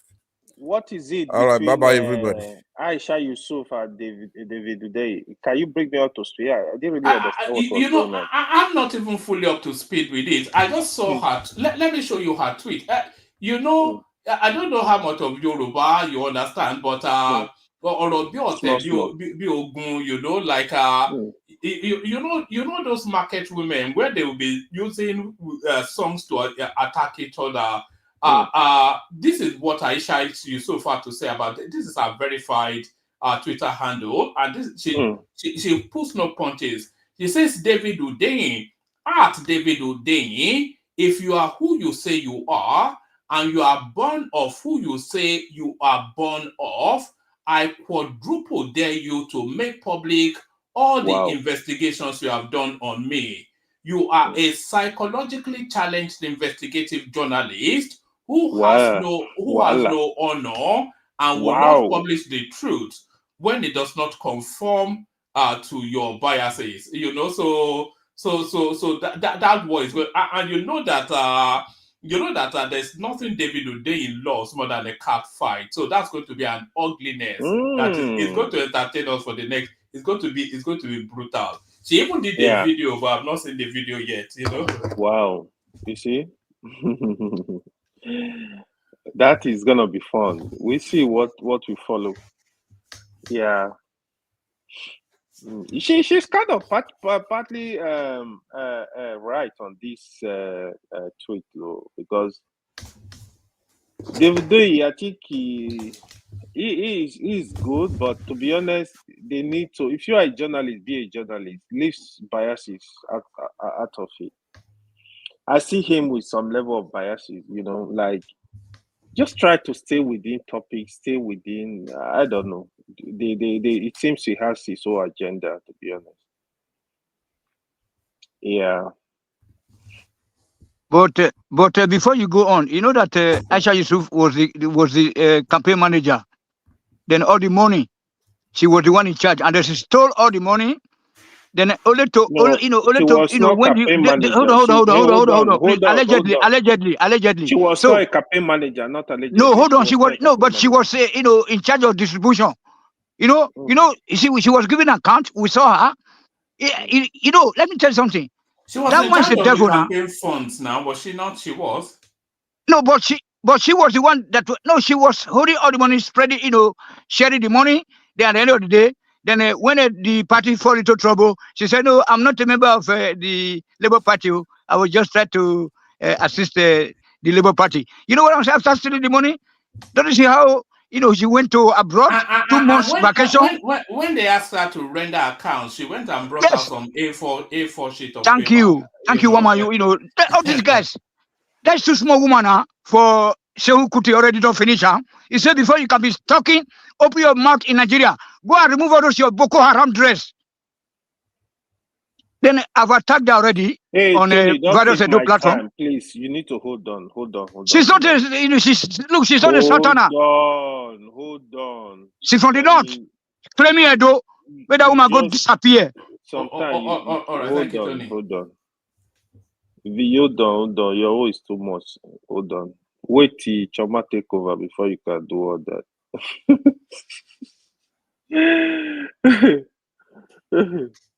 What about this call for the arrest of Rotimi Amechi? Who is actually saying that? It's some random organization. I think this is a sponsored piece by the government. They call themselves concerned Democrats is what the coalition calls itself. And then they said they should go and dig up his records as a governor of River State and prosecute him for that. Yeah. So I mean, you see, this is again, you see a lot of biases when people are speaking on all this topic. Rotimi Amechi, he's a free Nigerian. They should allow him speak. So, but should he be allowed to incite the people, though? Hold on, not really. I don't think he did. The thing is this. Okay, if APC government, because Rotimi Amechi is not with Tinubu now, you want to go arrest him. Yaya Bello, you just allow him to go. Like, even the EFCC chairman was boasting, if I cannot prosecute this guy. Now, Yaya Bello is moving freely after the backdoor settlement. That was what happened. Today, Femi Fanikayode, they just allow him to go. So listen, this politics of paddy government, they need to stop it. If you want to fight corruption, fight corruption. That is still my fear. That's my problem with. I don't believe in Nigerian politicians. I'm sorry. You see these old politicians, these old guys. I'm in one Nigeria that strongly believe for things to change, we need a paradigm shift. We need to move away from all these politicians, including Peter Obi, because I strongly believe Peter Obi is part of this political gang. They are not going to take us anywhere. Like, new minds need to come up, form alliance. People like Showore, the one that we are calling now, what's his name? The guy from Odo State. Prince Adebayo. Showore may be right. We actually need a revolution. We need a revolution, not revolution, but carry gun. That is the thing that will make us move.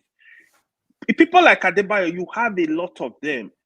Frankly, was on Dr. Damage's weekend. Brilliant guy, intelligent. He know what is going on. You have them. I've been hustling to bring that guy here, but if you can bring him, he's so brilliant. Send him a mail. Let him know. Tell him. No, he won't come now because I won't let him run amok in the way that Rudolph does. It's not biased. It's very straightforward. He's dealing with the issue. He doesn't pull tribe. He doesn't pull religion. He speaks like a Nigerian. If you want to criticize an Hausa man, he will go ahead. If you want to criticize an Igbo man, these are the minds we need. That doesn't remove him. That doesn't say like it's not Igbo. You know what I mean? So we need this kind of people that really want good for the country. What these guys don't know, if Nigeria is good, it's going to be good for everybody. It's going to be good for everybody. It says that we can go to Nigeria and do business. I will succeed. We don't need to be in government. If we have electricity today, everybody is going to enjoy electricity. If we have good security, everybody is going to enjoy good security. But what you see in a lot of platforms, people support people based on tribe, based on religion. Nigeria just fight over stupidity. They don't. I have said this, right? They don't love their country. It's a problem. If you go to some panel like, oh no, Peter B is a saying you can't talk anything against him. If you go to some place, oh Tinubu, no, he's doing the best. He's the best after a piece of bread. Nothing like Tinubu ever. It's so funny how you should. If I don't have problem who you support, but I have problem when you cannot criticize, constructively what these people are doing. You got to be able to criticize it. Don't follow people blindly. This is the problem we have as people, as Nigerians. We need to move. If we want this country to be good, to be honest, there is no shortcut. This is what we need to do. Like, we need the people that, because it's not helping us. Okay, you can see a project that will go to, for example, let's say it will go to one state, Southwest. You will say, because you are a northern president from the north, you will not execute the thing that will benefit Nigerians. You can have something that you put in the southeast because you dislike Igbo. You are not going to put it there to benefit. It's not about the tribe. That is going to benefit all of us. When Nigeria were developing electric power stations, we had coal in Enugu. If you go ahead and make sure we are generating electricity with coal, generating electricity with water in the north, even in the south region, if it's gas, you need to utilize all this stuff. What do you see? Today, we have high concentration of development in Lagos, which is still going on. I mean, I don't have anything with that, but you need to spread this thing. You need to spread it. Yes, the railway system, I'm really appreciating it. There is no reason why there is no cargo railway moving goods from Kano to Lagos. There is no reason why there is no railway that is moving goods from Lagos to Odisha. This important sport, but we just think about my tribe, my this, my region. It's not helping us. Develop a country that everybody will enjoy. Like, everybody is going to benefit. But it's just paddy. Today, Ojo Zokalo is the new chairman committee on Southeast Development Commission. They will go there now and loot money. This is the same character. We have brilliant people. Deal with issues.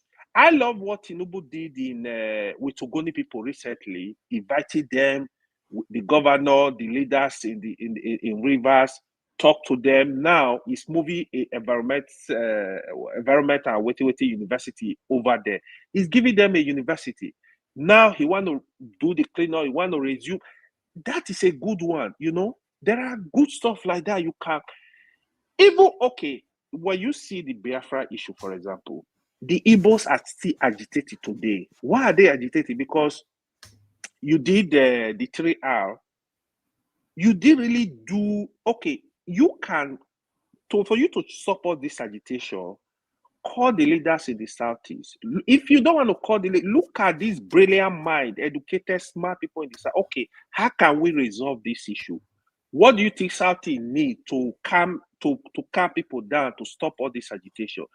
If it's so, improve their infrastructure in that region. Because if you don't do that, this agitation will continue. You got to.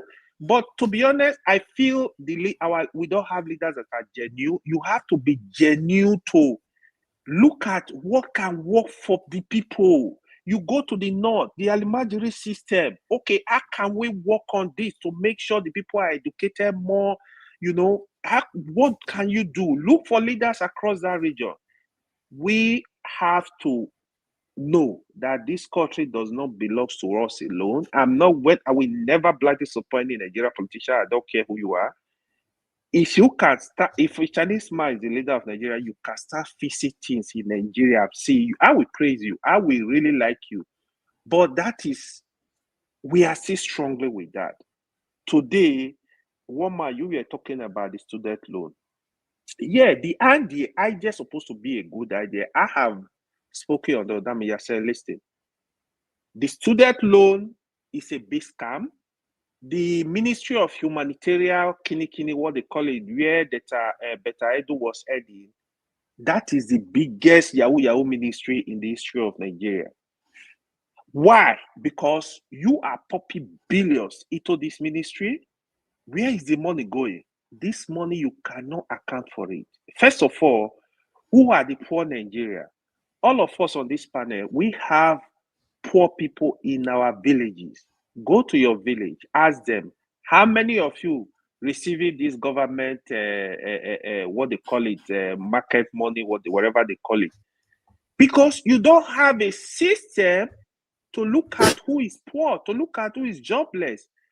It's just like in UK, if you need the poor people, you don't need to ask questions. You look at their income for last year.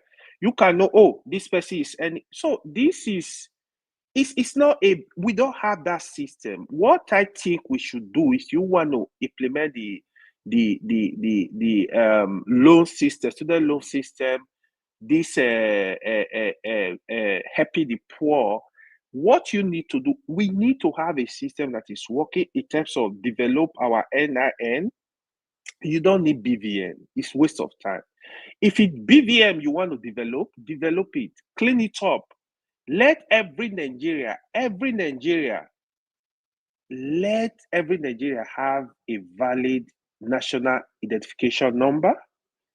Use it to track everybody, the activities, what are you doing, how much are you earning. You're able to track Nigeria that are poor. Even that should be included in our voters card. So you are able to, but we don't have the system. If I ask you now, what is the mortality rate in Nigeria as at 2024? Nobody knows, because we don't have the data. What is the birth rate? We don't know. These are assumed number. Even the so-called census, Nigeria is 250 million. How did you know? We don't have this data. So these are just assumed data that I think they are, to be honest, if you my bros, make I help you ladder. Make I help you ladder. Make I help you ladder. No. Mudiane. Hold on. If you do talk about United Nations and they can't tell you who you be. Hold on. If you do a race census, I don't think you will have that 230 million they are calling. The genuineness of the leaders. What do you think the population is? What do you think the population is? I don't know, because I don't know. I'm not a soothsayer. I don't know. How am I supposed to know? But this man and gentleman, woman. Our population is based. Our population is based on the United Nations rough estimate. Your enemies now they count you for you. You cannot just simply, count yourselves. Woman.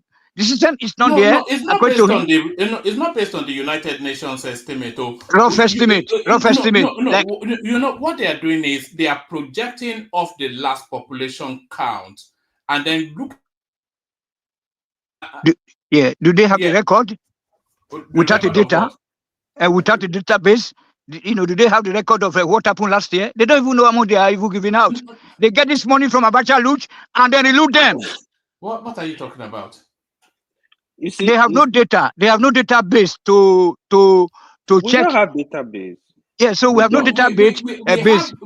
We have a population count. Are they functioning? Okay, hold on. One man. Those departments. The last time there was a population, a census in Nigeria was in 2006.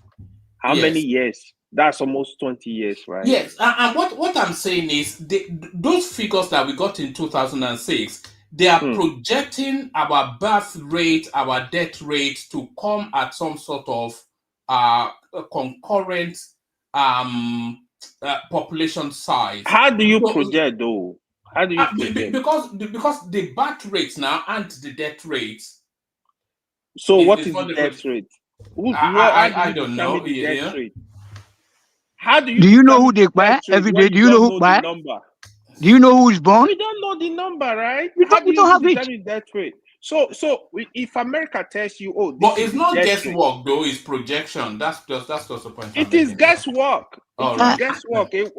Woman, how are you gonna determine that? You gotta get this number and you tabulate. But how do you? Okay, if you ask a state in America, for example, what is the death rate? They know, because they know the number of people that died every year. They have That's for the local government. That's for the local government level. Registry. Yeah, when you say let's birth registry, rate, the registry. You when are you taking say too much birth long time. rate, yeah, when you say birth rate, they also know because people are born in hospital, they take record, they have this data. So in Nigeria, we don't have this system. People born at home, even till today in the villages, they don't go to local government, don't even know if these people exist. People die in every community every day. Nobody knows. We don't know this rate. You know, they don't have to have an exact count. I don't know if you know how data works, but I think I wrote it about. He works in I'm data. a mathematician. I'm a In mathematician. 21st century, one man in 21st century. Can you give me a moment, please? Just I beg your pardon, Tony. You know the way these things work is.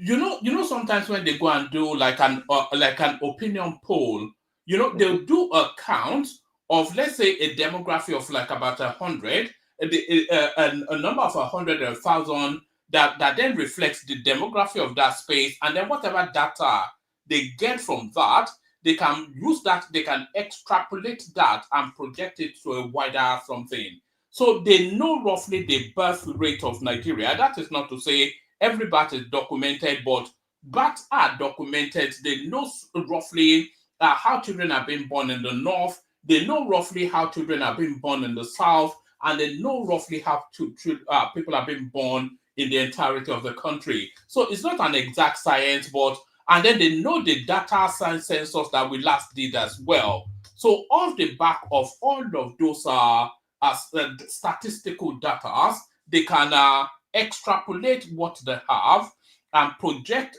based on the trend that is already established. So it's not entirely guesswork. It's just what I'm trying to. Okay.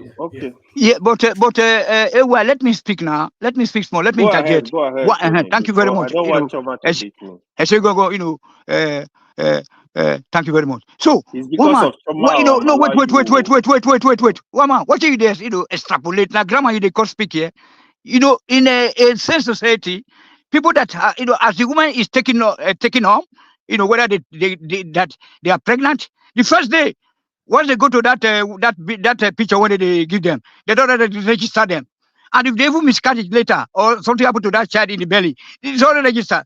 Talk less of people that are being born that are not really registered, and then maybe somebody will come to that village tomorrow, like you say, for opinion polls. Then the next day, Fulani headmen, they are coming to come and buy the whole people in the village without all this record. Man, woman, the country is not working. I told you last time that we need a total restart. Thank you. You know, AY, I mean, Tony is correct. All right, sorry, Choma. Let me hand over to you. AY is still there. We've not yet heard from Aizon, so he speaks next. Tony, of course, your party man, so still plenty of conversation. Stay there with Choma to hold it steady, AY, as the room continues to populate. I've acknowledged the super tatas. Thank you, everyone. See you tomorrow. Bye.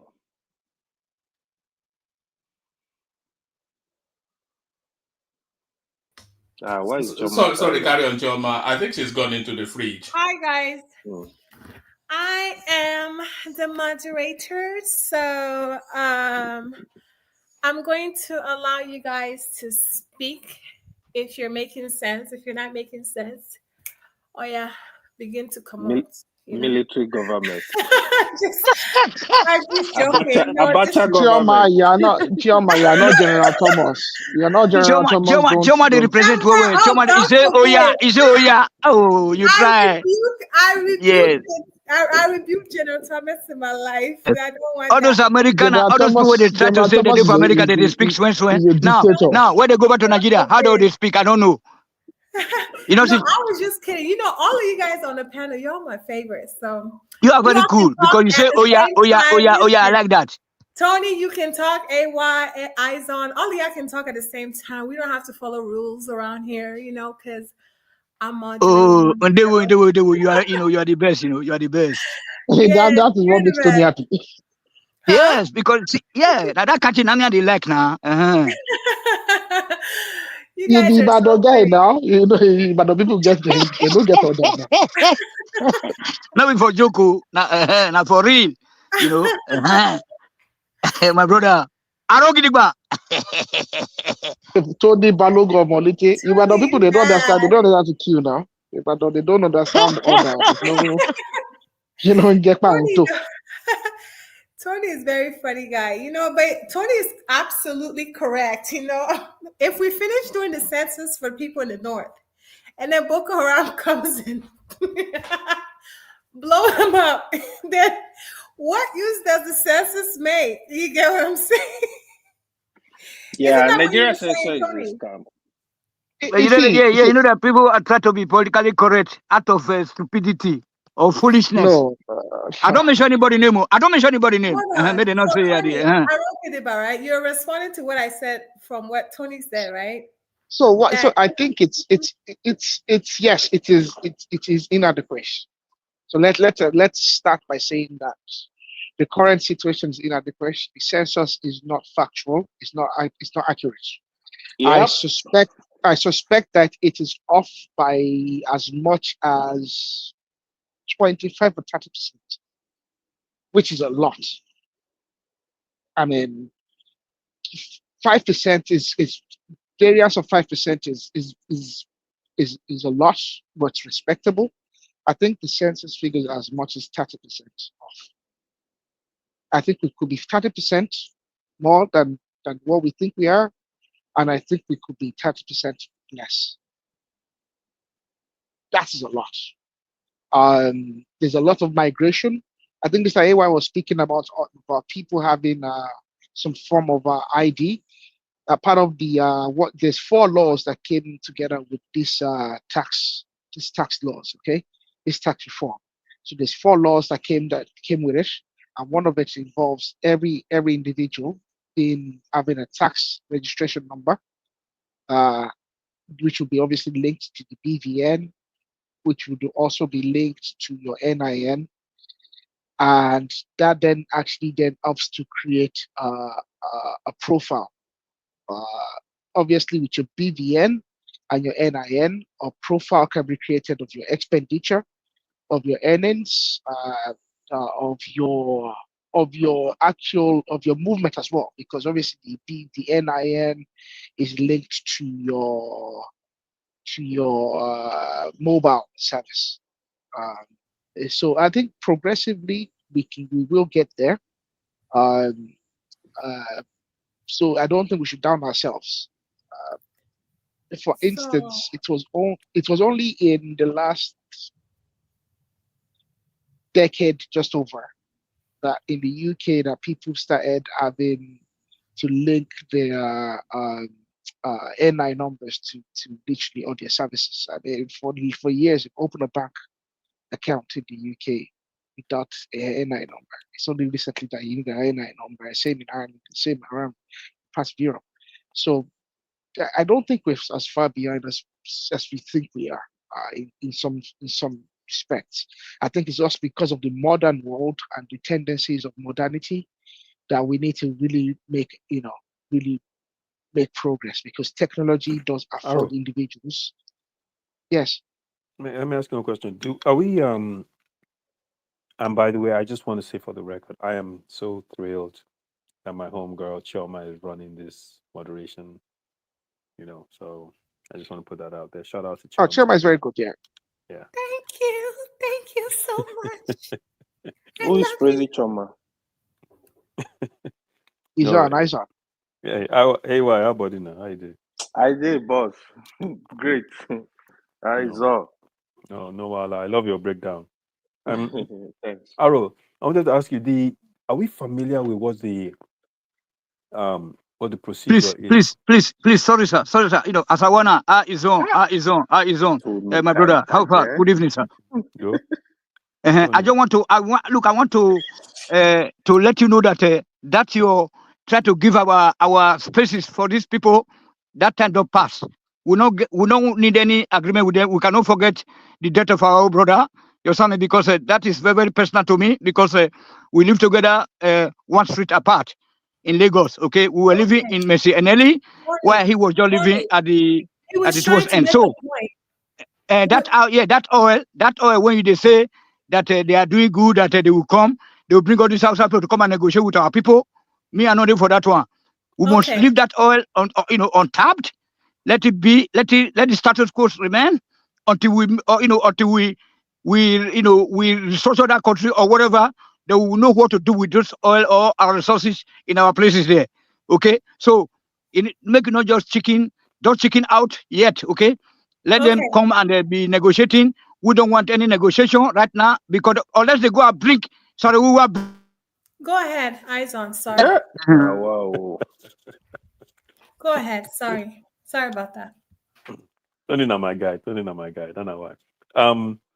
Yeah. So, Ara, what I wanted to ask is the procedure, the actual procedure for how they run the census. Do we have any information on that? How can we get that kind of information? Because I don't know. I think I think when I was very young in Nigeria, I think I only experienced one census. To the best man, they sent someone around. Now this was pre-technology days, Yeah, this is just I think they send someone around and they do a count. Do they do it by district? It can be. Is it by LGA? I don't know. How many people I can't do say they I know. assign to I each think LGA? I think the likes of Simba and Baba and a few people over here that would have some in-depth knowledge about this. Yeah, and then how? I'm honestly asking because I truly do not know. I don't know either. No. How much is that even going to cost us? You know what I mean? Like it's going to be expensive. Very expensive. I think the last time I was speaking, I suggested that it will cost 3 times as much as our election will cost. Wow.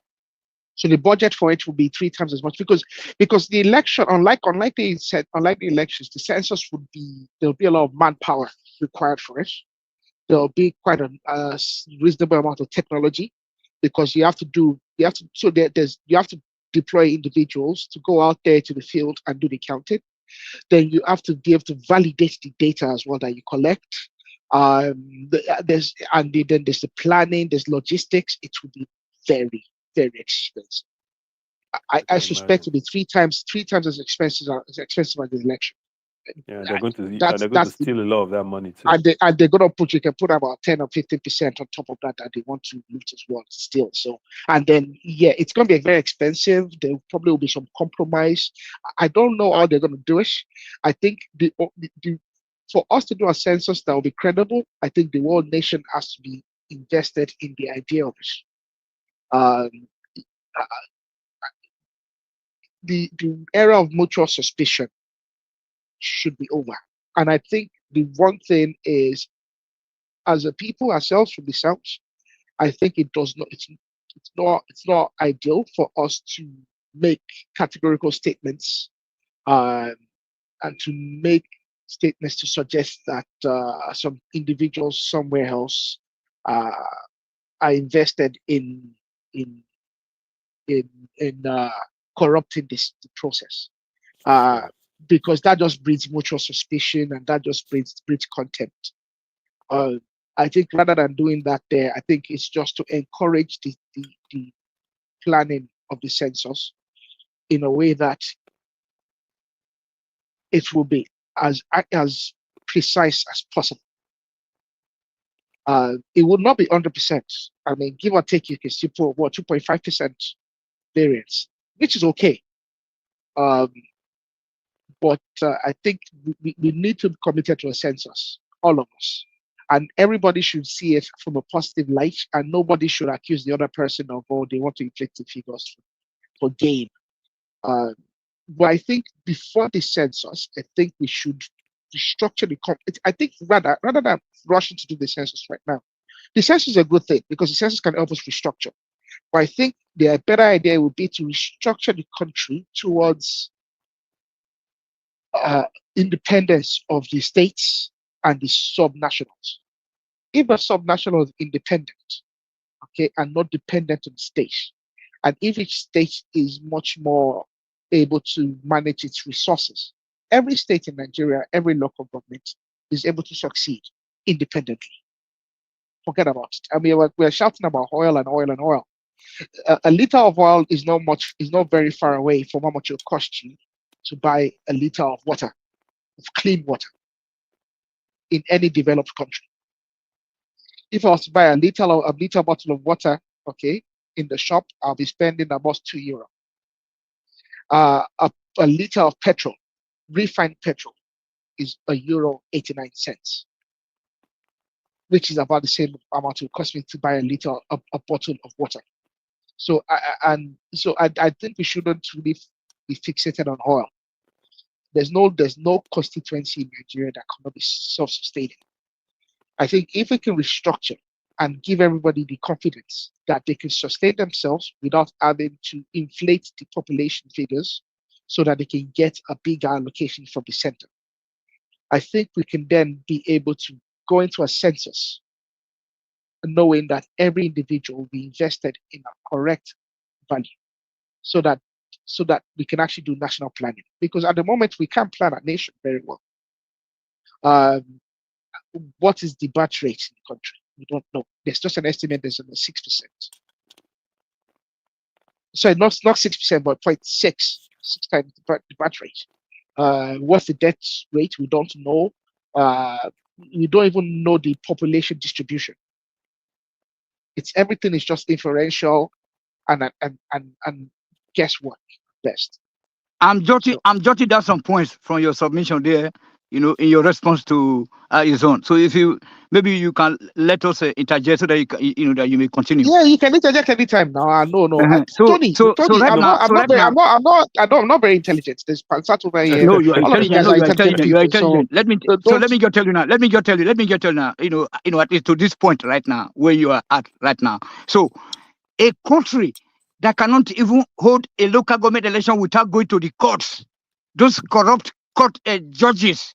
So you cannot hold anything. A country that can't do that, you cannot conduct any census. You know what I'm saying? There's no point of us try to be, just hoping or nothing. You see, there are no institutions or ground, because otherwise, if the teachers were alive, I think the other day they were saying that your state and Edo state, our place where it concern me. You see, 2 schools, they get 3 teachers. You know what I'm saying? They will be roaming around to. What the hell is going on? Back then, the census people, all those local government workers, those teachers, like in Germany here, when they are doing election, you don't have all this INEC office, all this bullshit. What they do is that they just tell you go to the local government office. Those workers will just drop the box there. You put your this in there, the government officials or driver, they will come and pick it up, take to their centers. So all those enumerator, officers, they can't even go into some homes in some part of the country. I don't want to be telling you what part of the country, where somebody will just say, one malam will tell you, say, no, my wife, now 10. I get 10 wives, I get 100 children. Because you can't go in to see them. You can't go into, physically contact with them. So, all this one, this thing we continue to repeat ourselves. 4 years will come, other 4 years will come. Right on. That's easily solved, okay?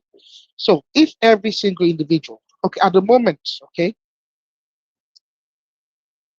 every Nigerian at this stage or the next 2 years should absolutely have an NIN number, and within the next year or two should be issued an NIN card, identity card, okay? When the census is being undertaken, the form should include every single individual, and included should be NIN number for including a child. My daughter was born. Within 2 weeks, she was issued an identity number that she will carry forever. Every single thing, every transaction, all our revenue, our taxes, everything, it's everything would be associated. That is our identity. To the government, she is number so and so. She's just an alphanumeric number to the government. And that's the same thing for every single individual. So it should be simple, such that when the form is being filled, so I think that said that there's some prerequisites that need to be established before they can really be able to go and do a census and be guaranteed that they will be conducting an exercise that they can validate.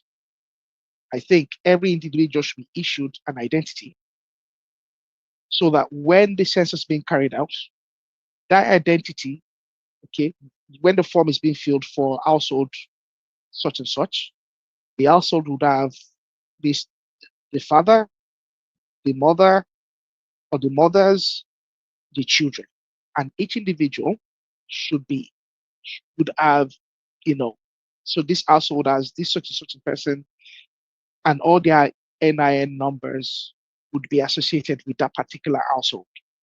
That form will be filled, that will be correlated.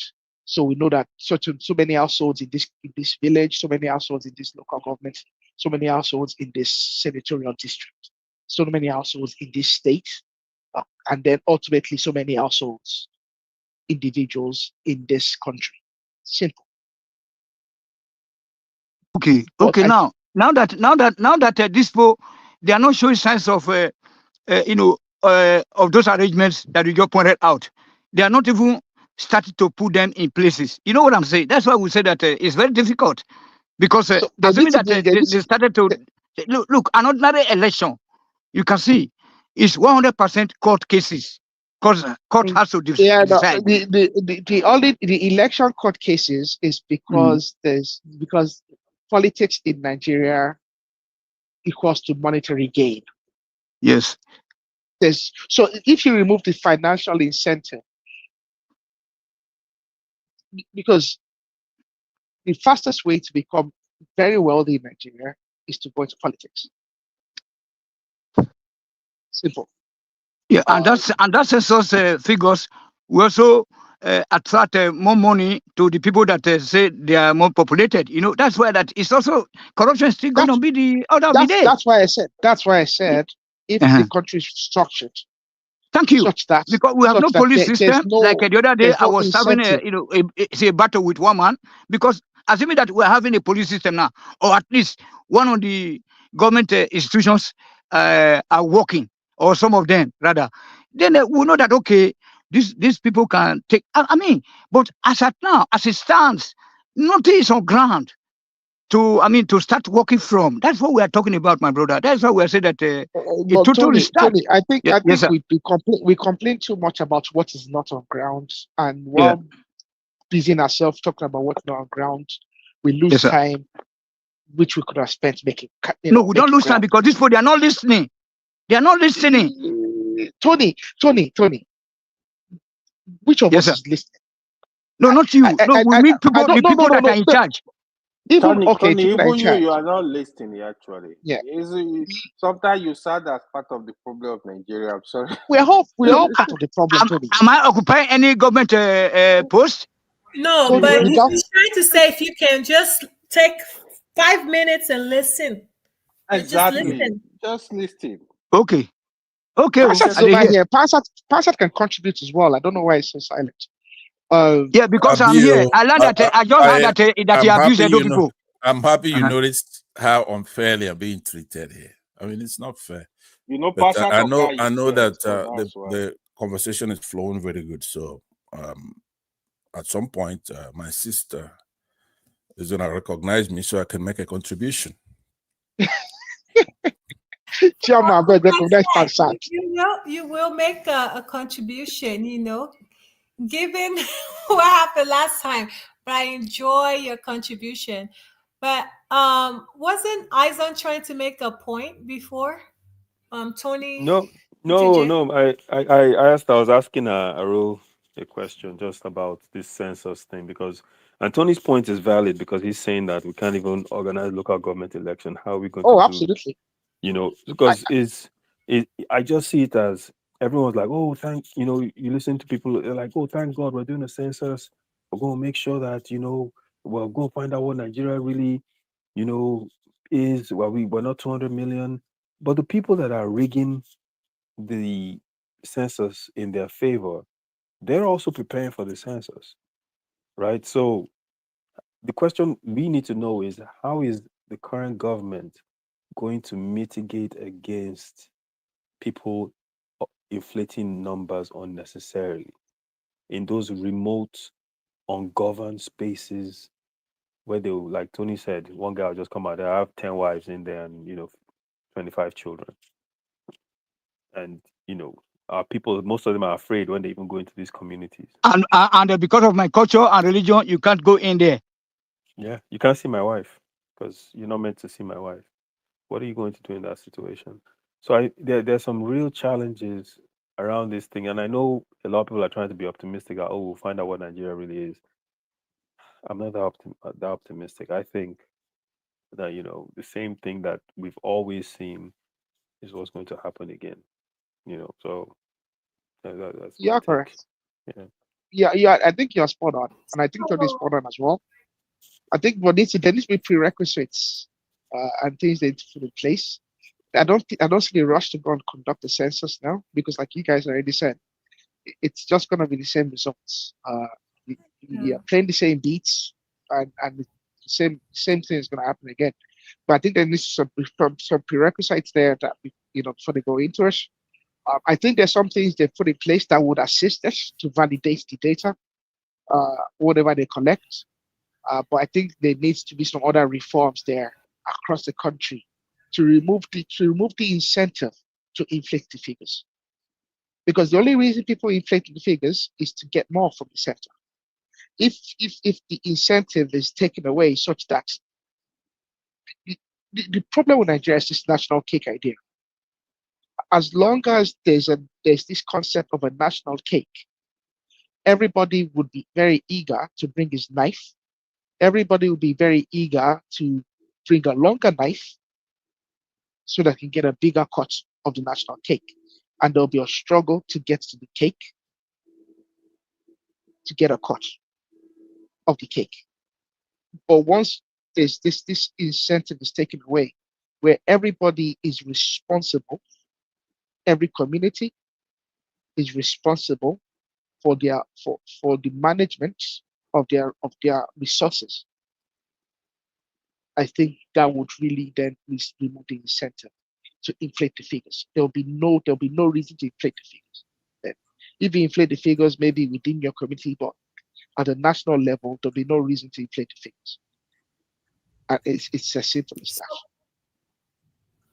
So, Uncle Pansat, do you have any opinion on this census or something else you wanted to add to the conversation, please? Yeah, hello. Let me say hello to you, Chioma, and the rest of the panelists. The census is no brainer. We have a lot more pressing issues. If a census is done right now, it's going to be very corrupt. Let me acknowledge the guy that spoke earlier, Mr. Femi, who came here and in his first outburst, he was telling it the way it was, and I actually gave him kudos for saying it the way it is, especially coming from the Southwest, that be able to tell the truth and be a patriotic Nigerian. But then, as he was poked further, and then it diluted, was watered down again, adulterated. He made a U-turn, and then I told him, I said, "Why you making U-turn?" Okay, so he attenuated his stuff. He's talking about Peter Obi, and when his former stance was non-comparative, he was not comparing anybody to Tinubu. He was basically talking about the effects of Tinubu's kleptocracy. That's the kind of government we have in the country. I don't think there's anybody here who would dispute the fact that the government system that we have in place right now is a kleptocracy. That is government led by thieves. Ado Gidigba, do you agree with that? It's always been like that. It's not nothing has changed. That's what I mean. I Exactly. The reason why I asked you that, Aro, is that when I judge you from the present presentation, what you're saying today, you pass. But when I look at what you say before, maybe a week ago, maybe 2 weeks ago, then you don't pass. Do you understand? What did I say 2 weeks ago? I don't think I ever said. No, Arogidigba has always been, objective here. Sometimes we just if they flat, they beat Tinubu. Yeah. Let me at the end maybe you ask me questions, Tony. That's absolutely nothing you have to say that I'm not going to include on what I'm saying. What I'm saying is that often when we come and we're talking, instead of having fun talking like brothers, which is what most people come in, I don't know what time it is where you are. Over here in the Golden State, it's 8:12 in the evening, Pacific time zone. People like to just, chat it up, have fun. And normally I come in and I spoil it for them, right? Because I'm talking about serious stuff that really doesn't have any answers. But I believe that it's sowing the seeds when you have people like Azon here, Arrow, Tony, AY. AY, by the way, you're doing good. When I left, then you took your vitamin again and you're making cogent points. But what we should avoid, I believe that's where the problem is putting things, instead of in the adjective sense, like Femi was doing, we're putting things in the comparative sense, as if we only have two choices, Peter Obi or Tinubu. Tinubu should be criticized based on him and his activity, not compared to Peter Obi or anybody else. Because when you do that, Peter Obi actually sells. He sells the comparative sense and he goes to the superlative. Peter Obi will be the best president we're going to have in the country until he does something wrong. Right? He hasn't done anything wrong.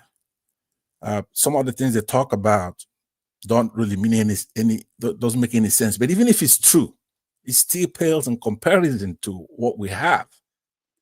Femi was able to elucidate clearly the first 5 minutes of his presentation the state of affairs in our country, and it's not pretty. But I'll leave that right now to go to Izon is who I'm going to address at some point at the end of my remarks here, which is probably a couple of minutes from now. Let me say, Tony, separation, which is your mantra all the time, that's what you want to talk about. But before the actual separation, there should be dissociation, disjunction, right? You have to sever yourself mentally from the people you're criticizing. You have to stand for the right thing. You can't say, hey, we're gonna help Tinubu rig the election because you want separation from Northerners. So maybe you don't know it. There's only about 5% irresponsible Nigerians. That's who you find online. There are a lot of responsible Nigerians who don't go on social media. How do you convince those people to do the right thing? So when you're talking, you should know who's your audience, not all these noisemakers online. You have a lot of Nigerians, surgeons, nurses, teachers, soldiers, people who go to work and make the country tick. You have those in the diaspora. Nobody's going to listen to you making that kind of statement. Right? You want to perpetuate Tinubu in office. The worst Northerner is better than Tinubu. The worst Muslim is better than Tinubu. So, no, you cannot say that.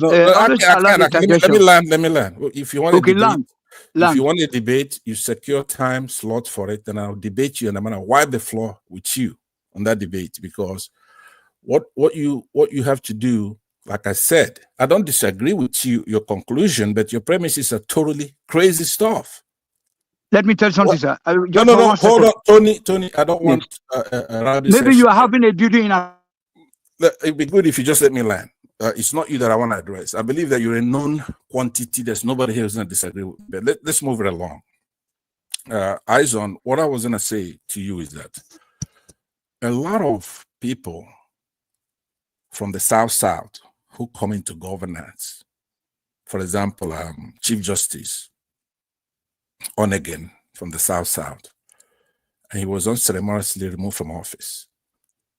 It was not done legally. The Southerners don't do anything about that. Jonathan, the same thing.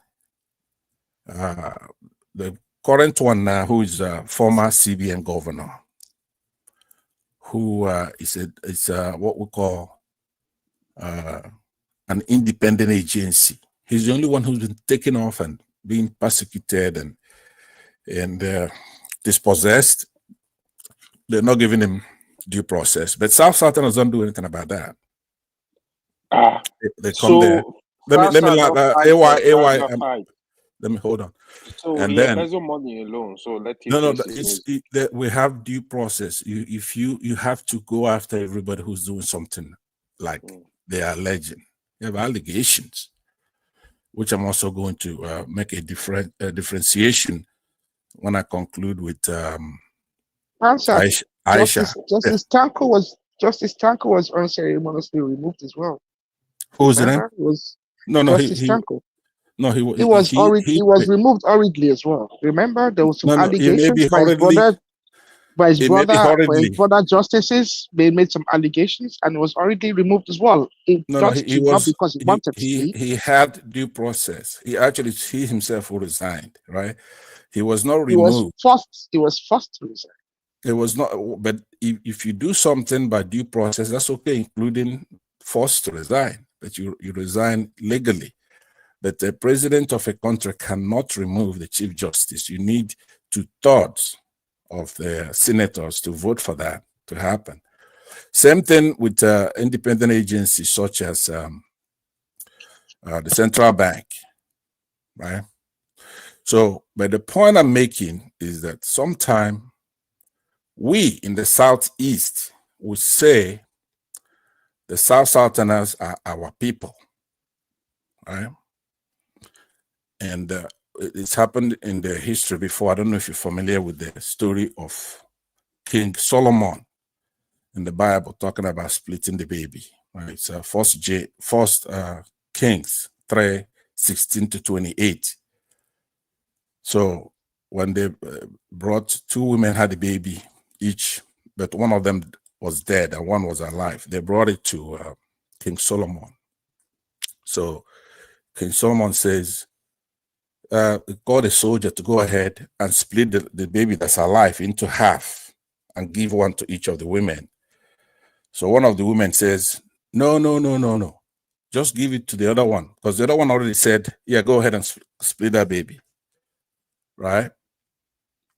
And then King Solomon said, okay, give that baby to the one that says, don't split it, because that's her baby, right? So why I'm saying that is that we are trying to stay out of the area they carved out, your area over there. You're not particularly, you're like one of us, right? You and I, there's no difference between us. Either we're Igbos or we're Ezons. We're the same. But particularly from that south, they've causing us a lot of problems. They stay there. Pastor, you cannot be speaking without allowing an interjection, please. I will allow an interjection, but a reasonable interjection. But let me land with Aizon, because as you know, you never hear me or Aizon address me. We're the same, we're brothers. When I'm talking to him, I'm embarrassing him sometimes when I'm making trouble. But let me say this, and he doesn't like it when anybody insults me rudely here. So I like it too. What I'm saying is that the Southerners let people come from the north, people who would have nothing without that oil, come over there and take it. And they don't give our people in the South a chance to have due process after they've been in office. But the Southerners don't do anything about that at all. That's the genesis of all our problems, is that they get funded from coming and taking that oil that we went to war over. We went to war over that stuff. So that's why I'm saying one of the preoccupation we have to have now is try to have South in order. It's not in order. It's not in order. And it's never going to be in order, because when we talk about even protesting, it's Lagos, it's the Southerners don't talk, they don't want to get involved in anything. They just want it the way it is. I could say like maybe 80%, 90%.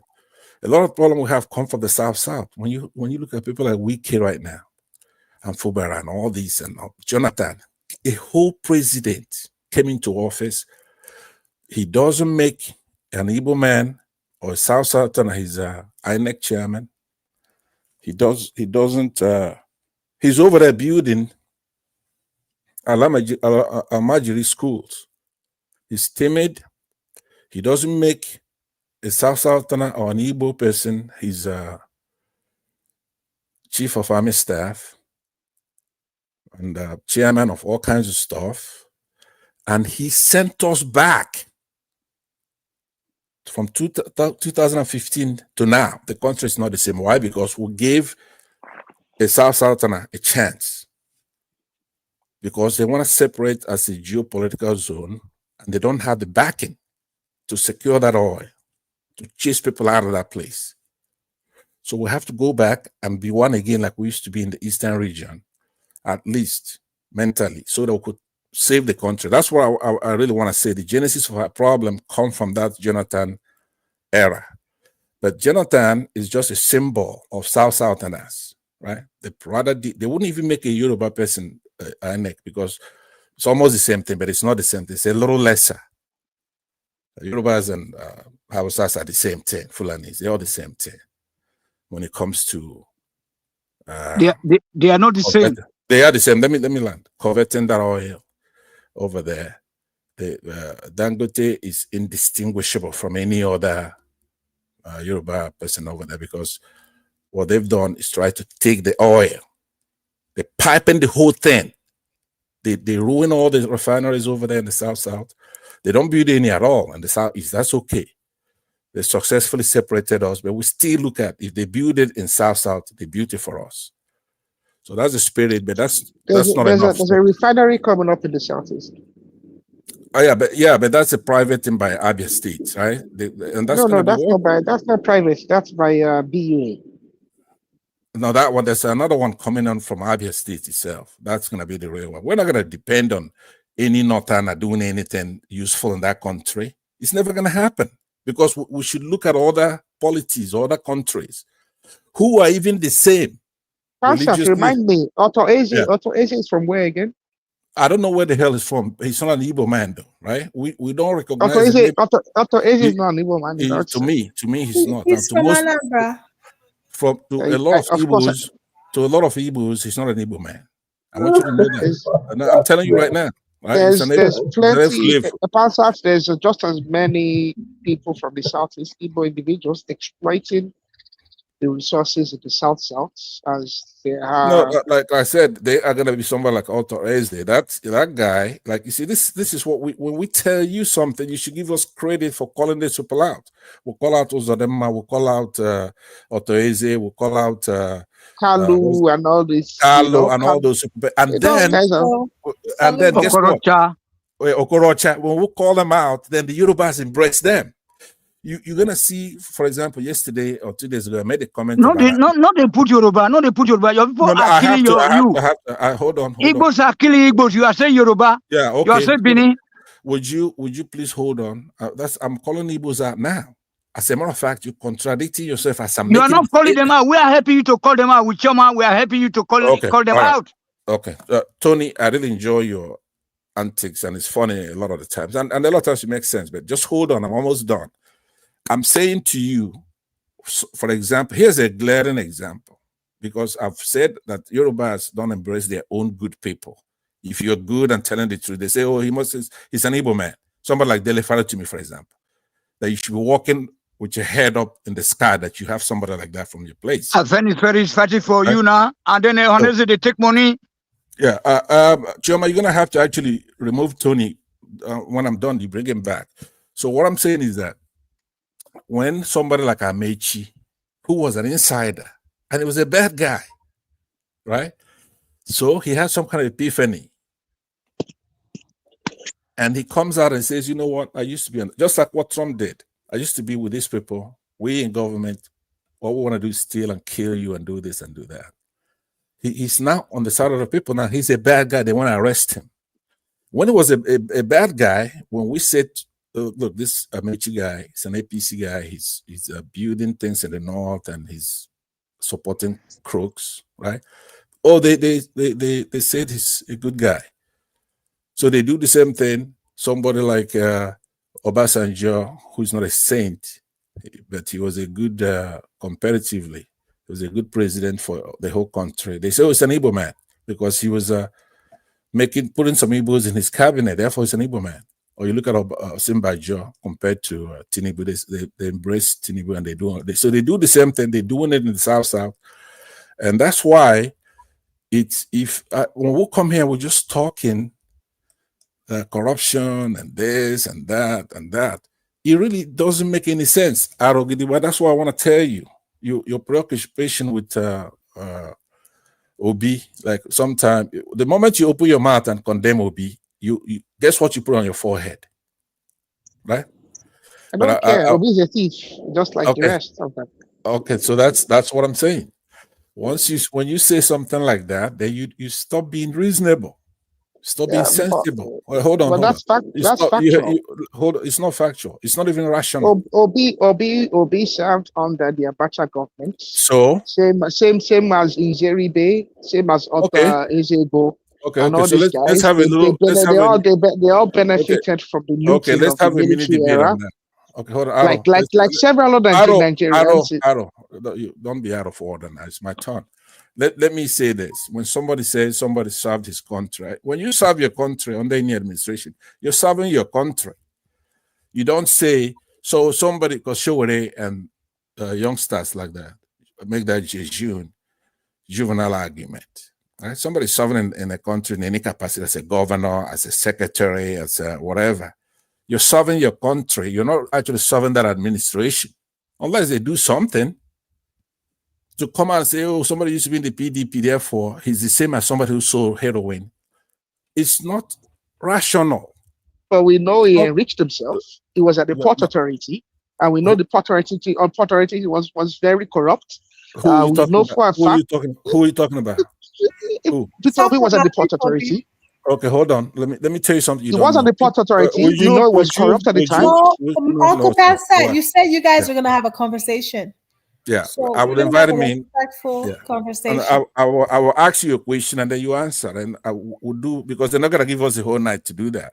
From the things you mentioned so far, Peter Obi was a known quantum when he was in high school. He was a trader. He had supermarkets when he was in, somebody in high school. When he says I'm a trader, that's what he means. It doesn't mean that he didn't go on to own banks and do all kinds of other things and be a governor. Peter Obi never owned a bank. Hold on. He was chairman of a bank. Colloquially, that's what we mean when you're the highest shareholder of a bank, you own the bank. But listen to this. And he was a governor. So he's governed. We know his antecedents. So when you talk, right, like I said, episodically, when you were here earlier and you were talking, you made sense.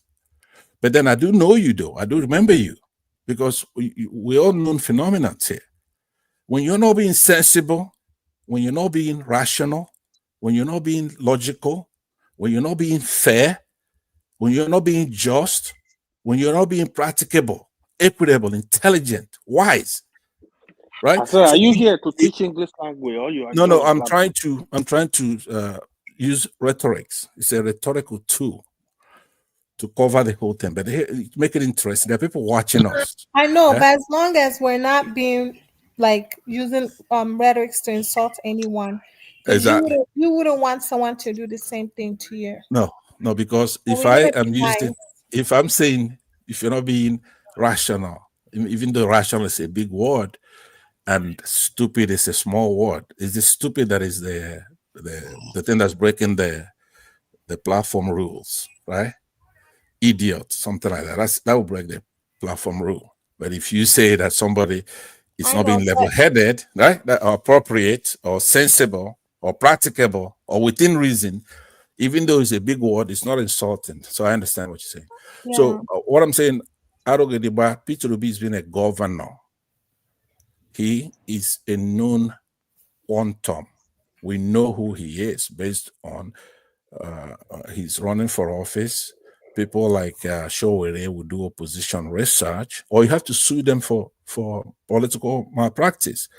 You go ahead and you bring out whatever you have during that campaign, right? Or you walk into an EFCC office and fill out a form, right?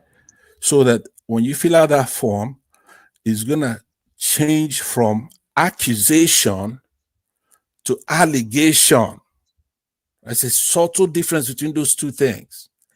Okay, so Even though, okay, so you have to let other people interject, so it will be a conversation and not a lesson. Very well. So I know AY and Arogediba wants to interject. AY. I don't want to interject. I didn't make my statement. I didn't make my conclusions. I think Pansat understands who Peter Obi is, and I don't accept this canonization of an individual that is like the rest of his co-travelers. Peter Obi, yes, he was a trader when he was in secondary school. Dapa Abiodun was also a very wealthy man before he became the governor of Ogun State.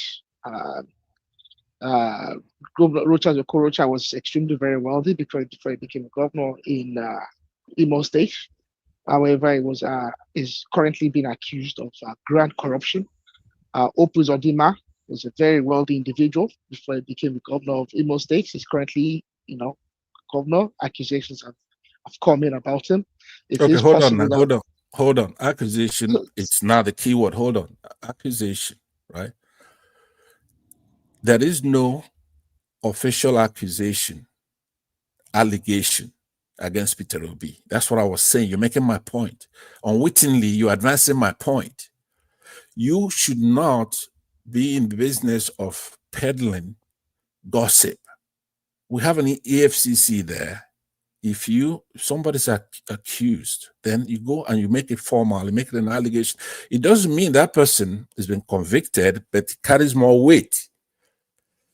So I was saying that when Peter Obi was in an election against Showore, for example, that is the best opposition researcher we have in the country. He's been doing it since he was a blastocyst, right? He knows how to dig in and bring something out. Some are true, some are not true. He doesn't even use alleged. He will say, this guy's a thief. He stole. So, but when you say that somebody used to work for our government in any capacity, he's working for the people. Or somebody ran for office as a vice president under somebody else who's probably corrupt. He has to do that for the country. It's a big difference when you have two corrupt people as president and vice president. It's good if you have if you're going to have somebody corrupt as president, at least you have somebody who is a limiting factor as vice president, so that the country could then go ahead and remove that person, knowing who's going to take over for one thing. In any country where... So, Uncle Passat, yes. I want to know if AY has an opinion, because I remember AY was talking about P2B is part of the, the institution. So he doesn't. That's what I was addressing. AY always have an opinion. Yeah, that is it. But you have to let him address it. He did already, though. I'm trying to address what he addressed. I know that I put it on Arrow alone. Because he just heard you. I want him to speak. Mm-hmm. So Passat, like other Nigeria, a lot of Nigeria, they have these bias, right? The honest truth is Peter Obi it belongs to the status quo. So like I said earlier, I seriously believe for Nigeria to move forward, you see all these crop of politicians we have, or more, they need to go. Because if you actually study them, they don't even think of how to move the country forward. They are not interested. From the Senate to the rep to the presidency, they are not interested. It's just party government. You say you are fighting corruption. Look at Tinubu, for example, the former governor of Kogi State that was hiding from EFCC for almost a year plus. It's out everywhere now. It's Galavati. So this stuff are not really helping us. Like, we need to come together and build this country. I mean, Aro Zigdigba and Aizo are making a lot of sense earlier as well. I think we have Nigeria that take along this line. a lot of us, I say this, we don't love the country. If you love your country first, irrespective of who is contesting for the office of the president or who is the president. If these are not working, they are not working. It doesn't matter. You don't have to support people blindly. So I will re-emphasize that if the country work, it's gonna work for everybody. That is the point we need to be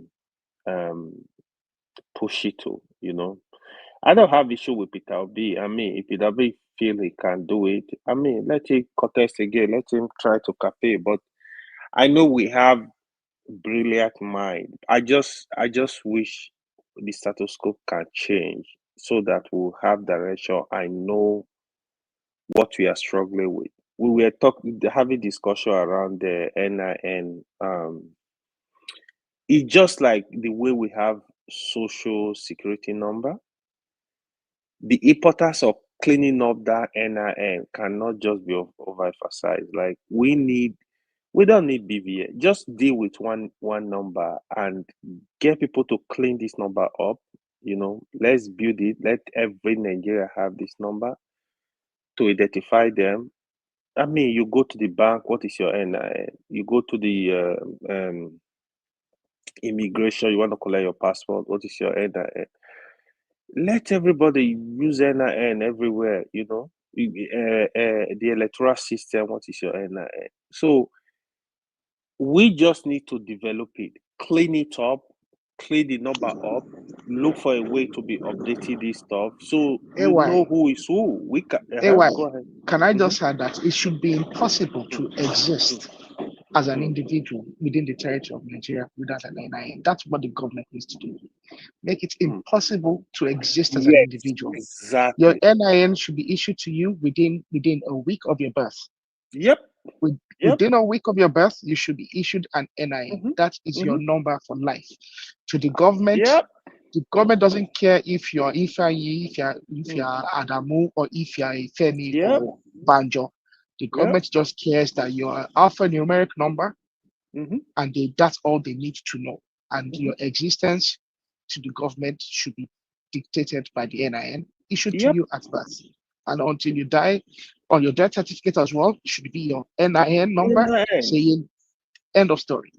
Yeah, I think that's the minimum. This thing is not like a big deal. If we have genuine intention, we can develop it, and everybody will be attached to NIN, so that we can use that for planning. We can use it for a lot of things. Even I was talking about this Yahoo ministry they call humanitarian ministry.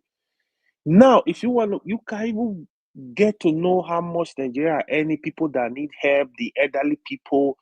You can know where to channel this money to.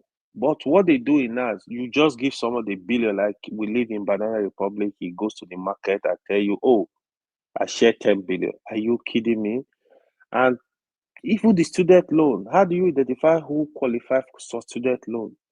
It's still paddy. So we know how this thing works. So the intention needs to change so that you can see the light, you can see the road, So that's all we need, and look for a way to reduce corruption. If you give out contract, we monitor all this stuff. Let the country start working. But right now, no, we are struggling. We are struggling. You see, somebody is just saying Southie know their people. Can you just imagine? So these are the problem. We don't have this number. That is so important. Census, so important. Drop BVN. You can't be having BVN, having NIN. It's waste of time.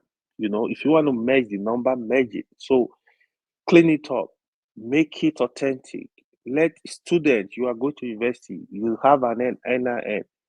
Even market women, we have an NIN. Everything you want to do, let's deal with that so we can use that to develop our future. So it's just sad where we are. Sometimes I just feel when you listen to the senator, the rep, you feel sad. Like they are not interested in our problem, man. They are not interested in our future. sometimes, sorry to say, I just see it this way. I feel like these guys, they just feel like, oh, you know what? I'm 65 here, I'm 70. Yeah, I mean, I don't have 20 years to live. I'm gonna die. They're gonna deal with the problem. That's the way I feel these guys think. Because if you are really thinking of the young one, the children, Nigeria's unborn, like you know, this country belongs to people in the future, where your children will be there, your grandchildren will be there, your great grandchildren will be there. But they don't understand it that way. They don't understand it that way. If they understand it that way, there are some decisions they will not take. You can't go take loan and just use the loan to buy baby cars, share it, and you don't care. The children unborn will pay for all this loan. So it's yeah, I can hear you. Go ahead. Yeah. Don't you feel like these guys feel helpless as well? Because I've been around some House of Rep members before, and they'll be talking about governors, certain governors that steal money or certain things happening in the country. It's almost like they are watching the same thing. I remember one time I saw this House of Rep member from Benue. This was when the Fulani herdsmen were really attacking communities there. In Benue. And he had a petition signed by a number of people from Benue that live in diaspora, and he was trying to make a case in House of Reps. And a lot of people were trying to shout him down. Yep, they do that. Yeah, and he was getting up. He was like, "No, this is a problem." I mean, the guy tried. He made his case, but you know, someone like that or a bunch of these people, they feel. I've listened to them. They almost feel like, what are you going to do now?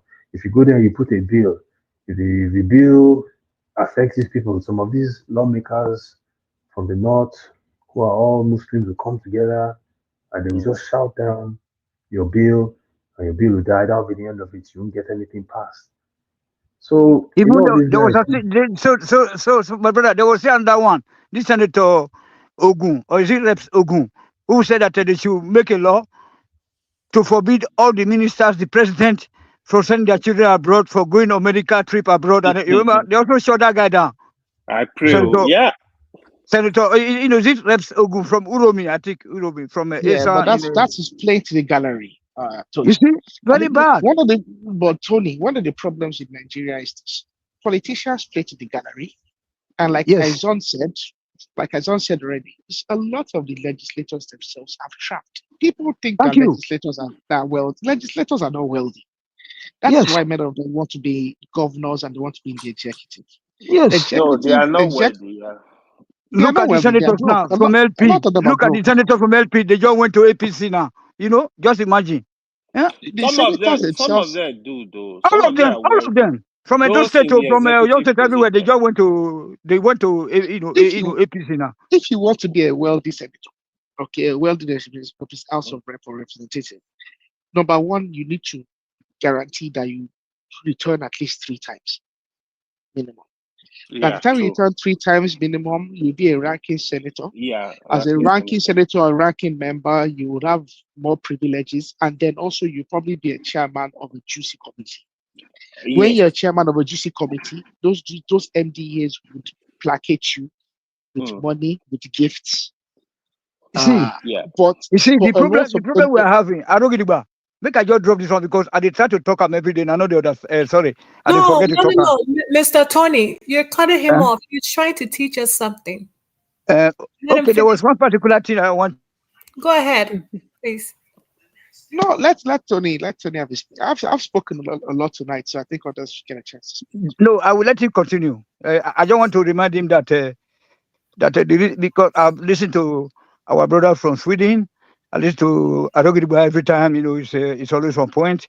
Then I see the reason why things are like this, because, for example, I personally have lost confidence, total confidence in the system. You know why? Because they ought to be, if you want to start to regulate this country, you have to place down a social security system that will cater for everybody, both the rich and the poor. You know what I'm saying? So, A kind of Tony, no, hold on, I see hold on, the please, point hold on. where wait, but you cannot Uh-huh. cut people off in the mid, because I was trying to learn something from Arogidaba. He was teaching us how to make money as a senator. You don't know if I'm going to be a No, senator. no, But you completely you know, cut that's where him my point, off. that's where my point is coming in. Hold on. No, That's you where my can't point is cut him coming in. off. You cannot don't have to be cut him rich. off. You don't have to be rich. No, I Okay. wanted to hear his point first, and then. Anyway, I know you like money too much. Okay, make it a talk about money. When you I finish, like then you give me money. the chance. I really want to hear After that, you tell me. After that time, you let me come in. Then okay, I don't give back. Maybe we'll teach him how to make money as a senator. Aizon probably knows this as well, because I think Aizon has people that have No, been, I and wrote it's the same. you were saying a process. Continue with the process, please. It's that simple. That's really it. So it's just senators and representatives that return. So it's the same for legislative officers. They need to return a number of times, become a ranking member. When you become a ranking member, you get invited to the clandestine meetings that they have when the executive are looking to push something through. They're going to have, it's through those individuals that they will try and funnel the funds to compromise other legislative officers.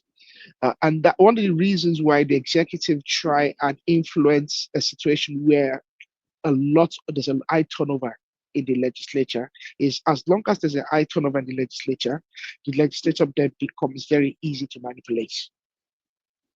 So, for instance, at the moment, the Senate, I think, only have less than 25%, or probably about 10% of the individuals that are part of the 10th. I think they're the 11th now, are they? Or the 10th? Sorry, I think they're the 10th. 10th. The 9th assembly there's only about 25 people in 2% of the senators that were in the 9th assembly that returned to the 10th assembly, or something around that number, a lot less than half anyway. So it's only when they return multiple times, become ranking senators, become influential, that they can then actually be able to then get some juicy committees. Then when they are distributing constituency budgets, that's when they can, and then they can then be a member of a community. They can then pad the budgets and stuff like that. Before that, they're just really getting by. They get their monthly allowances and their monthly salary, and they will spend most of it servicing their constituency. By the time they're getting paid, they probably have a number of people on scholarship. They probably, and the other problem they have is because the state governors keep creating all these obas and making every single bar and every single chief an oba. These senators as well, they have to fund these kings. They have to fund these chiefs. They have to, if the oba needs to buy a car, they're going to contribute towards this. If the Oba needs to do their 50th coronation anniversary, the senator or the legislator has to contribute towards it. They are they are depleted every single month of their funds because the only way they can return to office is to spend. One of the problems in Nigeria is this: all of us, the citizens, and individuals in government, we are involved in a transactional relationship. As a young guy I know, he's returned from the UK. I think he's high in a legislative position there. And all I see is he's a friend of a friend. All I see is he's out there spending money. He's doing this foundation stuff and all that. He's not doing it because he likes them in the neighborhood. He's doing it because he wants to get something out of it. The only thing that can guarantee that he will win an election is that he spends money. Consequently, when he gets there, he's going to have to recoup the money. He's not doing it for free. He lives in the UK, he's running some amount of business in the UK, living a decent life. He's going to uproot himself and go to Nigeria because he wants to serve. No, he doesn't want to serve. Yeah, he wants to serve, yes, but within reason, he wants to enrich himself as well. The transactional system is one of the problems we have. So I don't know. I'm frustrated about. I mean, Pansat told you all these people. We all speak, but I'm just as frustrated as well. Sometimes I'm reading the news and I'm just shaking my head like, when are we gonna get out of this debacle? You know, there needs to be an end to it. I do, however, look at things from the positive side, angle. But the problem with Nigeria is everything is transactional. A civil servant is not guaranteed that after 35 years in service, that they will own their own home, that they will be able to put their children through education, respectable education, that they'll be able to cater for wherever their healthcare needs post-retirement. So what do? They loot the system. They're looting the system because otherwise they cannot be guaranteed a respectable living. So I think the one thing within Nigeria that needs to be done is people need to actually be able to guarantee that everybody can live a respectable life without having to steal. We can claim we want to fight corruption or what, but until we can guarantee that everyone can have a respectable means of livelihood and everyone can retire into a peaceful, respectable life after post-retirement, civil servants will keep on looting the system, politicians will keep on looting the system, and all of us will keep on entertaining it and actually encouraging it, because the citizens encourage the activities of the politicians, without doubt. That's what I do. Thank you. Aro, well said. Thank you. Yeah, no, Well well said. said. No, it's interesting. I think Aro, you made a good point about, making sure people have the basics of life, so they're not living a rat race. They're not living out of desperation. If, for instance, like you said, civil servants work, but let's just say those civil servants have guaranteed universal healthcare in Nigeria, where we have designated hospitals in every local government with a minimal standard of care that is provided to everyone, funded, nurses and doctors trained. Even if people aren't driving Mercedes all over the place, at the very least, they would know, if I get sick, if my child gets sick, if my grandfather gets sick, we can go to that clinic and we'll get very good care. The hospitals are decent. We have drugs. Some of it we manufacture, some of it we import, but we're fine. If you look at places like Costa Rica, that's the kind of life they're living. You don't go to Costa Rica and see skyscrapers and huge mansions that the people are living in. No, but the basics of life. They have good health care. They have good education. They farm their own food. They're fine. And these are the things that when you look at the way people govern, and I'm going to talk about the current government because they're the ones in power now. They come in and he's looking at this whole grandiose thing that you want to do, but the basics aren't there. It's almost like, oh, I have this new Mercedes S500. The wheels are bad, but I'm going to put 25-inch rims on that. Are you crazy? The wheels are bad. That's what we do in Nigeria.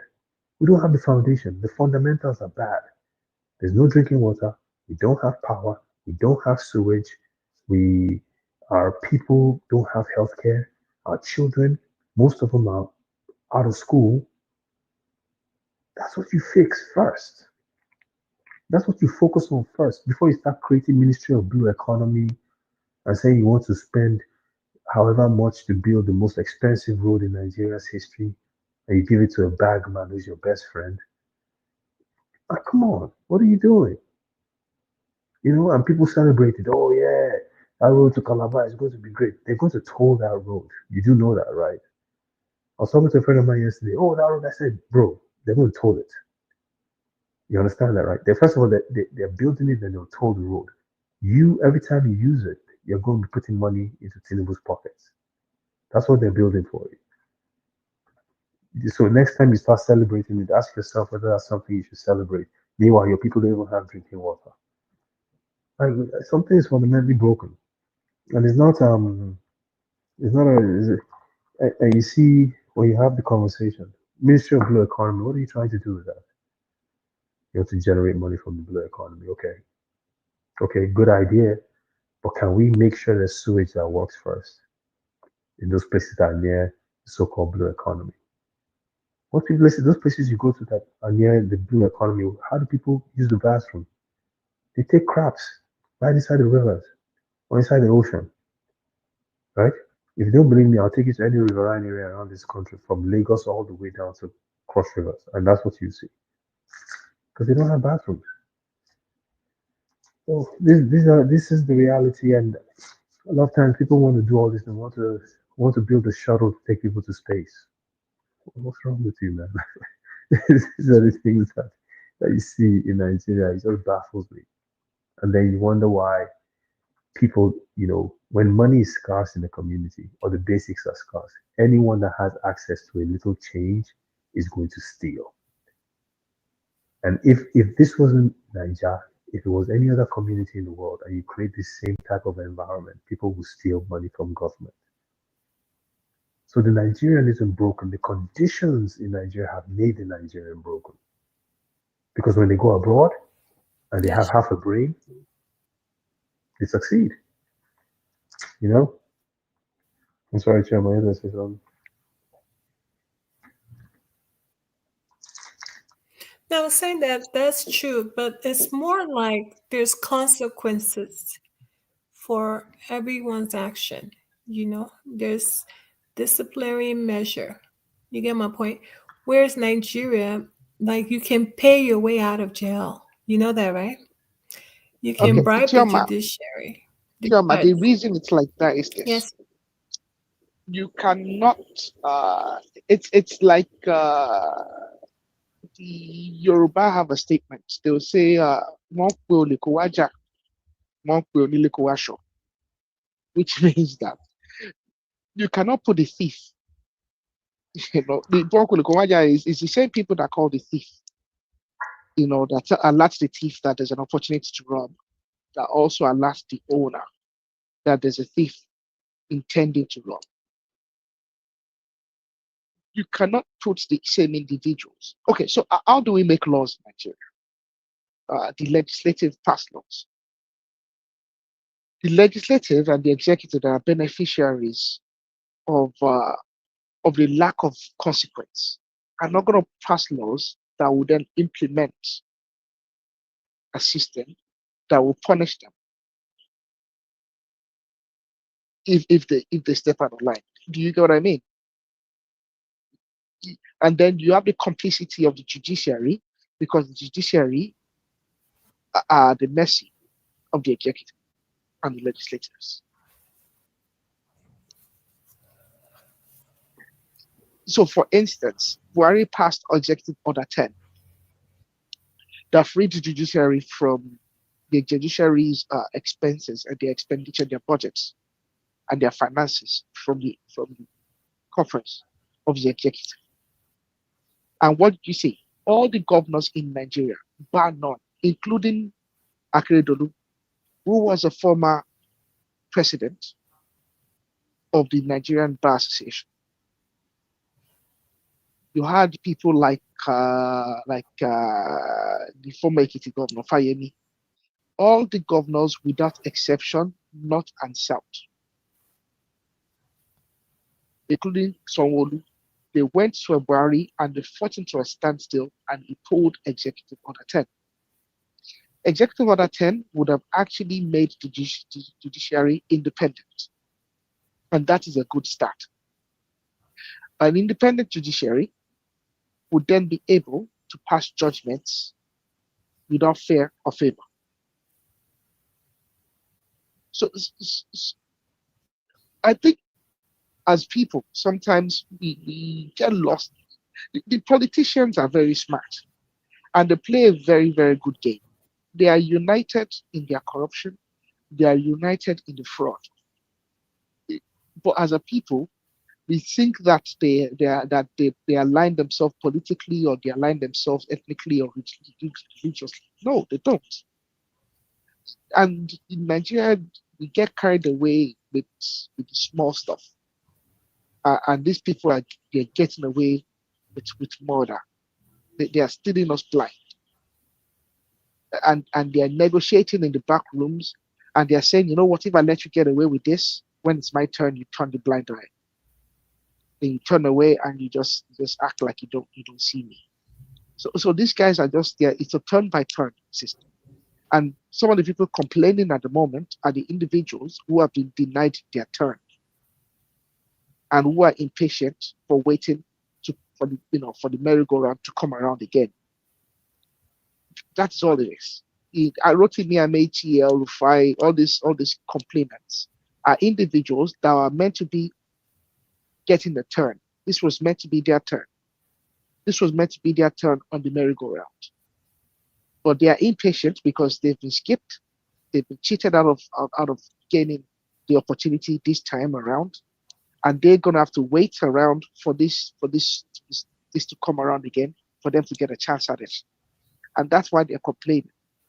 Well, for us, we're spectating and we're making conclusive arguments about why they are they're upset. It's nothing but a chance at looting the system. So the main thing is the judiciary has to be independent. That's a starting point if we're going to get justice. Yes, you're correct. So, Mr. Tony, you can speak now. Yeah, I'm here. Yes. I'm here. Hello. What's up? Good evening. Yeah, I don't think I just landed. I was just saying something about the social security for everybody, and then he landed. He expatiated on that, and then I hope that he got the message. Because like in Europe, you don't need to have money in order to participate in politics. You just go and then you get a form, and then you know what I'm saying. You're able to talk to people, and that's all. But in our own case, right from the primary stage, you know what I'm saying. So that is why. Nothing will work. We are just wasting just like effort in in futility. You know what I'm saying? Or just living on that delusion. Like something that is not possible. We are trying to make something possible out of impossibility. Impossibilidad. Like the Portuguese will say. There's nothing we can do about this country. This British business center or industrial estate. You know what I'm saying? Yes. So there's nothing we can do about it because, as he correctly said, just imagine the science that make me to be doubly down and say that nothing will work unless we separate the country so that we can be able to do this at a very marginal level, like at regional level, where we are not too much.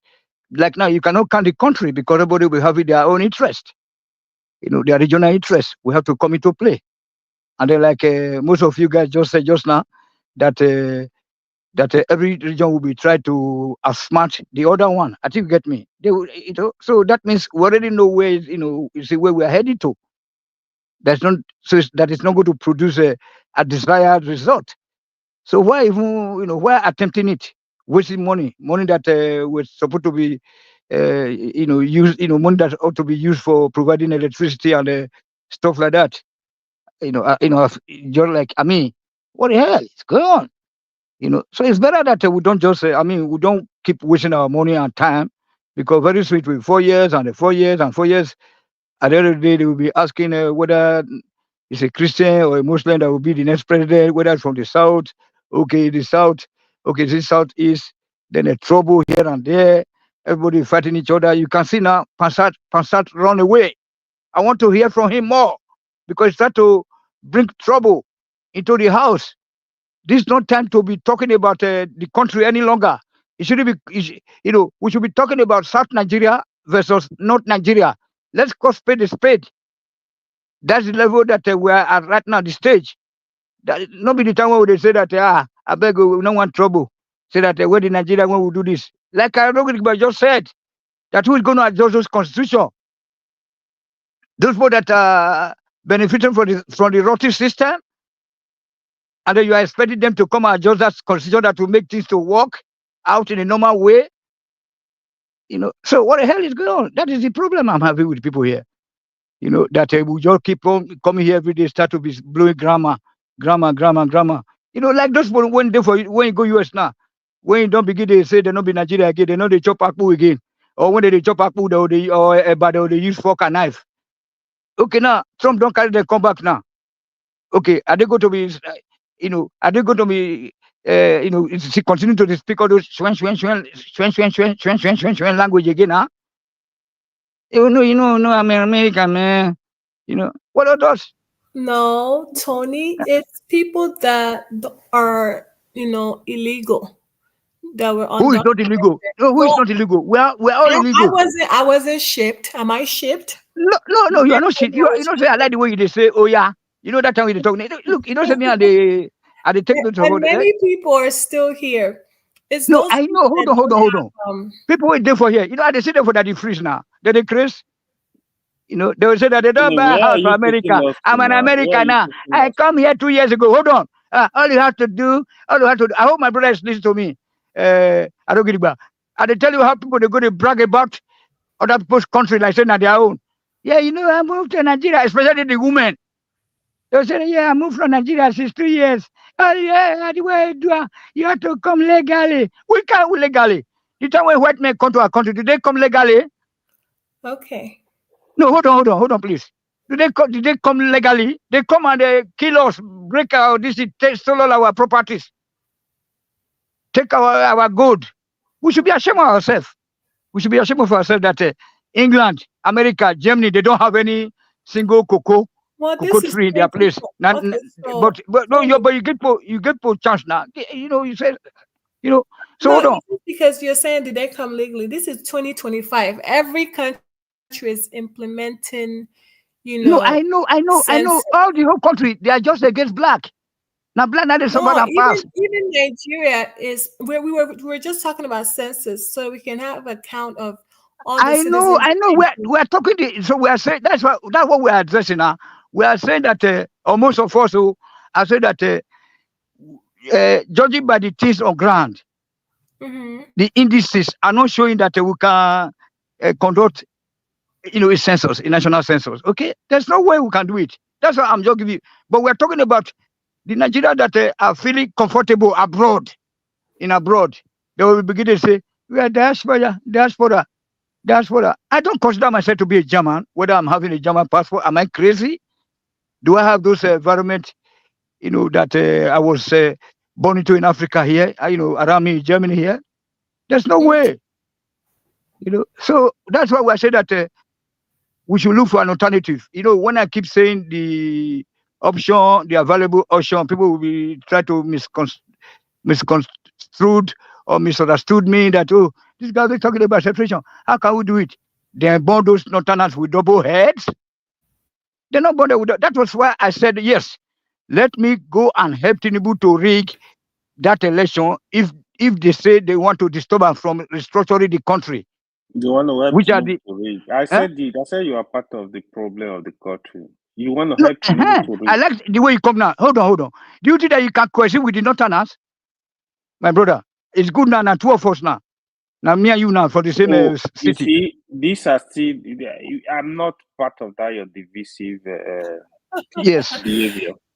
Yes. The last time it was even with. Make we talk our language and in broken English. Tell me now what did it happen? Make them know say na two Benin boys now.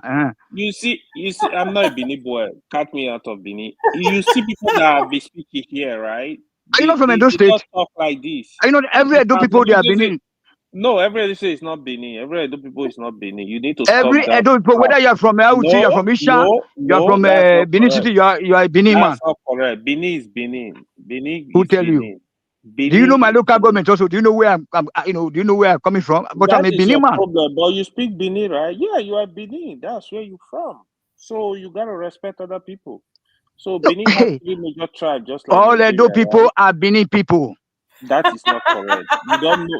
So I'm not here for history class, but anyway, let's talk now. So okay, no use. I know. Make we use our language now. Broken English, not broken English. We are looking for solution. We are looking for solution. Tell me now how you say make we not divide the country. So you love one Nigeria now. more. You always divide. Stop dividing it more. Mm. See, Go look division your is state. not Hold on, gonna. hold on. You cannot go to farm now. Hold on. Division is not gonna help us because I've said it. Like even when you Waiting. hear, for Why you know example, work? if Why you you know go to work? Southwest, hold on. If you go to Southwest, Mm. within the Yorubas, you will hear this one say, "Oh, Jebu people are not good. Egba people are not good. These people are." There is division among the Yoruba, among the Igbos. The same thing. Oh, Eboyi are not good Igbo. Oh, Nicha they are not Igbo. This one, another division. You go to the north. Within even when you create countries across this region, across this tribe, there will be division. There will be problems. So we got to look for a way. As long as you are in Nigeria, you have Nigeria passport to solve our I'm problem. looking for a way to remove that the fear of the unknown out of your mind. Okay, right on. Make no run. Come on to Mudia. Some people blindly supported Buhari for 8 years. Go to Katsina. Katsina was the one of the states that was heavily attacked by banditry. So Katsina people did not benefit from Buhari government. Today, Hold on. The University of Technology, the University of Transportation is there in Katsina, in Daura. Hold on. Yeah, then the military base, the hospital. Do you have a hospital in Edo State? Hold on. Today, Tinubu is there. You see some Yoruba people are blindly supporting him. It's not going to help. Even if Peter Obi is there tomorrow now, you will see some Igbo people blind support. Nobody support her. Nobody support her. Now the way when I was they do, now make all of us turn our mind, say we must support her. Yeah. It's not only them. All of them. Look at Tinubu today. Look at his government. It's all Yorubas. That's good. That's good now. Your urbanization, now me I want. It's not all Yoruba now. No. Joma, leave me and this woman. So they leave me and this man together now. Leave me and we need to call it what it is, right? No, we want more Yoruba. You know why? Do you know who made it? Hold on. Those people that are working with Tinubu, do you know that it's an Edo man that made them? Tony. Hold on. This agenda. Hold on. This agenda they are carrying out now. Hold on, no. Mr. Tony, I'm not gonna. No. Wait. May I talk to my brother? I beg. You see, you see all this fashion. Hold on, madam. All this. I want to make clarification. It's not all Yoruba government in Tinubu. Thank you very much. There's people in his administration, even Thank you. Can I reply to that? No, I never finished now. Wait, I never finished. Choma, let me respond in a. I'm gonna put you on mute, Mr. Tony. Okay. Let me. You talk. Okay. So, AY, you mean to tell me the whole of Tinubu's government is just Yoruba? That's what you're saying on a public platform. Let me explain. Feel like it's 100% true. Let me explain it. So when you have a government, you see, I criticize Buhari government along that line. I'm criticizing Tinubu government along that line. If you watch Obasanjo government, you have the leadership cut across every part of Nigeria. Today, take the list of the top positions in Nigeria. The CBN governor, the chief of army staff, a lot of the position were used. Almost 70% of what Tinubu is giving now, they are Yorubas. You don't run. So hold on. Afabio is Yoruba. Akpabio is not a Tinubu government. He's not a member of his government. Akpabio is a senator. He was selected by his people. So these are the issues. They are issues. See. The moment you start doing that, you cause division in the country. I remember one thing Buhari said. After he got into office, he made a statement why a lot of Igbo people hated him. Why? Don't say that. Where's Arangodiba? Do you believe that's a fact? Why is saying that Tinubu's government is Yoruba? No. Let me answer that. Let me answer that. Let me answer that. For me chance. Go ahead, please. let Tony say, then I'll come and I and need then to answer we'll get this Isaiah's question. position as well. No, yeah, Yoruba. because I was having that argument with him. Why you do like this now, No, Tony. President Chioma? No. I'm trying to No, correct it's important because look, I want to address that It's issue important because no, don't address it. I need my answer, please. no, but it has to be. So, Arogidaba, please answer. It has to be third party because you may say that Arogidaba is biased. That's what you may say now. No, I just want to know. I beg. Tony, if you don't have anything to say, just let somebody talk now. Make I talk to you now. No be Arogidaba. No me answer this one. I mean to answer them. Please control. I've already removed. I've removed Tony. But we should I'll do bring it it back. now. Tony, I'll bring it back later. There should be different. Even I'm not happy to see Pansat left because there should be. You should be able to be orderly. Like, it's not because you guys are my friends. Yeah. I mean, I actually enjoy it because obviously, I think Tinubu's problem is this. No, because even when what AY said, he said that Tinubu's government is Yoruba.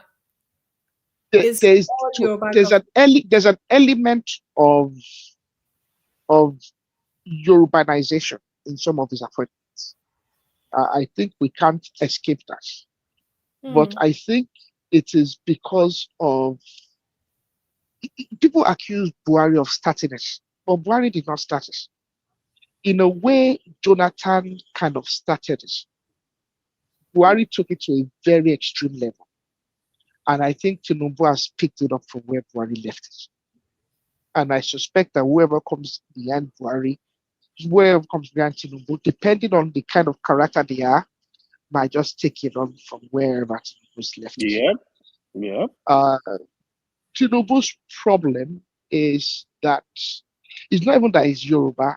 Like someone said, I think it was Femina said, one of the other issues is not that it's just Yoruba, is that an element of his core cabinets is Lagos, Ogun State kind of Tinubu boys.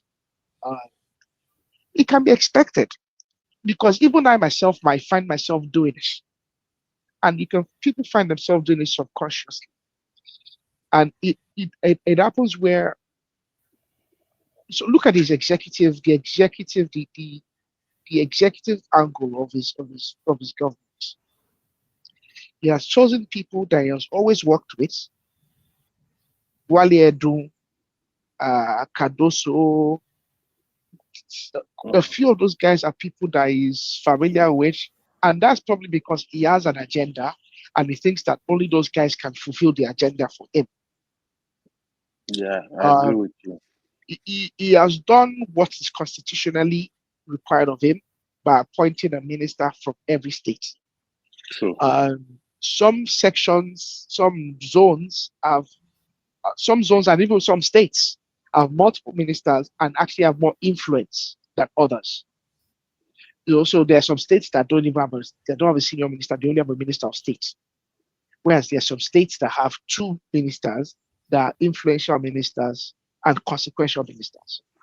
For instance, Ogun State. Ogun State is somewhat almost more than Lagos State. Ogun State is overrepresented in this government. But that's actually not unusual. Ogun State is one state that no matter what government is in power, they are overrepresented in government. Ogun State has always been overrepresented in all the government of Nigeria from day one. Obafemi Awolowo is from Ogun State. Yemi Osinbajo is from Ogun State. MK Abiola is from Ogun State. Olusegun Obasanjo is from Ogun State. In fact, almost every consequential Yoruba man, bar Bola Ahmed Tinubu, has been from Ogun State. And that's just a fact. Fela, the Kuti family. Yes. Ogun State is overrepresented in everything. My mother is from Ogun State. But they're extremely overrepresented in a lot of things. It's not particularly larger than Oyo State, but for whatever reason, they are overrepresented. That's where I can pick it up. I want to tell the reason now. Can I tell the reason? Go ahead. Tell me why you believe. Yeah. Okay. Thank you. Thank you very much. Is Yeah. Thank you. Yeah. So the reason why it's like that is because that's Awolowo stroke Chief Inahuru's father. So when Awolowo died, Chief Inahuru kept that torchlight burning that we need to restructure Nigeria to true federalism status. You get me now? So all this Fashola, all this Tinubu, all this Fire-me, it's Fire-me or what is his name? All those guys are the Chief Inahuru boys that when Inahuru formed that Pronaco. Is it Pronaco or Monaco? You don't remember that true federalism agenda. So Tinubu was Nadeku. Thank you, sir. Nadeku.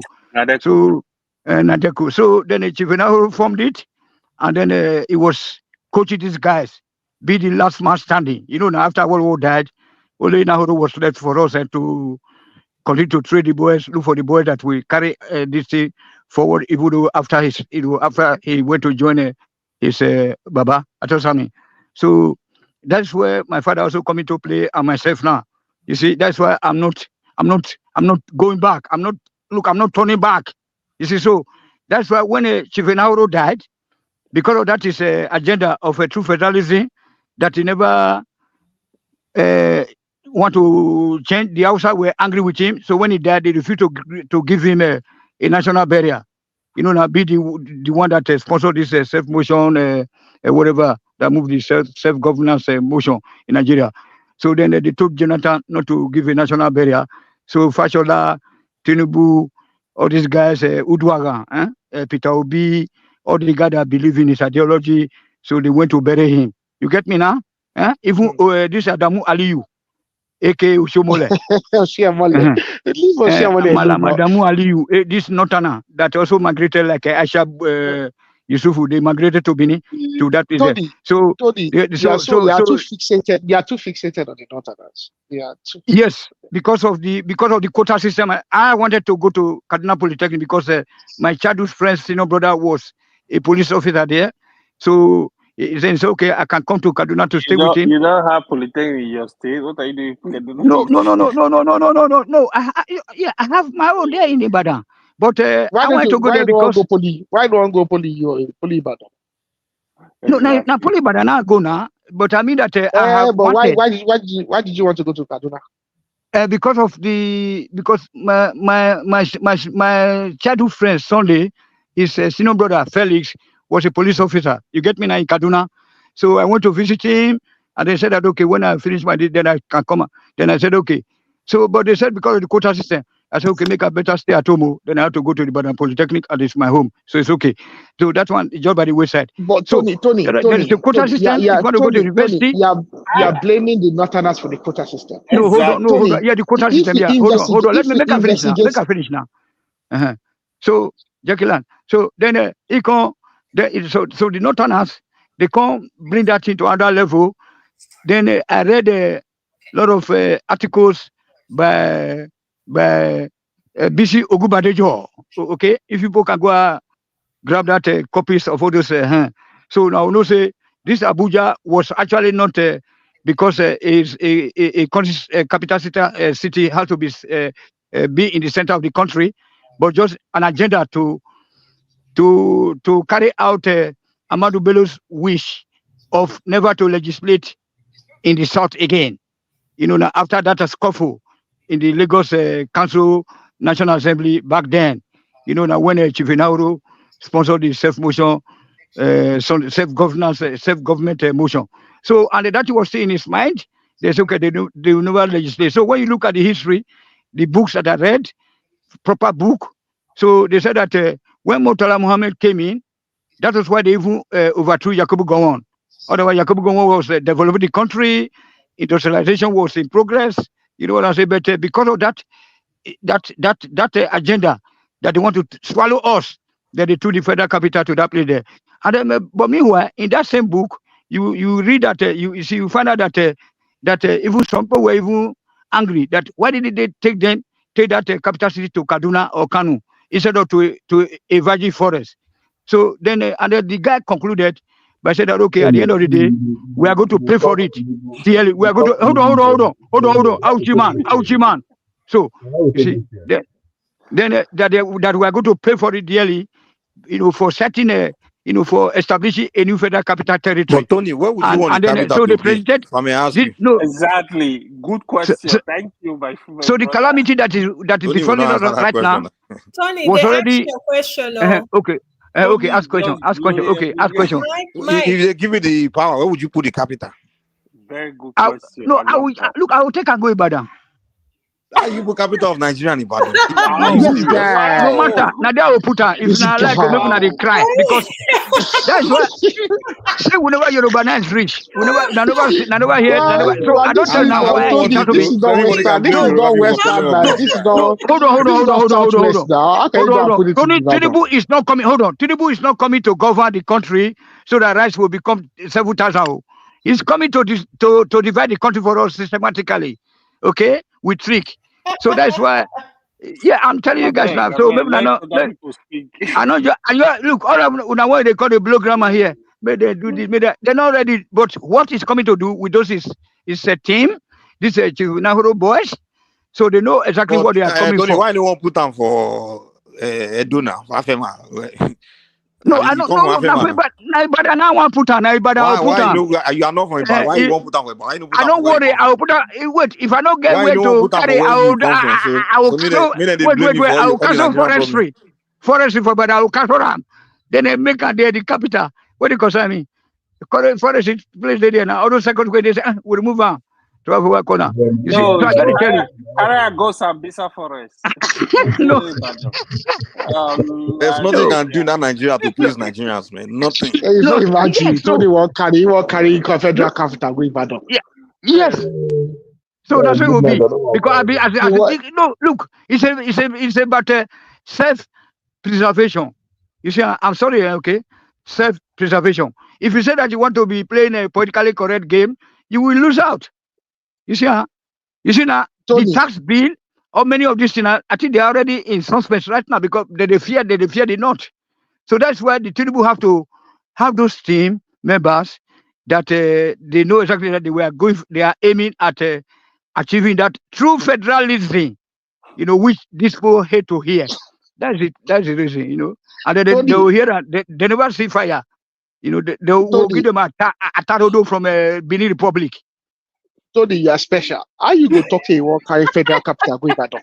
I tell you now, look, all those forestry, from forestry to all those Leyele, I will relocate people there for Leyele, all those Idiakwe, everywhere there. How can they go to other place?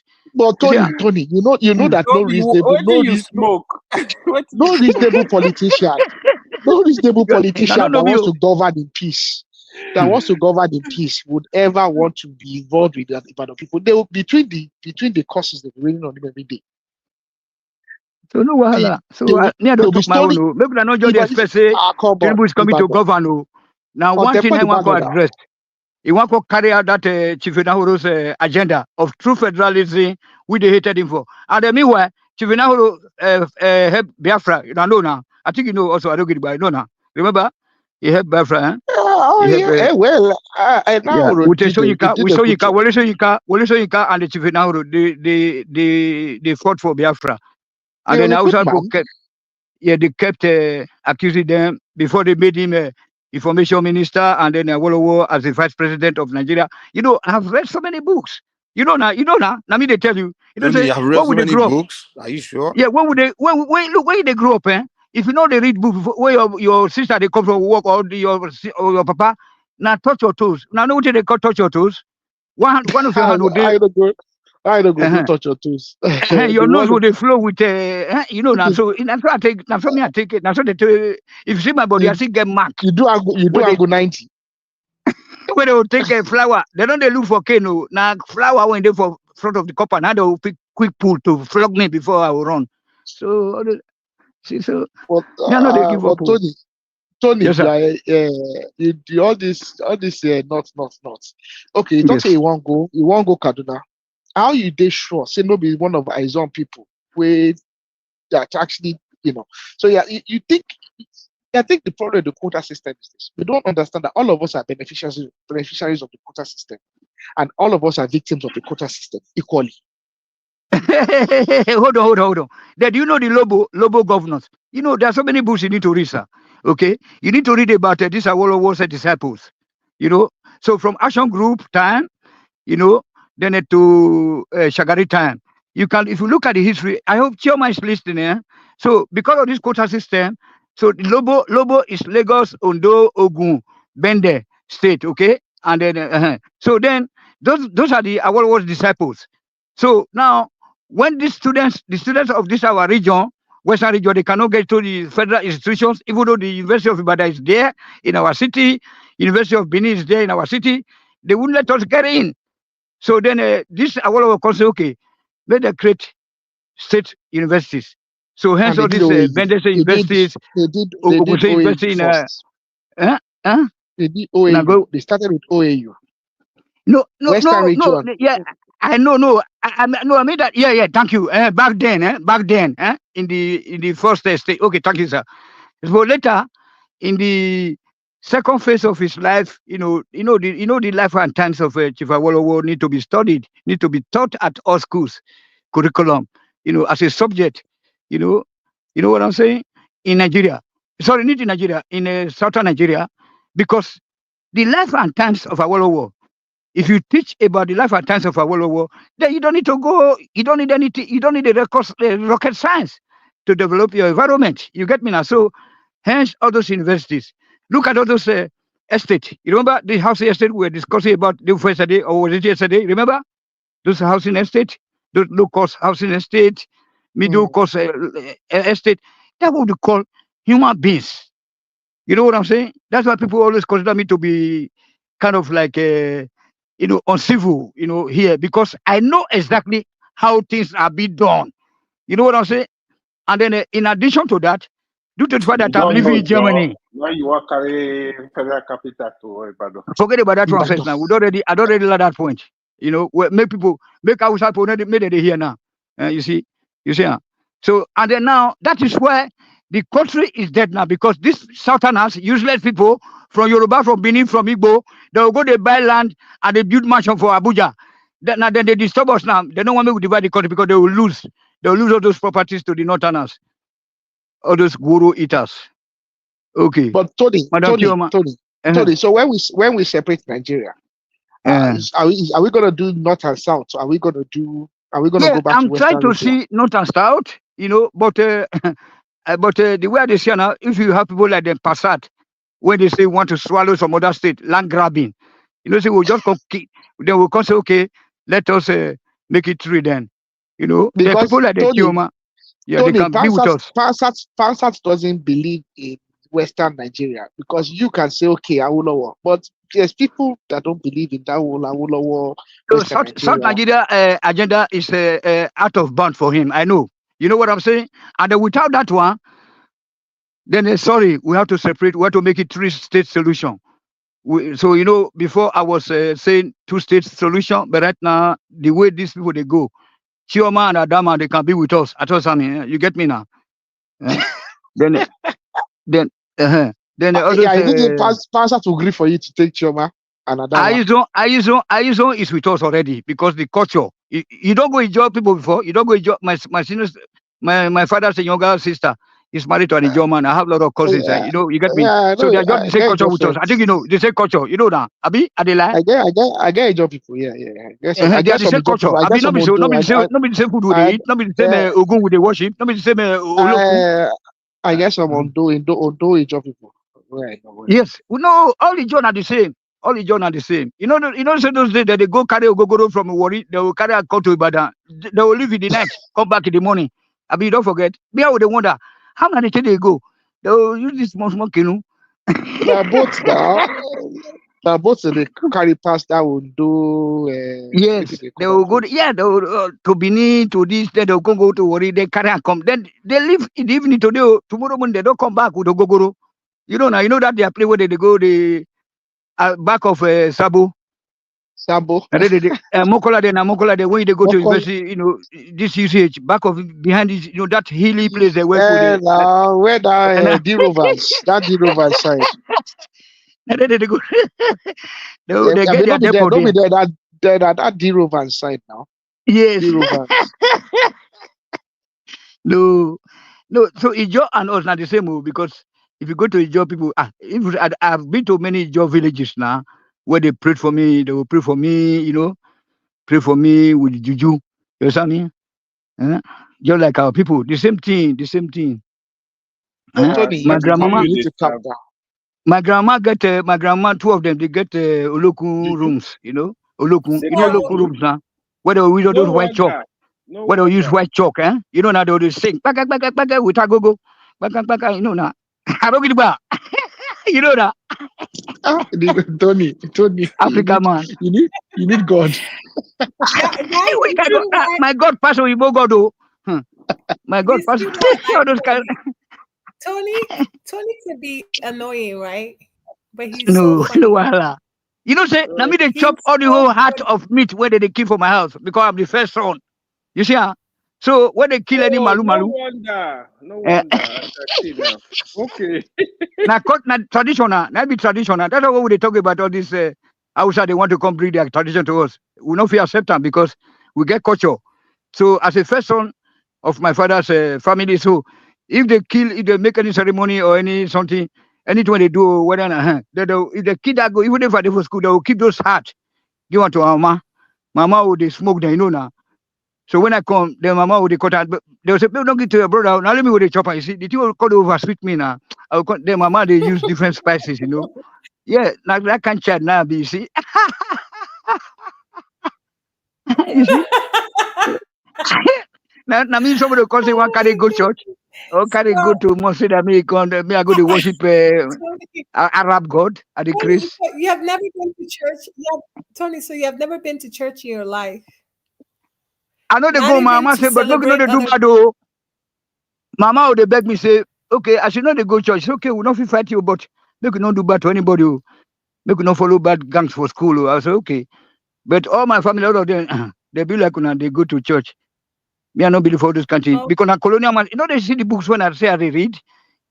Go look for those articles. How about Islam? That one now. Look, I don't want but before Islam now for me to go eat now, if I dey hungry, I will go to their mosque when near me any moshalachi. I will go chop. You can they go not do the to Hausa sweet. so you can go to mosque, but you can't go to church. So go chop every Friday when I dey hear. Please, Go hang let around somebody else speak, please, Tony. We are tired of go chop sweet, Hausa sweet.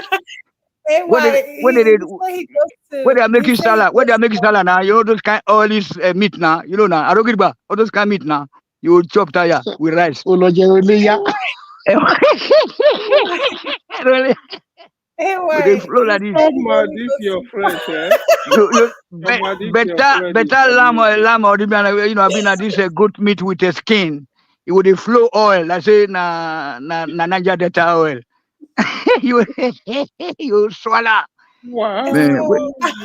Hey, wow. Tony, which country are you? Say you only go to the mosque. Germany? Which country are you? I did for Hitler place, my brother. Germany. Adolf place. Easy. If you know the tough, you know if you stay here, I think now later. Money they there now. No, the money they come, but the money they go also. The system. last week, I've heard talk last week now. I get one red letter and that's why they shake like a small picking. Because I know they open my letters every time. But if it come red, I must open it. Then I constantly say money. Oh, I say, my God, not be this time when I want to. Because my house, the way we arrange my street, now those Russia settlement are there. Now there I get my small area when I sleep. So would they pay the light once in a year? You get me? And at this time when I want to take pay now they come, they say, once in a year? That is good though. Yeah, you know that they get them and that priority now. You know that the Russia when they came around that kind 95, they are coming back to Germany. Now, their citizens. You know what I say because of the war now. So they came back here and they will give them money to build their house. So, but the small house when he built, they will build some big, some small. But this one, he can't get many children. Then he can't give me that one. So, okay, make I take over. So, and they can't say, okay, do I want to follow their arrangement of the street? That all the street, they are all Russians. Now let me be the black man there. So, and they are very nice people. So they can say that if I want to keep that arrangement, every year they pay. I say yes. and it's very good. It's better, Is it a lot of money to pay for No, one? it's not for me. It's not a lot. Last time, but the beginning was, but now that it's very cheap. Very cheap for Is it me. up to The 2,000 light, euro? eh? Is it How up to much? 2,000 euro a year? No, it's 2,000. That's why I'm happy, because if you go Wow. rent an apartment, you even they pay like 10,000, for a year, Wow, that's because good. of the landlord they like to cheat. They will come and be Yeah, reading your light is meter. very expensive in some places, though. Yes, it's very expensive. You are in Like Germany the also UK now. is very expensive. Yeah, but UK, you have an alternative. You have an option that is pay as you use, huh? UK now, yeah, please, Joe, I beg. You pay as you use, huh? People in UK, they're really struggling. Yeah, only the thing is, UK be like lot of home. people are struggling. It's really hard to make money there. Very Yeah, hard. but Germany here, you can make money, but the money will go also. It will go immediately because of No, their UK system. is still worse. Like they are just doing like home economics over there, managing. It's just Look, if you see the red letter when I get, if you see them, you're sorry for me. They say that so they the owe red letter the you tax owe. office. Yeah, tax office. That one a letter when I don't like. Yes. So they first sent. They sent. I still get some yesterday. Now every day you get letter here. You have to be a strong man. Just try to be pretending like say nothing they happen. You get me now? Yeah. Because if you don't put the letter every day and begin your heart begin, you will die quick. But Tony, that means you have not been paying your bills. No, not bill, not bill. No, tax. Is it tax? There's always hidden something that money you cannot pay. If you are it's people that come to Germany here that they are not working, then they are living in the government. They still pay tax. They still need an auditor.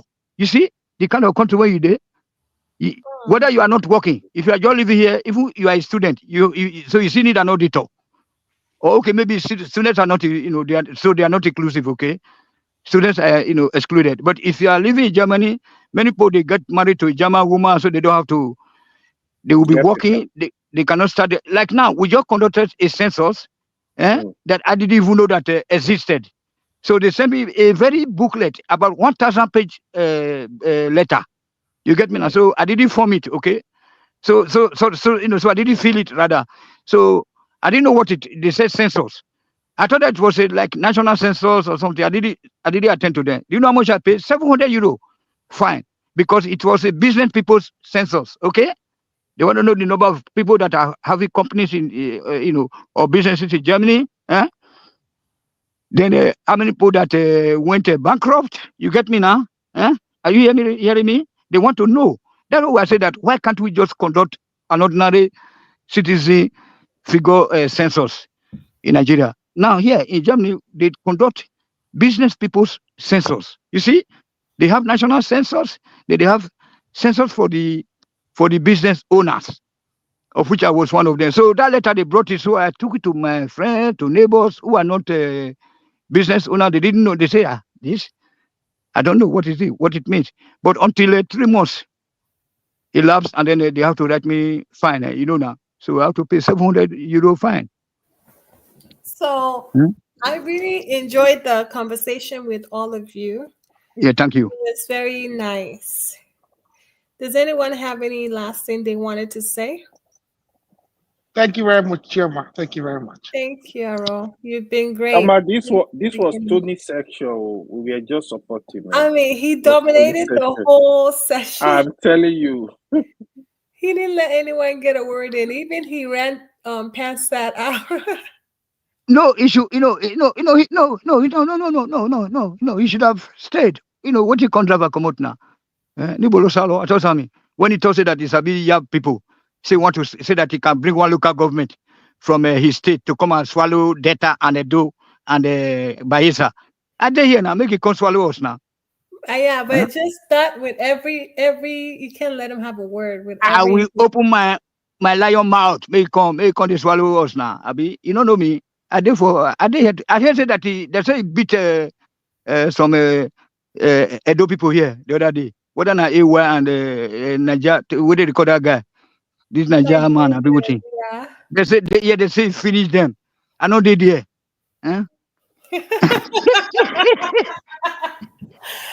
Anyway, thank you guys so much, and I want to. I don't go use gedu moto pursue and today gedu. Okay. Log moto na be gedu for a play gedu na be the timber vehicle. Okay. Uncle Khan said he's listening and he's gonna come back at you. Yes. It's my friend. You know, he talks. So he say, he say, "Now my friend he be." Okay, so watch your back. So, but on the, but only when he agreed to have Biafra and then Duduwa and then Hariwa. Okay, huh? Alice Clark. Thank you. Okay, well, thank you guys for listening. I want to thank the panel. Oga mi go.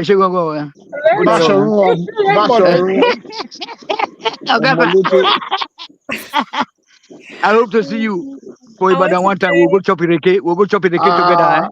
Very well now. We'll go Premier Hotel. Yeah. We'll go chop Rokoto.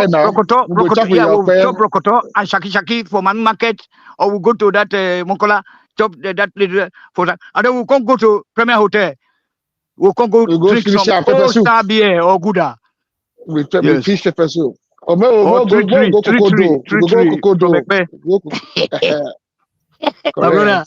Okay, sir. Yes, sir. I've been at Begiri soup. Okay, thank you. Don't worry, go chop life. God bless you. Okay, Chioma, Princess Chioma. Thank you. Thank you. We'll chop you cook show for us. We'll take with palm wine, with palmy. Okay. Yes. You know Ukwobi. Now Ukwobi, my brother wife say now Ukwobi now they will cook for me now. Ukwobi. Okay. All right, I see you. Thank you. Oh yeah. Maybe we go sleep. Go sleep. It's enough. I'm gonna mute you. Thank you guys. Thank you so much. Aro and AY. Tony, I appreciate you all. And you don't need to mention my name again, huh? Thank you to all the people watching and the people in the comment section, the super chat. Yeah, made the like, made the push the like button. As they hear Tony.